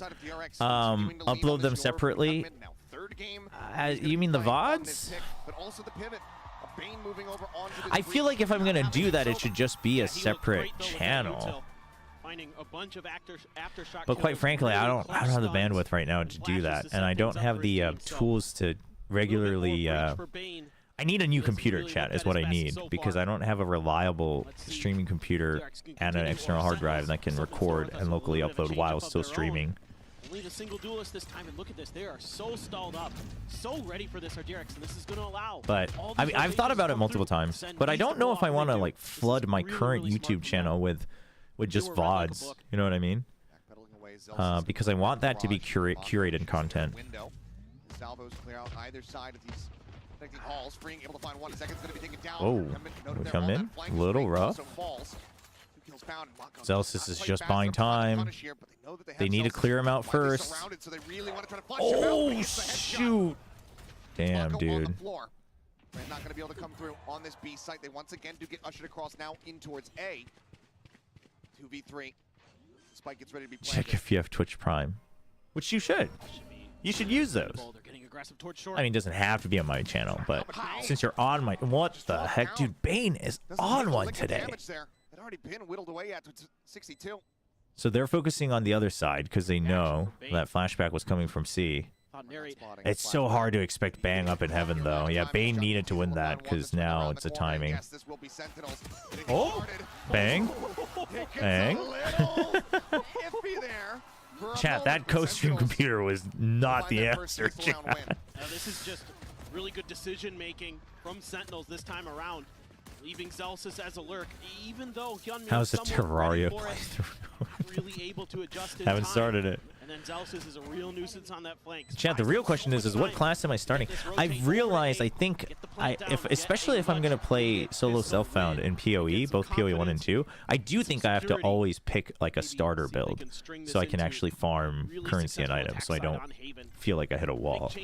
So while I want to play Behemoth, I think I'm going to try starting with a different one. I don't want to play Gambler. I don't know if Gambler would be a good starter, though. It's a completely different comp. They're changing theirs up.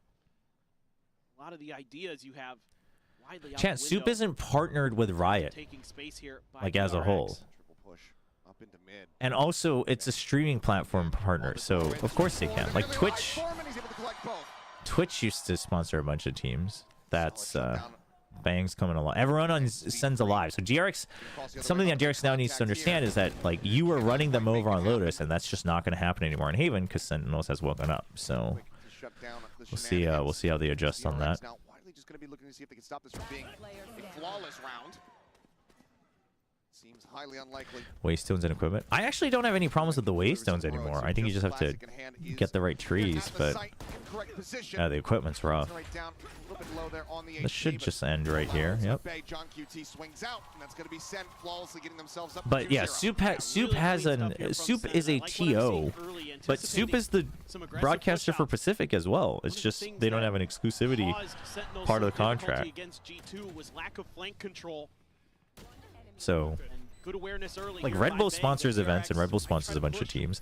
Like you can dislike the decision made for Soup, and I agree. Like I do think Soup should still allow watch parties on other platforms, right? Like the mainstream just being on Soup is fine. Like if I wanted to watch party, telling me I have to watch on Soup to restream that is fine. But I do think they should have just opened up watch parties. I do agree with that.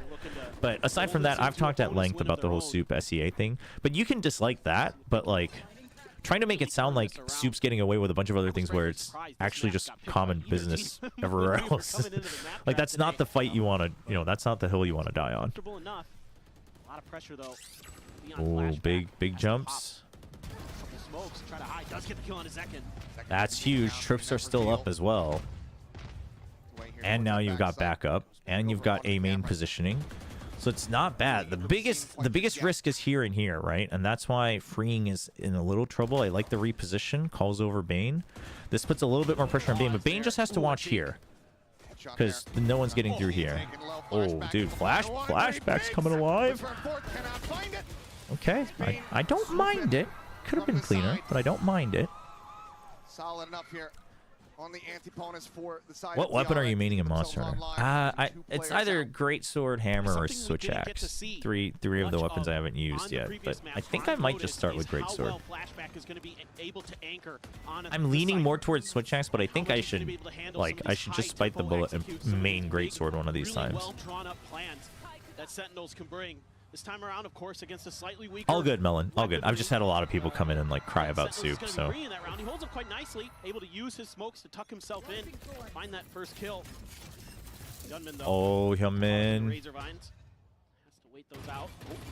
Yeah, he can't jiggle, but he can TP out. Still took a lot of damage. That's rough. The instant refill. But if you're going to do this, Flashback should consider coming here. Okay, they're going to reset. Very fluid from DRX. A little bit indecisive, but... So you know they've taken space. What? Oh, wow. The cam. That camera again. Dude, huge. Immediately by the Sentinels players. After it gets that freebie, they're going to try to shift over towards A. So but that means that you had one guy here and somewhere the Cypher was watching. So they make the choice to go to A, which would have been the right choice. It's not a bad read, but similarly sent out to just try to go ahead and further delay this approach. Now the breach is here. Fault line online. So same with the Aftershock. Aftershock to just keep him alive. Keep the site alive. 30 seconds. You still have numbers advantage. Now you got Paranoia. Yep. The layering is so good. It's very basic, but it's very good. We're tied up at 2-2. Yeah, and it's just little things for the Wait, Sentinels. when is the Lies of P DLC coming out? Dude, that cam is massive. Who won Team Liquid EDG? EDG. The map 1 was good, but map 2 eventually Team Liquid kind of broke down, unfortunately. Walking up a ramp. I mean, it's so hard because Overture is over the summer. If I played it on Game Pass, I would still have to purchase the DLC, right? Which I probably will. I really enjoyed that game. Lies of P was really good. But DRX, pretty wise to those plans. I'd have to probably do another playthrough though, kind of get myself warmed up. Really nicely there, using his body to get the info. Timeout. Has his crosshair right where it needs to be to catch the escaping player and bang. And yeah, DRX already forcing another early timeout out of Sentinels. Dude, if Hyunmin fake clones, that would be crazy aura farming. But I don't think Sentinels ever lets a fake clone pass. Like even then, they were still watching it. You know what I mean? You don't have to shoot it right away, but you do have to keep your eye on it. Of Flashback's utility there to set up Mako for that kill. You know, Smoke gave it away from Bang there that they might be trying to aggress through Garage.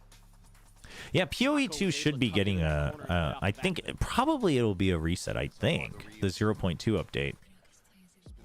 Presumably around April? Like early April? So, they said they're about a month out, so. Brought out of the playbook here. 2 stingers, Sheriff in hand for Bang. They had a firepower here, but they're gonna have to go fast. They're gonna have to. Well, we don't know exactly what, if it's new characters or just like a bunch of skill and item changes or whatever, but hopefully at least one new class and maybe 1 or 2 more items. A lot of util dumped early. Okay, Armageddon online, double stinger, so they want to go for a full breakthrough, and Hyunmin is just standing super close. He needed to stay for the fight. He couldn't TP out, but he gets 2. It's not bad. I mean, Freeing has to consider using his Armageddon here. Oh, he dashes past, but he doesn't get the kill, actually. Oh, that's rough. NT, though. NT from Zekken. DRX take the lead 3-2. And the proactivity from DRX now, showing something we haven't seen from them yet in this half. Get really aggressive to make sure they can take that orb. There's one video on that channel. I just haven't had time to farm up stuff on PoE 2. I'll probably make something around PoE 1. My experience learning PoE 1. Try to shut it down. And of course, the risk reward there is you drop a gun over, but it's a great escape by Bane, and he got that kill. Unbelievable. Minor shrugs. Okay. No, this game's too good, chat. Tomorrow can wait. Tomorrow can wait. It's only 11 p.m. Same setup again, but because it's the Yoru, you just, you know, like, what do you do? Is he gonna wait it out? Does he just wait for the TP out on a timer? Zelsis is sticking around. I think so. I think Zelsis does that. Really, we're not gonna break that. Interesting. Pivot towards B, but this time around, DRX has changed their cypher. Okay, someone else breaks it for him. Front of B. John QT stealth drone. I don't think saw anything. I think Mako was able to avoid it. Yeah. Another gate crash set up. Ooh, big kill. Bane trying to reposition, get sight on the entrance. It's a risky position though. Anticipating someone to try to play contact off I think that it. Yeah, the trip. Nice heads up play. Because they had a double setup. Okay. Ooh, Armageddon used as well? That's huge, but Freeing's already filling A site. He knows something's off. But the question is do they even check? Nope. Not hit. Oh, dude. If anybody would have gotten the multi-kill there. Oh, flashback. The timing. Prevents further damage taken. Gets us tied up at 3-3. A really creative utilization of the space that they're able to take. Getting Zekken up on top of those boxes and just holding the position. Dude, 2025 is actually stacked. Really, really intelligent Yeah, stuff. Monster Hunter Wilds, Like that they're digging into the Lies of P Overture, Xenoblade Chronicles X, Remake, whatever, DE, Definitive Edition, Again, the reaction from Zekken Remaster. to kind of open up the round. Those first kills, something that Sentinels at times have struggled with. They're usually able to bounce back Switch in some of those 4v5 to situations. trying to sneak in there. Valorant Mobile. I don't know if it's coming out this year. Hasn't been going for an operator. Didn't see it even once there on Lotus. No Astra, rough, man. It had to be Bang that got taken out. That's rough. Big Armageddon, though. Okay, Aftershock to buy time, and then they're just going to hold close. The double swing, NT. I mean, you didn't really have an option once you committed. That's a huge paranoia, though. They can't take space off of it. That's unfortunate. Dimensional drift. There's the vines. Not cleared. Uh-oh. Hyunmin has to create space on his own.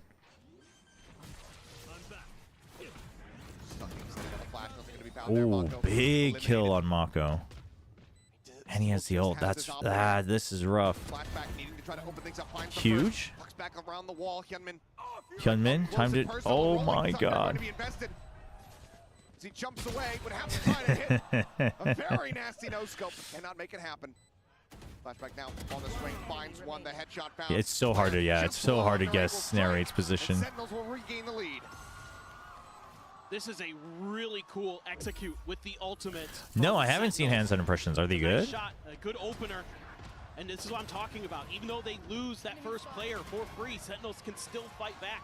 No, this was very well done though. Sentinels, basically Sentinels has the right read right now that DRX is kind of leaving A open until it's too late, right? They get one kill and they think it's just enough. Really good stuff from Sentinels. Curious now. Yeah, he should have swapped the weapons for sure. DRX, Termi's gonna go for that timeout. This time around, grabbing the orb. And look at the fast clears too. They just don't want the free space for Hyunmin. Huge anti. Doesn't even take a lick of damage. I mean, It's a Hail Mary on an eco here. At a long. So you knew the breach was here. Pushed up down into sewers. And they're just going to wait and probably just take contact in. DRX has no reason to swing. Bane's spotting for you. Freeing has no reason to swing on this. In hand for those two players. Oh, Zekin's already passed that, so that's unfortunate. Shotgun all the way on the other side of the map for Freeing.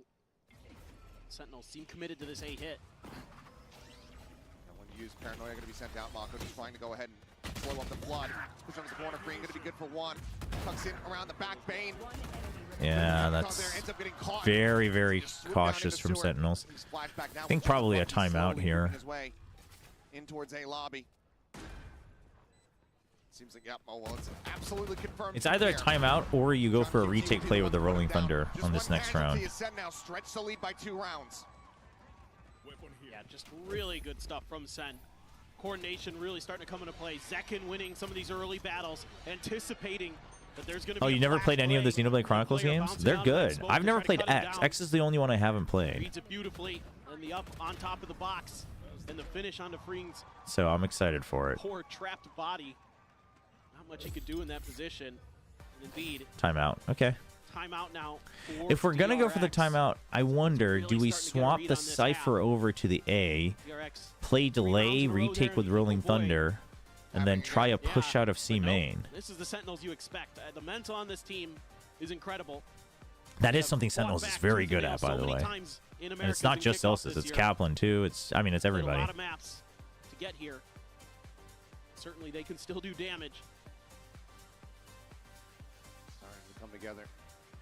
I think I 100% at XC1 and close to it for 2.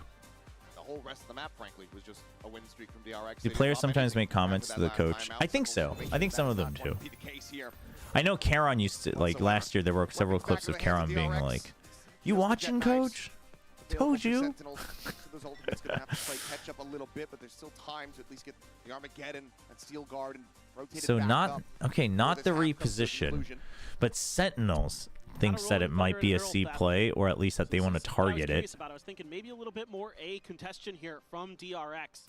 That seems to be where they I don't like it. I would have liked this. I would have liked to fight for C. Towards C. It was really challenging. So instead now, they're going to be able to push out pretty early, get some info. But he's basically playing retake, so that's good. So you have the Rolling Thunder. So it's the similar idea, but they're playing Rolling Thunder retake on C, but that means you need control of this space as well. So the idea should be that these guys are going to contest for the flank at some point. Everybody else get clustered up. It's going to be an immediate TP. Mako rotating over as Tripwire. The stun there on the John QT will now be finished off. Oh boy. Zelsa's timing. Hyunmin and Zelsis. I don't think Hyunmin's going to check for him. The clash potentially about to take place, but no. Did he hear him? He had to have. Okay, that's the timing. Dude, everybody dodges that. That is rough. Yeah. And that means they don't see Zelsis yet. Okay, Hyunmin still checks for it. But what do we do? What do we do about the post plant if we're DRX? They're just gonna body block. Stack up bodies, go for the defuse. They're blocking out the stars. The grab well is not getting the pull through. Dude, they are so good at this. To a victory in the round. I mean, costly though. That does significant damage here, stopping DRX from accruing cash. But they shorten that gap by just 1 round. What a gutsy play call here by DRX. Down in numbers, time ticking short. They can't really push towards long to try to clear it. That's so crazy. Know that they've got the Astra. Just protect the diffuser as best as you can, and it comes just in time before John QT finds 2. Insane timing there by DRX. A bold call, one that is rewarded, but now into the action here in mid. Hyunmin does get shut down. Sentinel seemingly just trying to shrug off. Okay, he hides away from it for now, but you know he's here. Big early Armageddon. Freeing's always been very liberal with that ult. But that gives you time to regroup here, but you lost out your Yoru, so A is so empty. Tons of info. Like, you kind of have to take a fight if you want information, but obviously you're lower on numbers, so it doesn't feel good. Oh, the stun setup. Oh, shoot. And trips are still online? Oh, my gosh. I mean, Sentinels is just getting picked off on their exits. 43 seconds to try to play with the spike. Recoverable, yes, but where do you try to go? I don't know. I mean, Freeing's so good for that, though. You know what I mean? Like, he's willing to take the contact play. But that's what's great about, like, they overheat, not overheat, but they get caught up on the speed a little bit.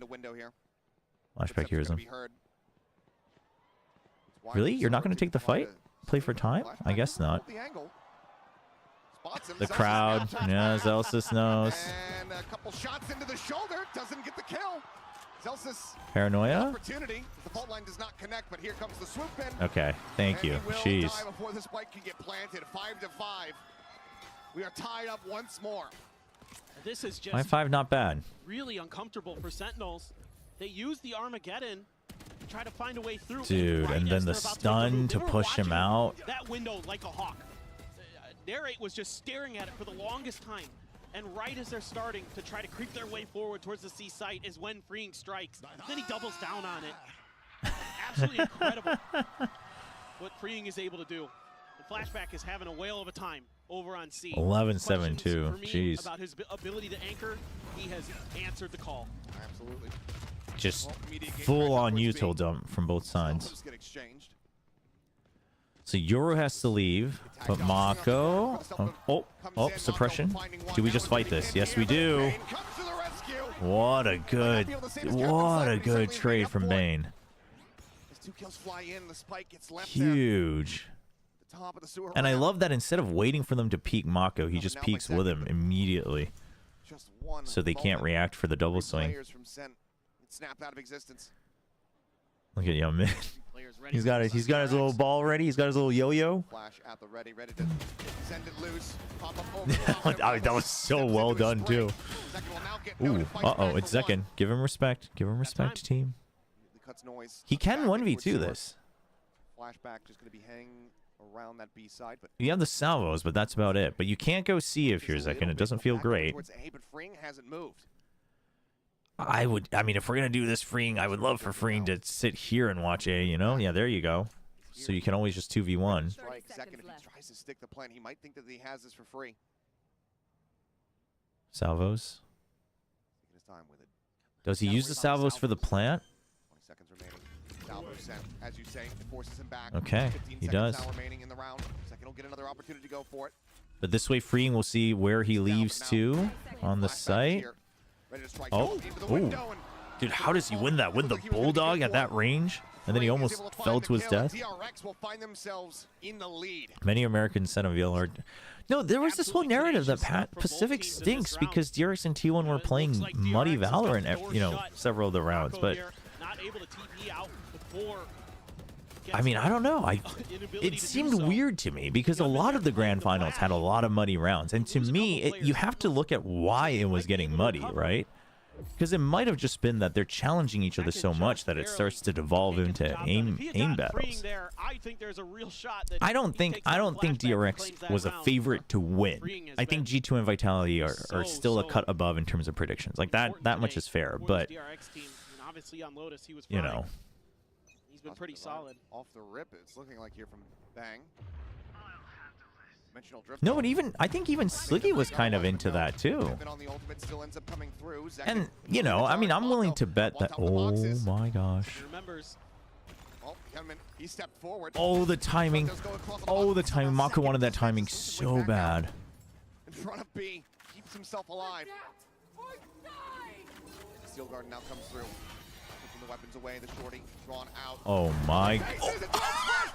Flashback, that's insane. I've never seen patience with a shorty that much. That's crazy. Oh my god. 1v1. 1v. Oh, rough. Dude.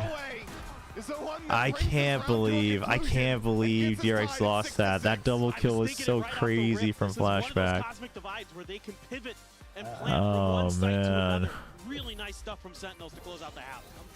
Absolutely. Dude, that he just waits for it instead of peeking out. Oh my gosh. It was so good.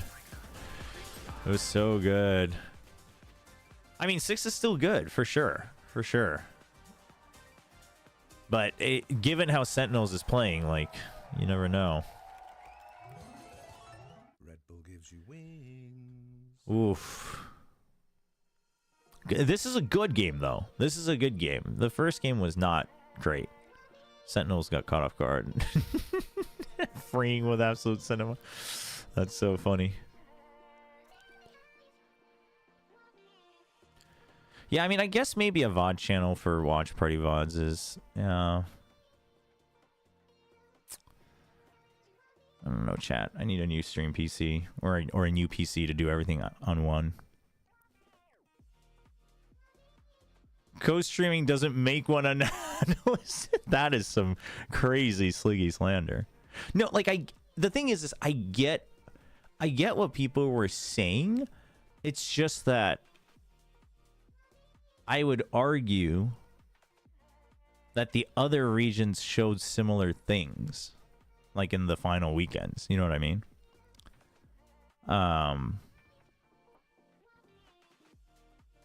And I think you basically always have to remember, like, how much of this is this team being good versus that team being bad, right? So, like, because Sentinels and G2 went to map 5, do you think G2 is worse, or do you just think Sentinels is up to that level, right? It's always that narrative as well. The rounds split just as much as the crowd seems to be here at the OB Live in Bangkok. I mean, this is more what I was anticipating coming into this match. I mean, I think Vitality should... I have a lot of confidence in Vitality still. And G2. Like, there's nothing wrong with rating G2 and Vitality high. It's just that for them to then say, okay, because we rate G2 and Vitality high, we're going to rate Sentinels and, you know, Liquid higher than DRX. Like, that's the part that's crazy to me. They're kind of getting wise to some of the trickery that DRX is trying to employ on their defender side. But here on the stacker side, you know, you have to imagine this is more what this comp is. Yeah, I don't know.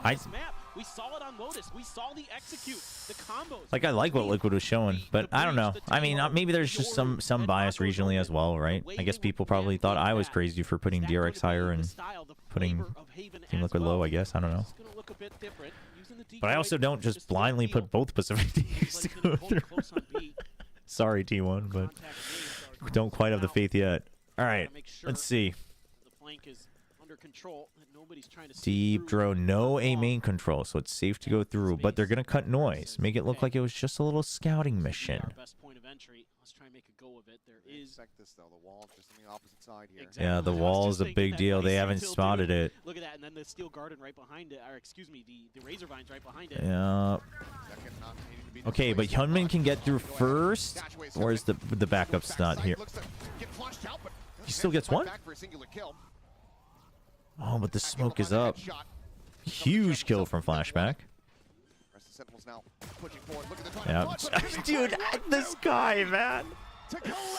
This guy, man. Not allowing for SEN to take the lead, to tie up the pistol win count. Dude, Free's insane, man. He's good for it on the pistol rounds. Also, Flashback wins a huge 1v1 there against Zekin. Yeah. And the fact that Hyunmin even gets one off of being cut off. Yeah, Hyunmin getting the one is actually huge, because that weakens the site enough for Flashback and the main core to still creep through and even consider that, you know? Because if he dies without a fight, I think you had to consider rotating. That's why we picked him up. Goodness. 4 years he's been in the scene, and it's the first Oh boy. Oh boy. Oh, well, that was a little rushed. Uh-oh, yeah, that's... Okay, hold on, guys. Are we fighting or not? We're just going to give up that one weapon. Okay, but Zekin's on the other side. This might actually work out for SEN. I don't know if they check for Zekin, and that's a Bulldog given over, no? Yep, Zelsis has the Bulldog. Oh. Wow, he doesn't take a hit. That's crazy. No way to get out. Spike now planted. What's the setup here? Okay, you've got gate crash here. So check for heaven here and then gate crash here. That will get spotted though. It's smoked out for now. Throw Zelsis at him, see if anything happens. Bane has fault line and flash. And you've got paranoia as well, but it's going to be a flood down from heaven, it looks like. They can't quite make up their mind. Okay, so flash under, fault line across. Paranoia keeps them at bay. The smoke is still covering the drop, and you've got everybody watching it. And there you go. John QT will be able to find one. 2 casualties on the side of DRX, but now up 8-6. And this is just That's just freeing, baby. Positioning from DRX, setting up in this post plant to defend against the flood. And this is something the Sentinels love to do. And if you give DRX the time to get into post plant positioning, they will more often than not convert against you because of the way. I mean, this was good though. This was good full commitment from SEN. And understand the angles they all need to be watching. You know, what's likely to be coming. Dude, the Bangkok crowd is on fire, and it's a Thursday evening. Think about that. The finals is going to be lit. We don't even have to worry about favoritism because there's no Thai players. It's crazy. And I mean that as positively as I can. There was a hint of sarcasm in there, but yeah, DRX is looking wealthy, man. Oh boy. Oh man, but it's a double. Oh, Hyunmin's ready for the double. That was so clean from Bang. Oh my gosh. Okay, but freeing my goat. They surely check for this.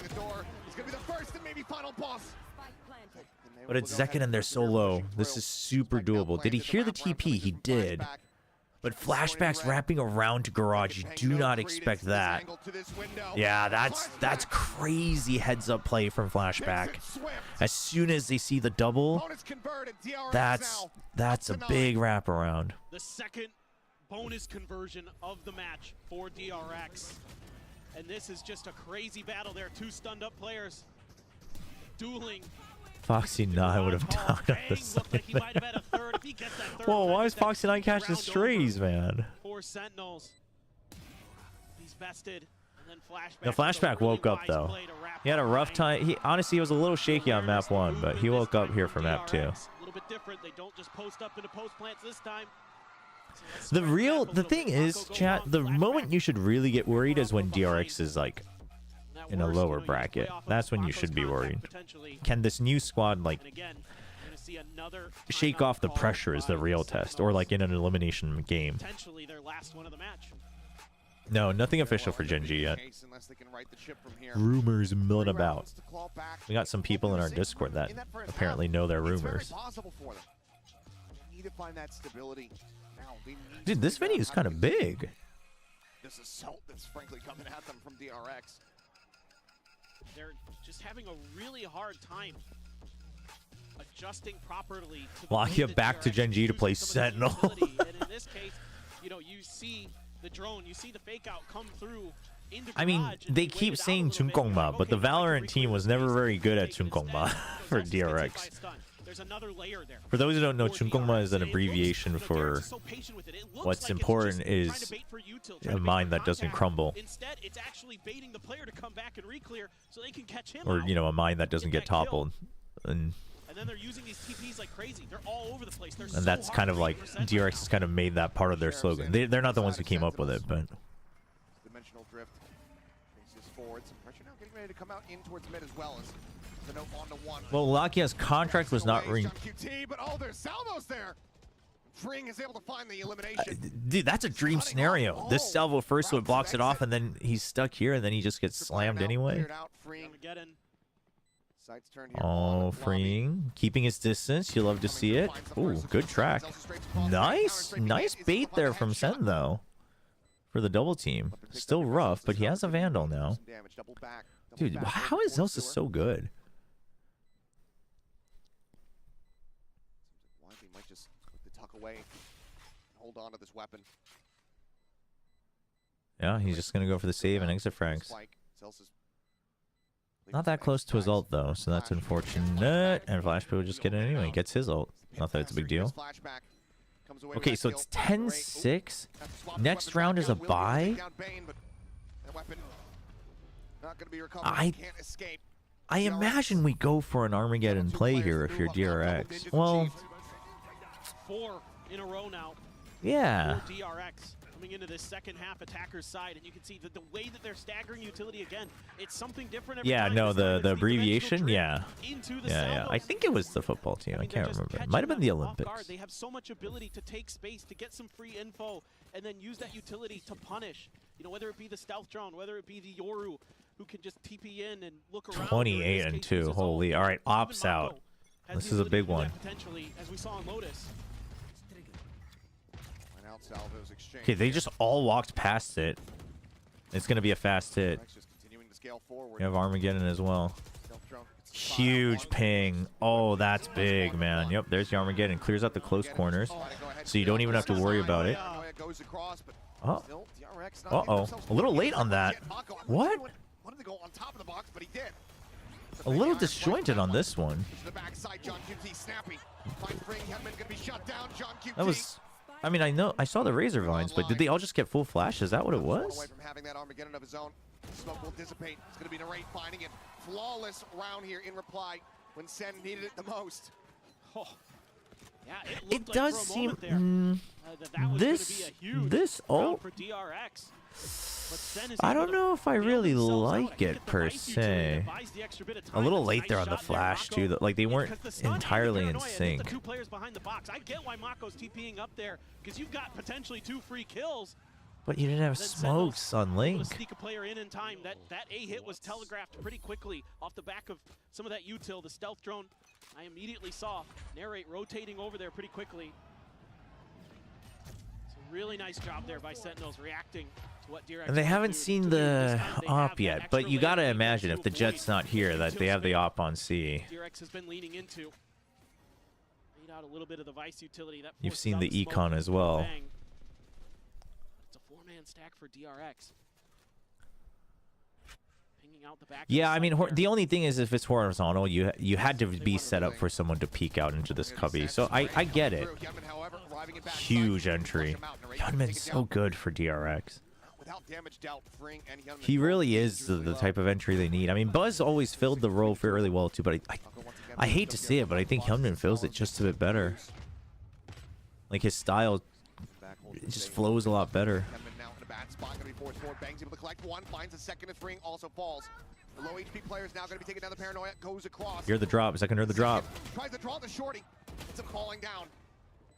Distance. Flashback. This is all for flashback. Flushes him out with flashback. Celsius reads it. Uh-oh. Celsius needs to win that fight. Oh my gosh.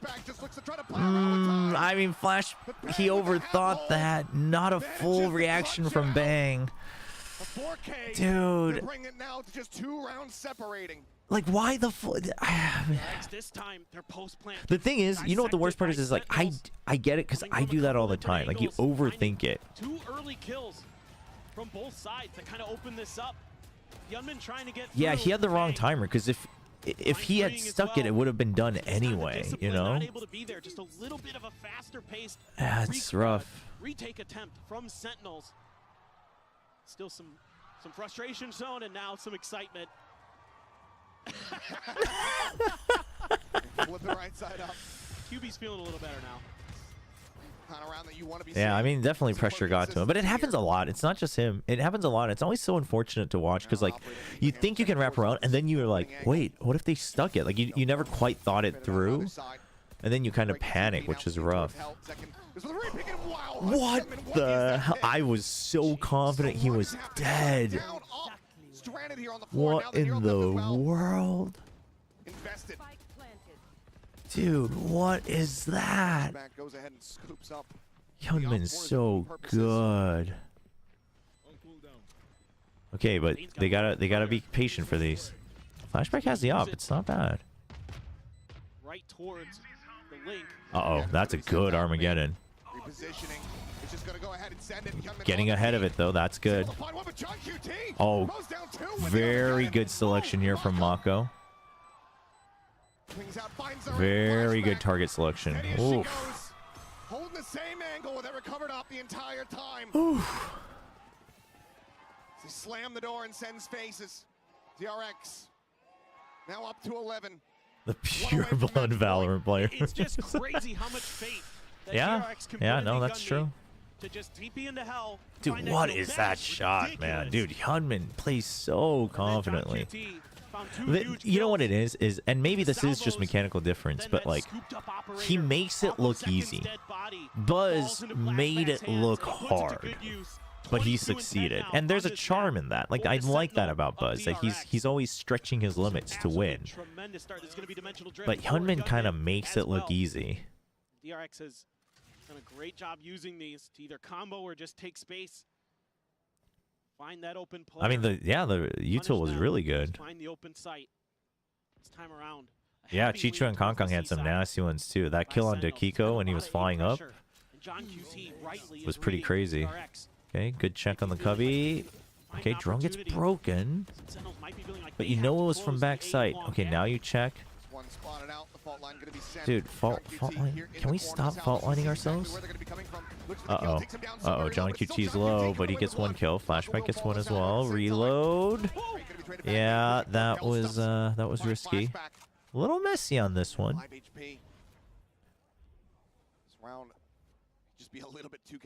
That's good, Tron. It's a good line. But it ain't over yet. Job's not done yet. Still do leave two lingering here towards this seaside. Patience by SEN. 30 and seconds left. Finding that right timing to strike. Bit of a bait. He wants to go out and hunt. Handed here for Hyunmin. Really? Instead of getting the ult point. Crazy. On the peak. Nabo's now going to be sent. They get the Steel Garden out. Wanting every single advantage that they could possibly get here. I mean, oh man. This is rough. Weapon recovered. Zelsa's tucked away. Defuse starting to be held. Push out of the smoke. Bang. Good for the shot. Hyunmin. Time just not on his side. Is able to find one. I mean, he wanted like the timing to just get the kills in succession, but it's rough. Again, it's the timing for Sentinels more than anything. He looks like he's just actually I can kind of see that actually. With flashes to make sure that those salvos were going to get the job done. Flashback might have showed his hand, revealed his hand a little too early there. But it's just to cut off the plant before it can even happen here. Do you like the new UI? I didn't like it at first, but I'm keeping an open mind. I think the ults are probably harder to track for casting, but other than that, I'm okay with it, I guess. Them as best as we can. We have to confuse them, make it a little bit scrappier. Timeout. Some of these moments. And they're doing a great Dude, job they get to just stand here the whole time? That's so close. Dude, they can definitely scream to players, even with white noise. Well, unless the in-house audio is really loud. But then you would hear all the, like, rumble. Sentinels slowly getting comfortable once again. There's a Neptune Class A? That sounds kind of dope. From DRX. See if they can Well, bring this at Champs it got cleared, but I guess here in Bangkok they get to just stay there the whole time. That's crazy, dude. Might still go for some minor investments here. Imagine. And we haven't really seen much in the way of like fakes or that kind of thing from DRX. Well, it's definitely more pressure. It's a cool idea. I just wonder. You know, fast hit, execute, try to just smother It's definitely riskier for integrity. I like the vibe. I like the vibe. It could be pre-approved VIPs. It could be. Or it could just be like, hey, if you want to be in the shot to like welcome players, some of you guys get to be here, but like the moment you scream anything, you're out, you know? Like it could be that agreement. I mean, it's a hero buy round, but it is a bit of a full send, DRX. DRX were attempting here in this round. It just blows up right in their face. They tried to use a flash timing to set up Hyunmin's teleport, but Bang turns it and kills him instead. Finds the second, spamming through his own smoke. He has really stepped up for Yeah, no, Sentinels Bang to put him has right been back looking in this great. match. Now DRX Gonna have to try plan B. Will that actually be the B site? Cage triggered. Flashback just trying to show a little bit of presence at long. I mean, this is a great setup, though. You've got delay in garage, and then you can trade off of it. You've watching B, and then you've got delay here. Like, Sentinels almost shouldn't really take any casualties unless John QT just gets picked off here, but nope, doesn't seem like it. Just try to make the front of the site unassailable here for them. Aftershock similarly on the opposite side. Keeps him at bay, stuns him up, pushes him back. Uh-oh, uh-oh, uh-oh, John. Okay, well, good trade from Zekin. Double swing. Oh, good dash. Good dash from Zekin. Another 3K. 3 players surviving. Sentinels 1 round away from tying us up. Oh, that's true. They probably can't see the other side. Yeah. They probably, it's probably really hard for them to see the overall map. That's true. That's true. I didn't even think about that. Says nope, not today, Hyunmin. And oh, I see some shots coming through that smoke. Let's just see if I can find some freebies. The new minimap update? What in the world is the new minimap update? Really starting to get the wind underneath. All right, DRX, what's the plan here? Zekin's got the blades potentially, but one away from Armageddon. What they want to do is the crowd starting to get into it. They do have Cosmic Divide. It's hard to tell which team has the bigger support, like you said earlier, man. It's pretty evenly divided. The moment that you hear a chant starting okay. one, it gets matched and big out by the other side. Big ping. Oh, Vice Wall though. This wrecked him before, but now they check for it. Hyunmin checks for it. Okay, and you bait it out nice and early. Flashback still has control. You got passive info here. You have options. You don't have to commit to this. They didn't get the orb. Might not have gotten the vision on Hyunmin, but there is a player in would have been spammed out from heaven, or can be spammed out from heaven, so I don't mind that. But getting ready to begin. Salvo's going to be sent. Clone checked, so you know one's close. Do they send Flashback on a timing mission? Because if he is going to go, he's got to go now. No, they're just going to regroup. They're trying to make it look like they're rotating, but there's just no noise elsewhere. Kind of bites onto it, though. Okay. You have to go instantly before it gets cleared out. Huge kill from John, though. I mean, it's rough. You have to rely on freeing, basically, to get free kills. 20 seconds remaining. You might as well save at this point. This is... Continue to bleed out. Members of Flashback comes up with 2. QT able to trade 1 back. What? Down to 5 time? Armageddon. Onto the site where the Armageddon is going to be called in. It cuts off the site. He gets it. Find a tiny sliver. It looks like he has. There's no way. The blast radius, the spike in play. This round not over yet. But they have no idea where Zelsis is. John got to look at no way. He's only got 6 health. There is no freaking way, dude. And now the site is firmly in control of DRX. What? How? The hell? IGL, the captain, asked to be the hero, slowly creeping forward, but paying no credence to the coming pain. My. We'll pick him apart. DRX somehow. Dude, Flashback is 26 and 13, dude. Sentinels knows they're coming.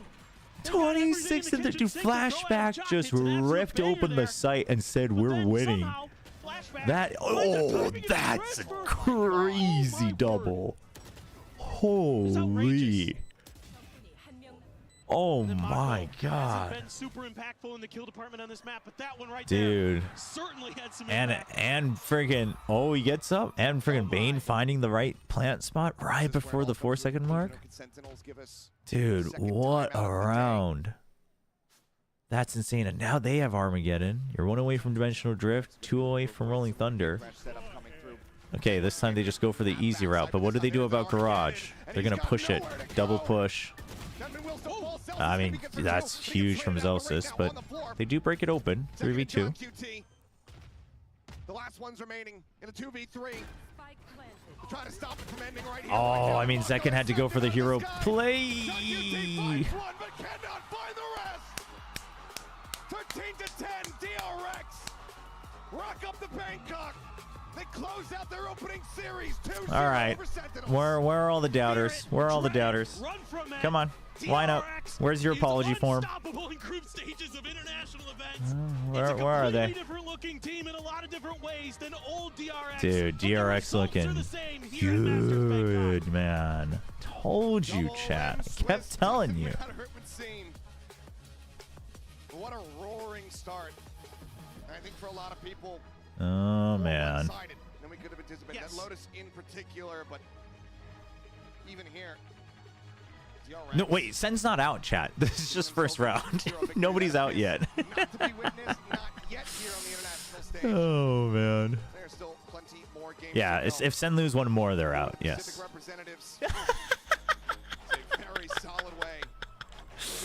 That's so funny. Oh my gosh, what is that poster? Oh my gosh. Stepped up huge. You know, we saw him last year. He's such a cracked aimer. He's such a solid Sentinel player for this DRX squad. And he was a little. Yeah, that was Bane on the poster. But I think a lot of that was just these new players, Freeing and Hyunmin, stepping up so nicely. But here today, I think 26 kills. I mean, the thing is I think what painted that was the high expectations of T1 and then the messiness of T1. And I think that made everyone think that Pacific overall was much lower than you expected. But I mean, yeah, I don't think Sen's bad. I think they had a really slow start on Lotus, right? I think if they had just kind of chilled out and caught up to speed on DRX, maybe they would have won Haven, actually. Like, I think they would have still lost on Lotus, but I mean, I don't think you should be worried if you're a Sen fan. The only reason you should be worried is you only have one more shot, but Sen's like Genji, they do better in the lower bracket. Have really hurt them. 4 in a row to start DRX's attacker side kind of set this pretty far out of reach. Yes, they were able to make adjustments. Yes, they were able to come back as the second half wore on. First half, dude, I mean, Zelsis was doing well. Bang was doing so well on Haven. That DRX was able to establish to just really throw a haymaker at the Sentinels players, which set them off balance, and they were never able to fully get their stuff. back underneath them. 2-0-2-0s, huh? Figure out who their opponent's going to be. That's such a good clip. Oh man, are the 1-0 matches redrawn? It's redrawn. 1-0 match will be redrawn. And I think starting from 1-0 you can play same region, I think. So no one wants to play them the rest of this event. This team is going to be scary no matter what. Look at Freeing so happy. I mean, that's such a big win for Freeing and Hyunmin too. We'll get ready to send it down. His first tournament here in Tier 1 now. His first interview. We'll send it down for the Prize and Post-match interview with Freeing. Freeing did so well. สวัสดีครับโหมาอีกแล้วนะครับตอนนี้เราก็มาอยู่กับผู้เล่นที่ทุกคนน่าจะรู้จักครับ Ladies and gentlemen, please give a round of applause for Freeing! Woo! First of all, congratulations. Your performance was top-notch. สำหรับตอนนี้เนี่ยผมเชื่อว่าหลายๆคนน่าจะมีหลายคำถามมากๆครับสำหรับคำถามแรกนะครับผม I think this is the year where China Korea dominance will start.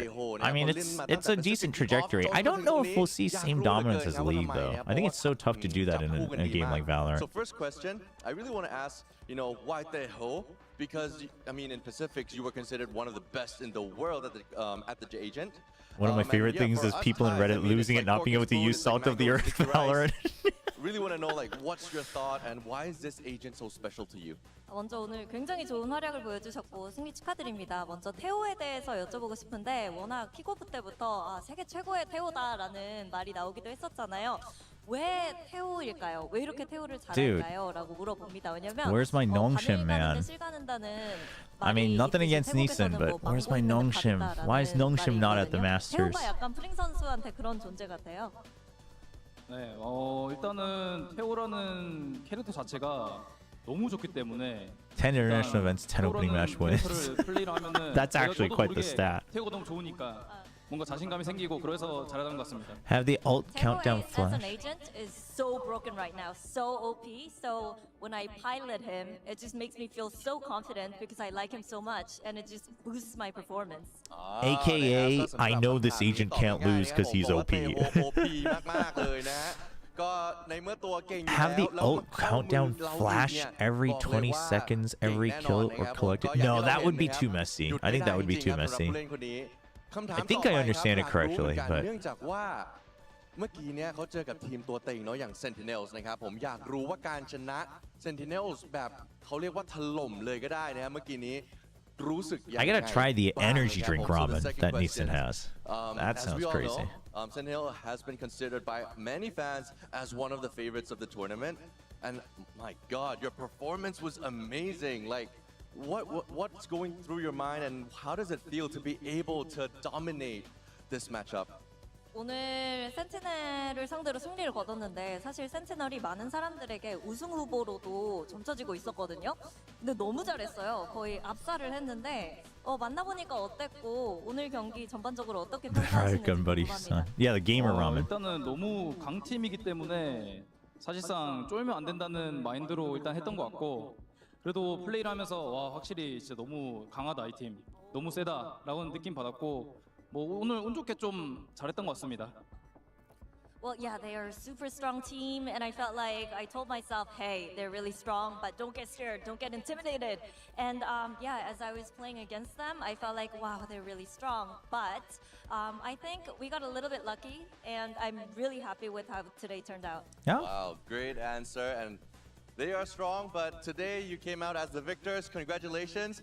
สำหรับนะครับผมเมื่อกี้คำตอบของเขานะครับบอกว่า Sentinels Jake Sin, where's Jake Sin? Get this person a riot gun buddy. Oh man, they called us noob chat. I don't even have the riot gun buddy. Why do people care so much about the riot gun buddy? ค่อนข้างที่จะมีสติกันเลยทีเดียวสำหรับแมตช์อัพนี้นั่นเองนะครับผมบอกเลยว่าสุดยอดจริงๆแต่อย่างไรก็ตามวันนี้นะครับผมก็น่าจะจบเพียงเท่านี้นะครับสำหรับ Masters Bangkok ในวันแรกของเรายังมีอีกตั้ง8วันนะครับเพราะฉะนั้นทุกคนใครที่อยากติดตามก็ติดตามได้ I mean, it's kind of cool. Like the Riot Fist logo looks kind of nice as a gun buddy, but you know. Unfortunately, that will be the end of today. But tomorrow we do have very, very exciting matchups coming up. So please do not miss out. Stick with us, and I'll see you again tomorrow. 고군카. Thank you. Freeing's so funny. Very wholesome. Oh, Hyunmin! I'm so honored to introduce you guys to Hyunmin here on our desk. Congratulations, big time on that win. Now we also heard a little bit from you in the proud Korean American. You're pretty excited, you know, to face Sentinels. They're really, you know, kind of a scary opponent though. So what are your feelings after facing them and now beating them? They're really strong team and they have a lot of fans as well. So I was excited to play against them. There are a lot of fans. I'm just glad that we was able to win. I think some of those fans might be your fans now. After seeing you guys, yeah. Was the experience how you expected it? Because obviously at the beginning That's a good question. of the year, you like joined I like DRX, that question. You started playing in Pacific, and now you're in the big stage. Yeah. Oh, I'm covering him? I was a little bit nervous for today. How was the experience being there? I wouldn't say I was nervous. I was just rather excited to play, and I was even more excited to play against Sentinels. I don't when blame things you. were tough? Yeah. It was barely tough though, I felt like, especially after map 1. But I have to ask you, what we were really excited about was not expecting you to play that Yoru. That was super nice to see. Your coach kind of mentioned about, you know, you guys were watching like what NA were doing, what EMEA were doing. Yeah, I just think it's too much information, Goldspike. And was there any other players from the other regions? Also, it's like something flashing regularly is I think it was a rather lot. like a group idea that Yoru is kind of a good agent right now. So yeah, we tried him out and it was good. So I think we just started using it. Which players were you kind of you know, we were from EMEA, so we have a lot of good Yoru players. Did you watch anyone else? I wouldn't say I watched someone specific, but a lot of players like Turkey or like Jogmo, those types of players. Yeah. Basically the best players. We have this entirely covered. The ones we would have watched as well, I felt like they were the good choices, the fun ones. I mean, absolutely, Dirk and Jogmo for sure. What was it like playing on stage? I haven't really played Yoru that much, but I think it's like a much rather like different than other duelists that have like a lot of like entry patterns and stuff. So I Dude, the think it's really DRX necklace is kind of nice. Who other teams do you think that now that you've won your first match, would you like to find in that second part before you make it to playoffs? Do you want to face your only choice right now is EDG. Or whomever you think is going to win tomorrow. I want to face G2. Vitality because they have Vitality. very strong players, and I think gonna be a very fun game to play against. Hyunmin implying. Hyunmin implying. I know T1 won't beat him, so I'm gonna play. You might get a chance because they're gonna be playing tomorrow. Do you mind giving us maybe your predictions for tomorrow's games? Because it's Vitality playing your brothers from Pacific T1, and then G2 playing Trace. Who do you think is winning these two games? I think Vitality is gonna win against T1 and G2 wins against Trace. Wait, okay. So he wants every seed 1 to win their opening match. Yeah. It's not a hot take. I think it's like a really reasonable No, take. I think that's the most reasonable take. I hate to say it, but I do think Vitality is. I wanted to bring up a little bit because before the match we also interviewed John QT, and of course your teammate Freeing only plays Tejo, and John QT kind of very cheekily said, yeah, you know, I respect his Tejo, but I think mine is better. Now you played against John QT. Do you think that he was right in saying that, or maybe your teammate Freeing's actually better on Tejo? I think the two players are really good, but I would have to go with my teammate Freeing. Hyunmin's too nice. He's confident, but he's too nice. But I like it. It's a good balance. I will tell He's you cocky in game, when but I was bot reviewing, and especially on Haven, there were things that I was seeing that I'm like, yeah, but that's Haven. Oh, listen, I think Kakuka is great on the desk, but this was cherry picking, man. And today, like I saw, that was they played Haven once and then they banned the fact it. that you guys changed compositions. You know, do not reveal too much, but can we expect some other changes? Yeah, you guys can look forward to different changes. I very much look forward to after seeing what you guys did today. You know, we see a lot of like players, you know, making their debuts on a stage this big, and I think some players kind of like, I'm gonna come here and win everything, and some players kind of take it a little bit slower. Where do you send G2 in the lower brackets? That would be so funny. It's a very good feeling to win, but I'm just rather here to have fun and play against strong teams. Yeah. Take it day by day. Take it day by day. Soak up the experience. Before we close things up, do you have any more questions? No, honestly, like I'm very happy with your performance. No, Hyunmin's Korean American. He doesn't have to support T1. I stand with my Korean American brother. Yeah, and that is dude, this venue is huge. Congratulations. Once again, thank you, Kakuka, as well, for being here. Thank you to you guys at home for watching. You know, we're gonna be back, cherry picking DRX stats aside, Kakuka does an amazing job on the desk. I really do think so. It's a different venue. It's a different venue. Oh man, chat. Oh boy. Indeed, both of these teams had a bit of a shaky start, but they are here for a reason. EDG still to see if they are the best team in the world, and Team Liquid to prove everybody else. Let's see here. Give me 1 second. Let's turn on some music. Well, that was a good day, chat. That was a good day. DRX with a good win.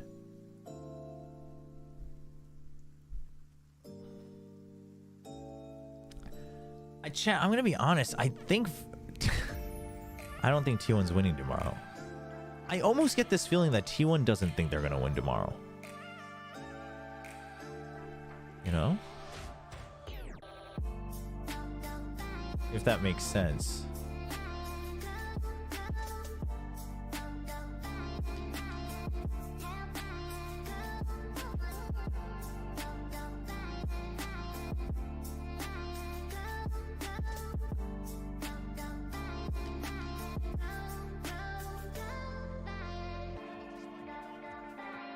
Oh, is the Korean stream interviewing somebody else? I should have checked for that.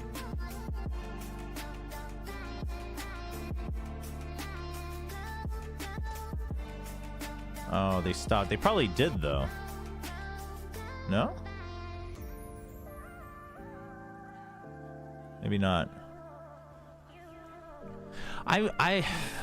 I've been considering applying for one-on-one interviews, but I guess if I do them, actually I can probably do them for the first match too. I just can't stay for the press conference. Yeah, I can, but it's no guarantee. There's no guarantee there.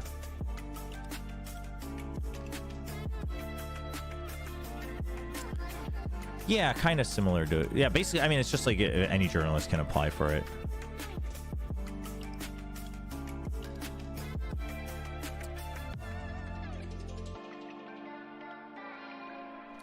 All right, chat. You know what, though? We're going to take this chance because we ended nice and early to hop off. Man, what am I going to do about... I probably won't play PoE1 Event League on release in 5 hours. I'll probably just, you know, play it during the day tomorrow before the matches. We'll see. We'll see. You sent the changes on Discord about the minimap stuff? Oh, the minimap stuff. Okay. Since OGN is back to TV, shift Shojin to be a news content.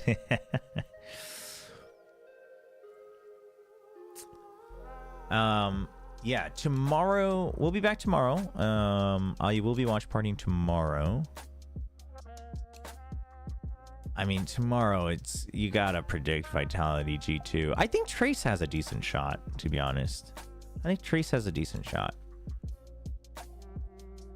But I think you gotta go with Vitality G2. Listen, I would love nothing more than to watch T1 win. The thing is like, T1 Vitality can devolve into a highlight reel. In which case, if that happens, I think it's anybody's game. But we'll see.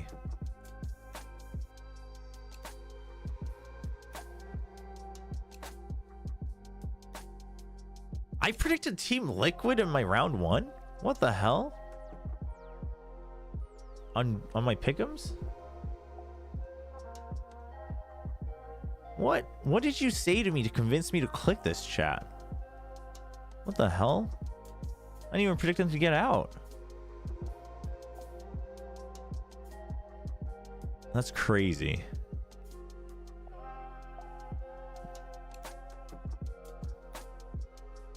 I don't know. What was I on? I don't know. Chat, how did you trick me into doing this? That's crazy. I guess I did have just the first seeds going out. How could you go against your Asian neighbor for glue kit? What? That's not what you said.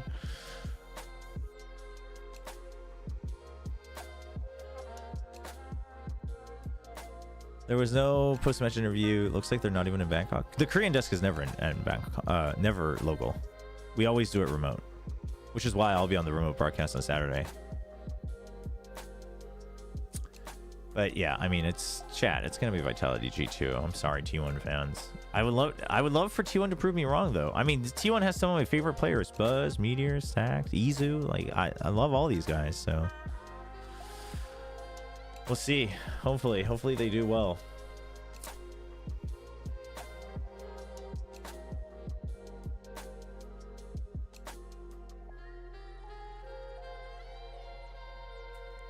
Valor to Asia is streaming the post-match conference. I'll probably do them for the later ones, chat, like the finals weekend.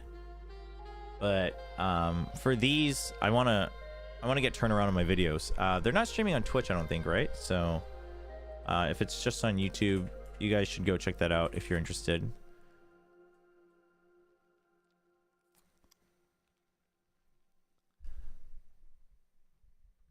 And then we'll go from there. Why don't you play Valorant? Because, well, I do play Valorant. I just don't have time to play it on stream because we're watching matches all the time. All right, chat. I'm gonna hop off. I will see you guys tomorrow, same time, same flow, earlier, because we'll be playing some PoE1, and it will be my first time. So we'll check that out. But thanks for hanging out. Thanks for all the support today. Thanks for the subs. The memberships, all of that, really appreciate it. And I will catch you guys tomorrow. That'll be all. You can. Oh yeah, I gotta learn how to do that. I'll learn how to rate on YouTube. We'll do that in the future. Cool. Thanks for hanging out. I will see you.